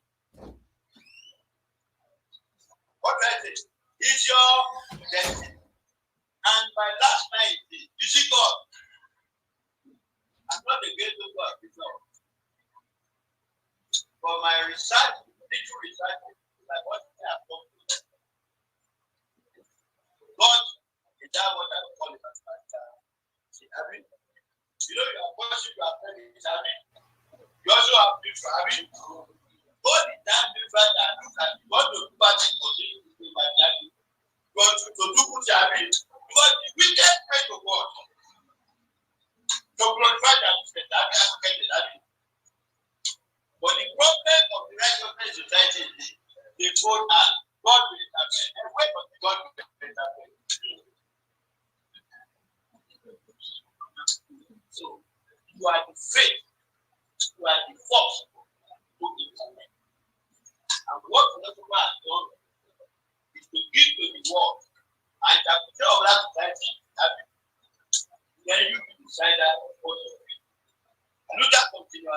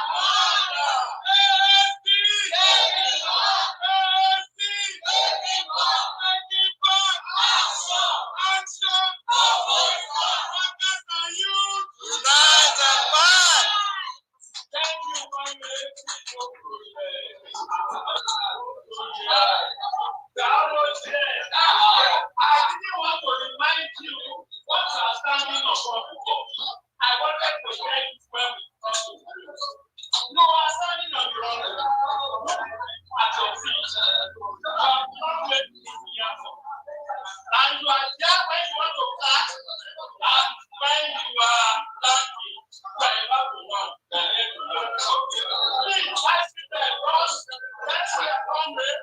I still want to indulge you. Forget this small patient. Combine your interventions and questions. I have not been likely informed that Showore is itching to make this communication.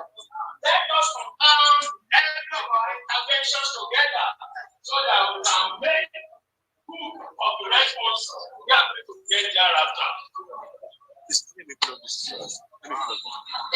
Let me plug it. With the permission of the house, everyone seated here, and those that have joined virtually, say hi. You know it's audio. Why? How we do it? The one and only national share and the presidential candidate of the African Action Congress.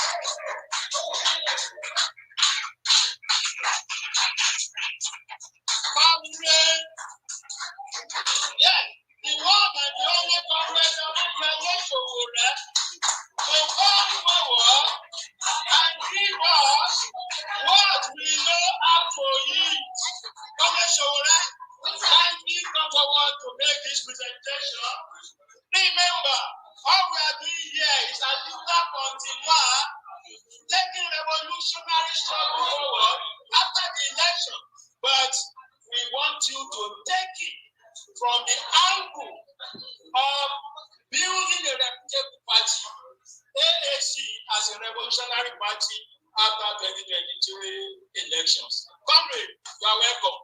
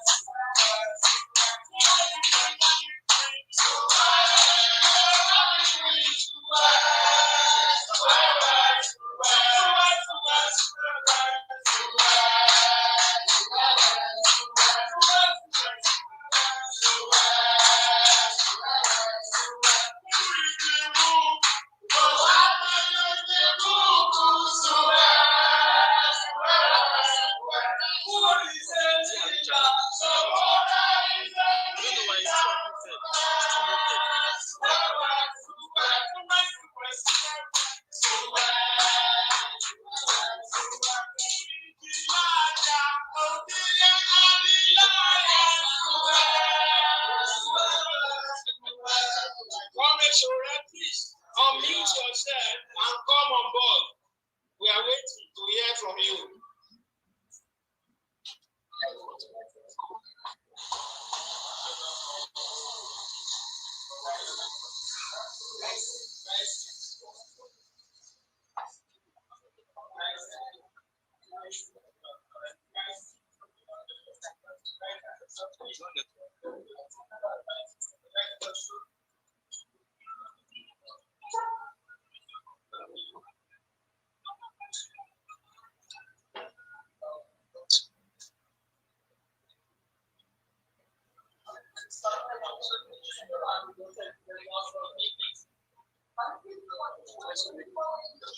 Let's take interventions. Perhaps coverage has gone to visit the restroom. Let me use this opportunity to make this announcement here too. The announcement I did not make before we started having this little preparation. At the back there, just before the staircase, we have the most important movie. So if you want to make use of it, it is there. When you enter, you see two as specifically for ladies. Let me go. We have one for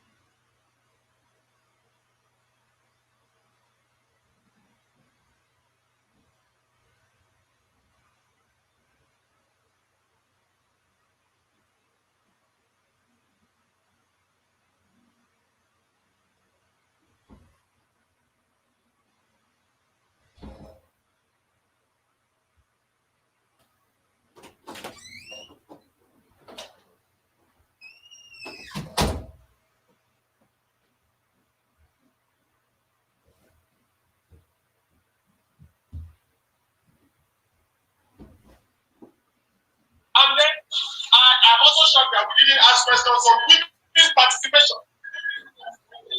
Of all of the political parties, I think it's one of the places where we didn't have enough encouraging comrades coming out to present themselves to the ballot. The issue of women participation, we need more of our women to write, massively write. And all of these things can be done kind of so we can do all of these things together. Okay? Because we have wings, we have structures, we have more than enough comrades to be able to handle all of these different structures. We can restructure our women wing. As students, women at different markets won't just know us to be having be leading struggles, be leading human rights activities they know, be fighting for them when they are arrested and left. They should also be able to have a wing of the party that will also be dedicated to them, be instituted in terms of party ideas, be instituted in terms of party education and what have you. And you know, the more we do all of this participation day to day, hour to hour, it becomes the norm. On students, I think that the TIB students wing at the national coordinator here, it is not doing enough as it is. You get it? We should also work on not just having TIB students, we have the AAC students too. And start to work together. Because one of the reasons why students don't work very well on different campuses is the absence of mentorship. Students live everyday life, and it's not easy for people to go there to explain them. Why some of us were on campus, we look towards a lot of lecturers, we look towards some professors, we look towards some radicals. For instance, this building, I've known these buildings since when I've been a student. Coming to intervene on May days, there are sometimes that young completed secretary sleep over to join them at protests at the airport and the rest. So we need to expose many of our students to many of our students, from the secondary schools, from the higher institutions and what have you. So I think that these are things that we can work together, we can do it together. It is really not rocket science. Get it? So we should work on and put it, and the thing that wants our leaders seriously work upon. And I'm happy that the Lagos State Chair was talking very seriously about Sankara. One of the things that made the Sankara idea to last enormously in Burkina Faso is that he instituted change in a structural manner, not jamborees. And I'm happy that you read out many of those things. He instituted changes in the way women think in Burkina Faso. He made women to know that you have right to at least 50% of the positions in the political offices, in the civil service and what have you.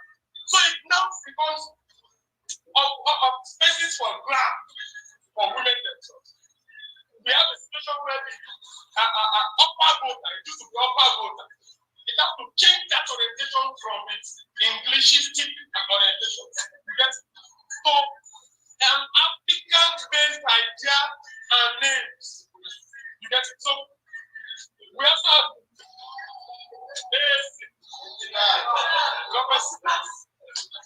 so we have a situation where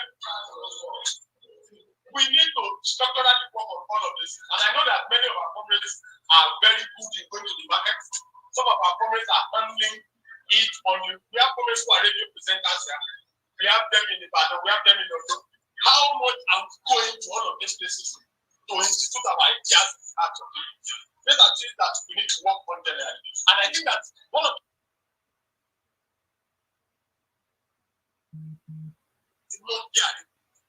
how do you think that in Lagos we do this mostly, not just for ourselves, but the next time we are coming, make sure to take somebody, bring a new person, then not just having a discussion today alone. One of the things that we do is that we waste a lot of content that we have. I learned a lot from the obedience during the election. Even if they work with their heads, they will turn it upside down, they will make it, they will package it, bring it to the press. You can have 1,000 tweets talking about somebody who uses his head to work, you know, and for a whole day you get used to it. All of these things, if they sink more into people's culture,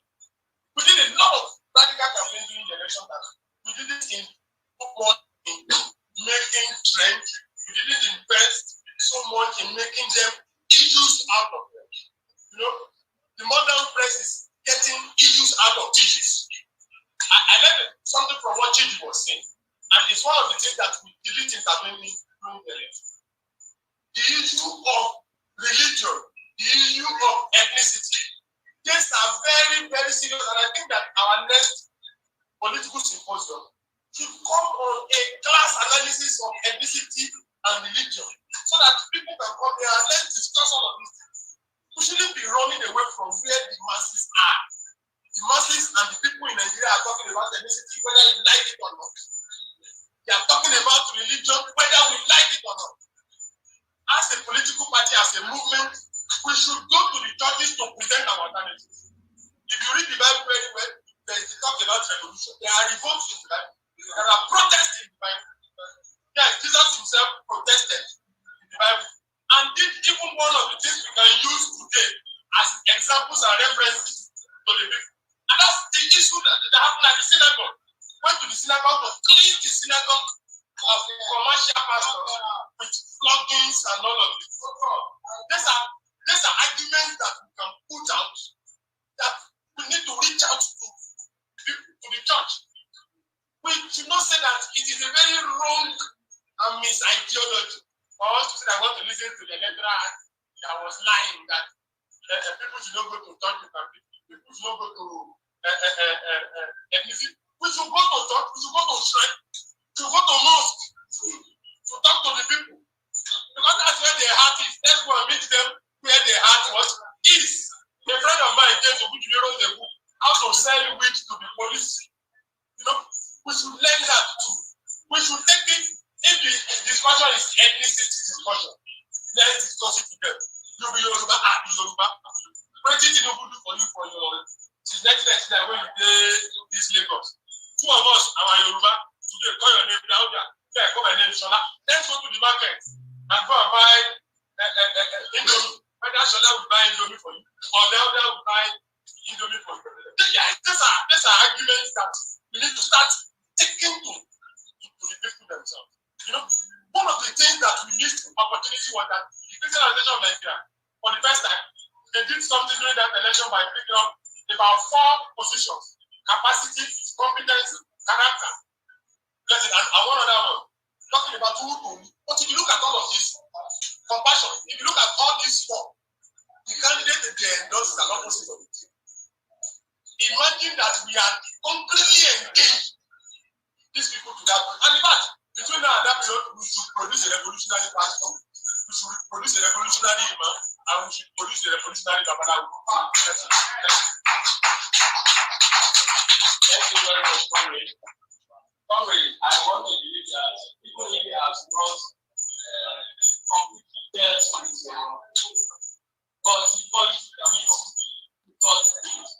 perhaps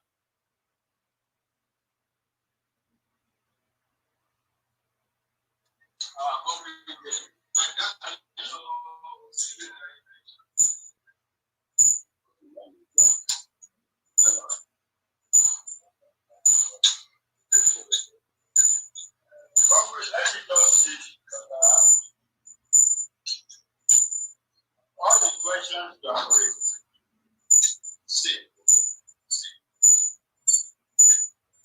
and the word sameness. Part of the challenges we have, a problem society has. I'm not saying society. Our interrogation society has created for the same problem has been made to look like different problems. When we try to tackle them, we now see them from different parts. They are not so. All these problems we see. And I'll just give an experience to explain. I was born and bred in.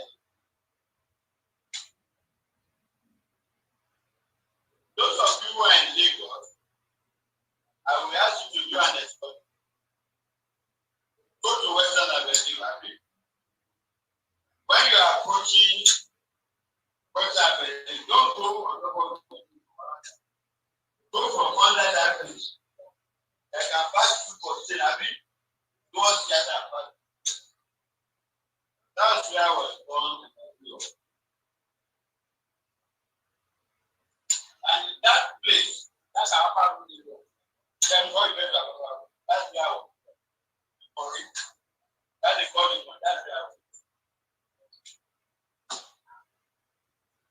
And when I was born there, something happened. In life I reflected over it. As a young person. So we are different.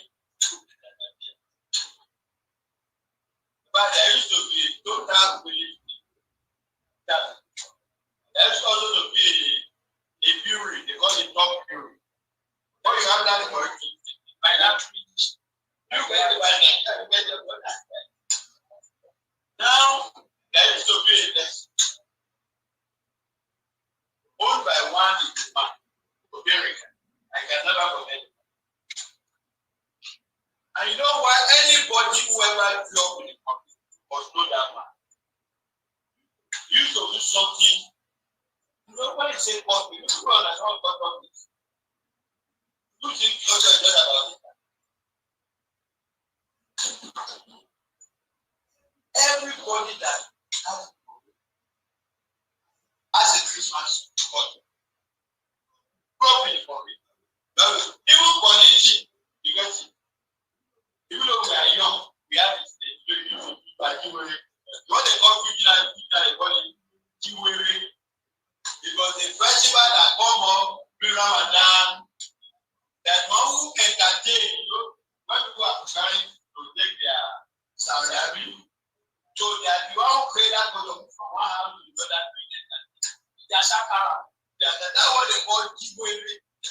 So as young ones, you grew up understanding some of those things. Now where I'm going is this. You run a lesson, but every year, something significant happens. The one we erect almost a live cultural piece of Judas Iscariot. And a week before the Good Friday, you put the Judas Iscariot special, everybody will be like. And you know the excitement is that when they are going to demolish this Judas Iscariot, they are going to be involved. But Judas was seen as the representative of was his name. on the day, at least I witnessed one. As a young man, that place.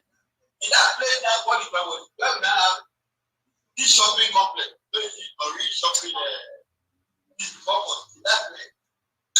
You know, interestingly, the day you start Iscariot will be demolished. From my estimation, this is why we never had that who will have assembled as their two. Not the sense of just to do something a bad person, everybody will get it. But and when the time that they said that Iscariot, no, they perform actually. That's not one, but just for it. But as early as but around 10, when they put that Iscariot down from the garden, everybody was come with you. We not start food. They will beat it until the last friend of the blood. Do that shit, you know, that's popular. You know, all those relays you are pushing them up to people will follow that thing until they have demolished. Well, this man, okay, I don't know whether I get it. Used to run it. But everyone, and there were evil in that area. They are Yoruba, they are other people that are like that. Nobody thinks of any other person. Nobody said, you know my brother, you will laugh. Because I didn't grow up to know ethnic group. And I could not have. And when the war came, we were very strong. Our daddy did one thing. Our daddy was at this period. Maybe at the end. Now we talk about our dad. And that's all I talk to my dad. I'm very proud. The only better that I never had time. At the time my dad didn't die. When already I've gone from going down on certainty. Like, but I knew When there was civil war came, we didn't know how it was done. But I knew after the war, there were some people that didn't go. My dad contributed to part of those that level. Two, when I was conscious of that, my dad was part of it after the war. Part of not going there, I know children that you have to treat it for like that. Part of that. But this is finding that out. I went to the company. No, get it. And even though they are always making money, they preserve it for some of them who took their rest. And they were trying to locate some of the families that went, whenever the children and that was done. I know they are many guns over there, right? Okay. And they did all that. Because you know when people now started all this nonsense, I just from my point of view, so my school was very difficult at them. Which you have, you go to a place that point, you so be done. You have to register, you have set up. But what are our partners that will do? I do up there. That's it. You know, that shows you. This shows about ethnic group. There are many people that speak people. I will surprise you. I was coming when they started and I was traveling. And I was relating with people from my background. But my people are speaking people. And I would have had a full-time scholarship. When I look from people, what I was doing when I spoke. The man thought I was equal. And the concern was that they have to promote their people. And the person came to me outside. I said, no one was so concerned. He was excited that from our kind, you have somebody like this. Isn't that the experience? So all this is nonsense. So that's why the younger ones, see that language you speak. You know there was a time in African history, everybody speaks the same language. When you go to understand the linguistics, study it, you will then discover a lot of in the job. If you don't speak in job, allow me to say I can understand. Yes, I say it. So we have a lot of understand. You get it? That is the point. So don't follow all this class, useless mythology.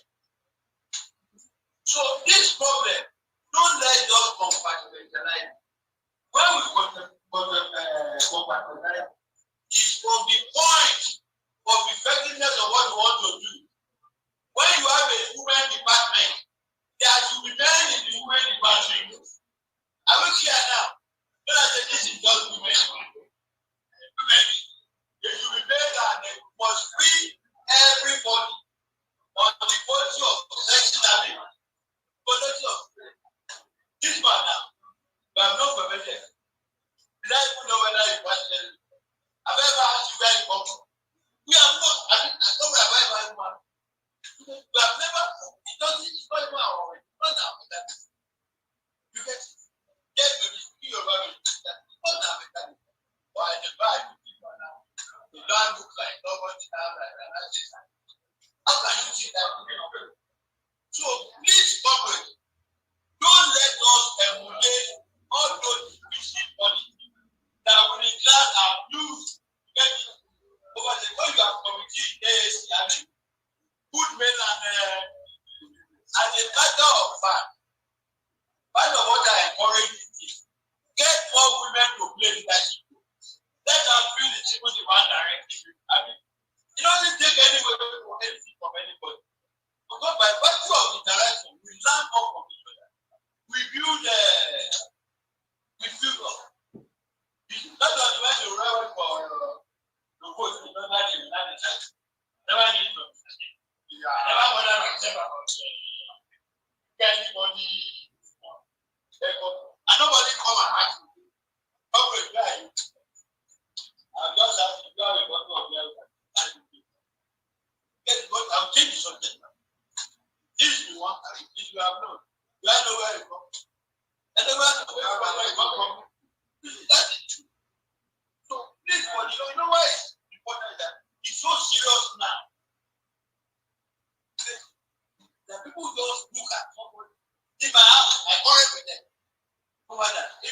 this was when the time to end, and they take over the identity. Is it your own Lagos or Lagos? You are not doing that. Or the man now shouting Lagos, Lagos. Have you? The people in Lagos, then you don't inform their. So that's the type of it. No. ALUTA CONTINUA. So I hope you will take the point. Thank you. I'll take my name. But please feel free to engage me. I have the fullest time in the world. Even if you call me at night, we try to install for the talk about. That's what the paramount. But what I'm think of, let me tell you my paramount thing. My permanent defense in life. There's nothing I don't do down there. And my primary defense in life is the lowest set of people because their capacity to construct everything. And anytime I see the African youth, I see you more than what you see yourself. But African youth is still in the mentality of people. Now I wonder what's that. I see the African person, you get it, on top of the world. And there's nothing you cannot do. So that's why now I mean, you have done that. And simple understanding of time. Not that. So the young one, please, don't lie low. You get it that go. Challenge anybody. You can slap any so-called class person in the name of me.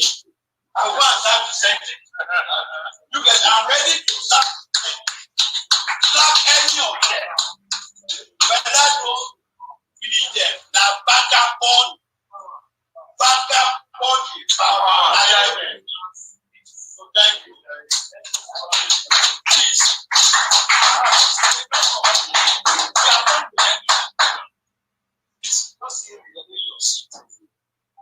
Yes, thank you very much, comrades.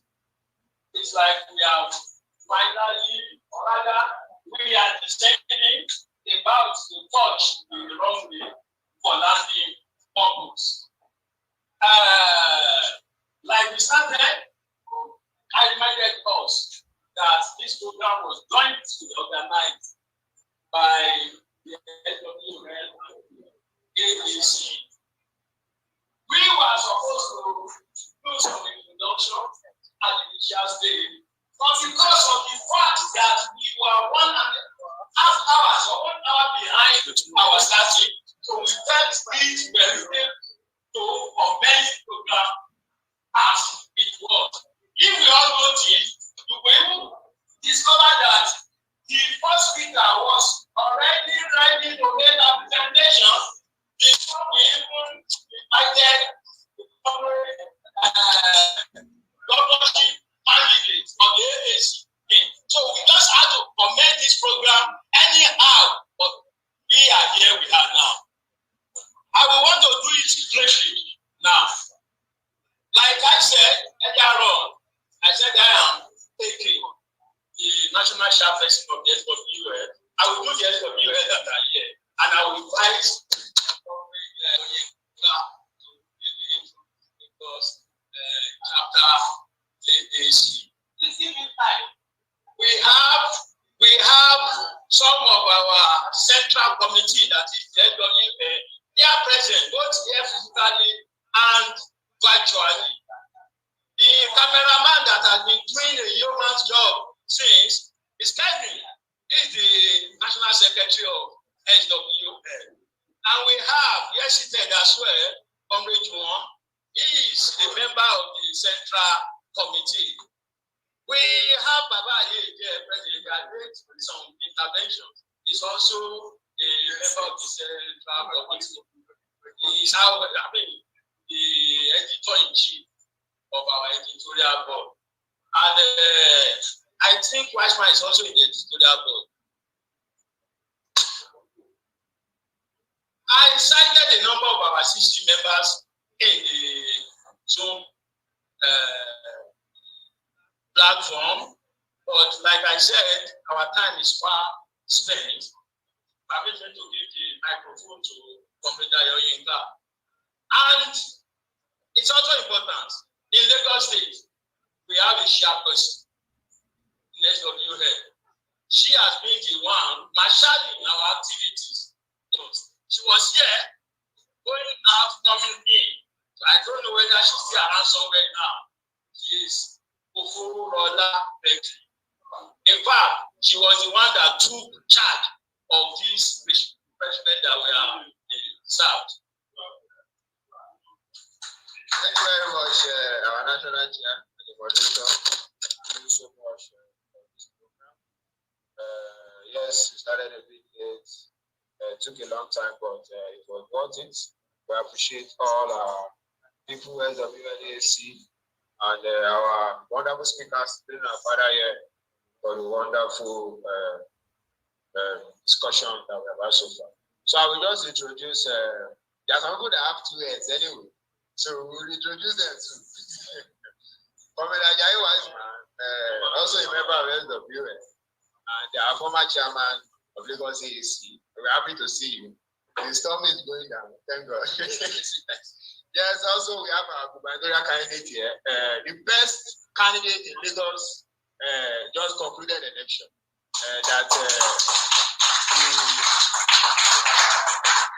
The Lagosian or people of Lagos have they have been rigged out, but I want to rig you.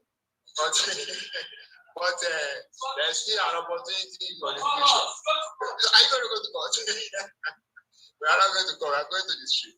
So thank you so much, Abuba. Right here is our secretary for Lagos State, Comrade Jagade Kaide. We're happy to see you. All the leaders are sitting in front, that's good. Comrade Remite is Lagos AAC youth leader. You can see him is youthful and is young. Thank you so much. Our honorable from Shumolu, I'll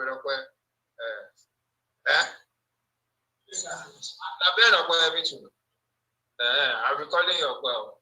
And you have been answering me. Always good to see you.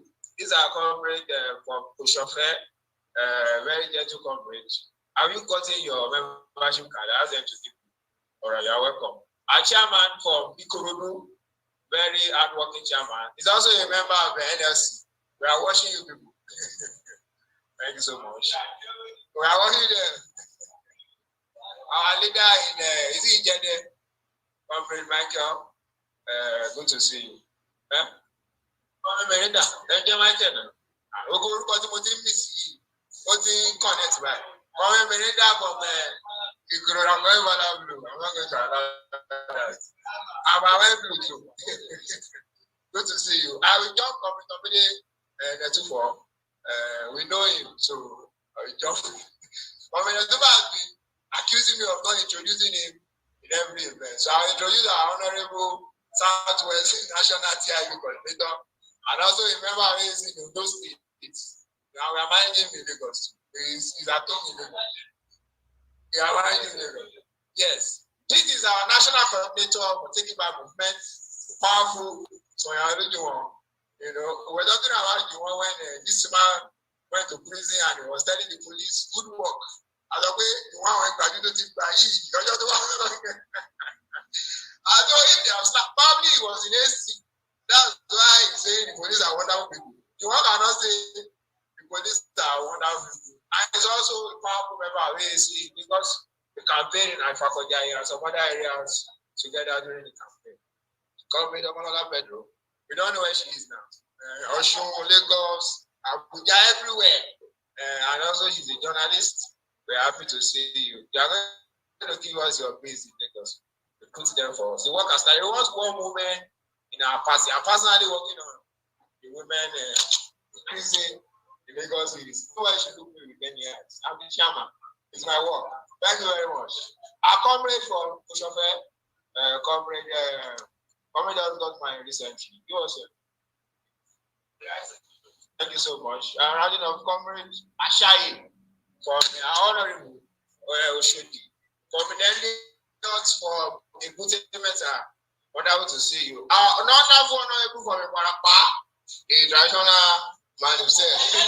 And let's see. Thank you so much. Comrade Amati is coming at pace. And she's also everywhere. Ife, Abuja, Lagos. Good to see you. Our chairman from Adimosh, also many chairman here. Also from Adimosh,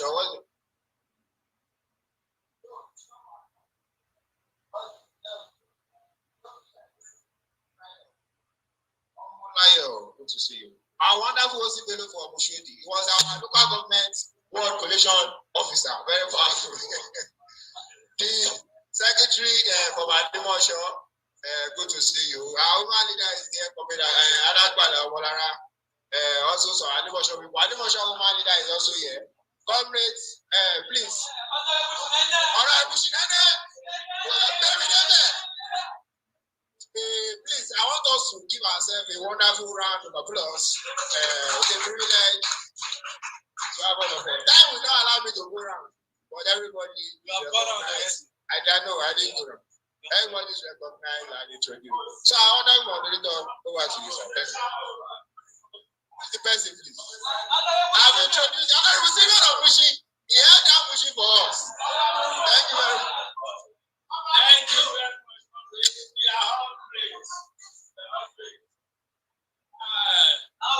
Again, just for another 3 minutes, we are done. Comrade Ali wants to make a brief intervention. About he wants to make a brief intervention, and we close for today. No, I cannot tell you. I can wait. I won't say you have one. You are taking part of the time. I'm not taking time, please. I know I can appreciate people have spent almost 6 hours here, some even as much as 6 hours. All what I wanted to do is to, tidy things up with regards to the overarching theme, because when we talk of the, ALUTA CONTINUA, it's about what is the current political situation, and it is not just something with regards to Nigeria. It is that we are in a global period of crisis and revolt, and you are seeing this in that the working class and youth are entering these revolts, the upsurge based on, both the objective conditions that they are made to face and the limitations from an earlier era in terms of ideology. Because when people talk about, not lack of, because there's always ideology, but the sharpness of revolutionary ideology, years of quote and unquote capitalist triumphalism, that there's no alternative, to capitalist ideology after the collapse of the Soviet bloc, had left gaps. That's what you saw in Nigeria reflected in a lot of leftists becoming human rightists and things like that. But the masses are moving nonetheless. The masses are moving nonetheless. And the period at that, even the crisis of the Nigerian state and the Nigerian economy is part of a broader crisis. So the need for us, as a revolutionary party, which AAC is, the need for us as the SWL, also being quite active in the AAC, to see the interconnectedness of our struggles and the struggles of working class people worldwide is a very important one moving forward. Solidarizing with other working class in other countries, as well as enjoying the solidarity for our actions. And also that, as we are talking about fighting, we have to be the tribune of the oppressed. The tribune of the oppressed in the sense of that all people that are exploited and oppressed by the bosses, by their capitalist system, we need to stand up for them. Primarily, yes, workers, but as well, a lot has been said about women. But even also sexual minorities. We have had in Uganda, the passing of a kill again bill and things like that. We need to stand up against such. Also, with regards to the criminalization of things like marijuana, we have seen some of what, like Soraya said earlier, pointing out, and which another has said in the National Assembly. So we need to tie all this together. And finally, we had expected Soraya and he has been here for hours. So it's to extend his apologies, because he had been around for a while, but then he had to leave, and that is why he could not. He was supposed to then speak before we wrap this up. But of course, definitely this will be the last. In fact, you can say not even the beginning. This is the second symposium we're having this year. The first was in Ogun State in I think that was January or early February. We'll be having him on webinars, on public symposiums and so on and so forth. And I enjoin you If you have not considered joining the SW, especially I heard of someone that is in NLC, let us together be able to, raise the banner of revolutionary struggle within the trade union movement, but not only within the trade union movement, in our communities as part of the revolutionary party of AAC that we are in, and within our campuses, and not only in Nigeria, but across the world. Let our voice ring out for workers of the world to unite and fight to defeat this obnoxious exploitative system of capitalism, break the chains of our oppression, and build a better world, build socialism in our lifetime through struggle. ALUTA CONTINUA, Victoria Esata. Thank you.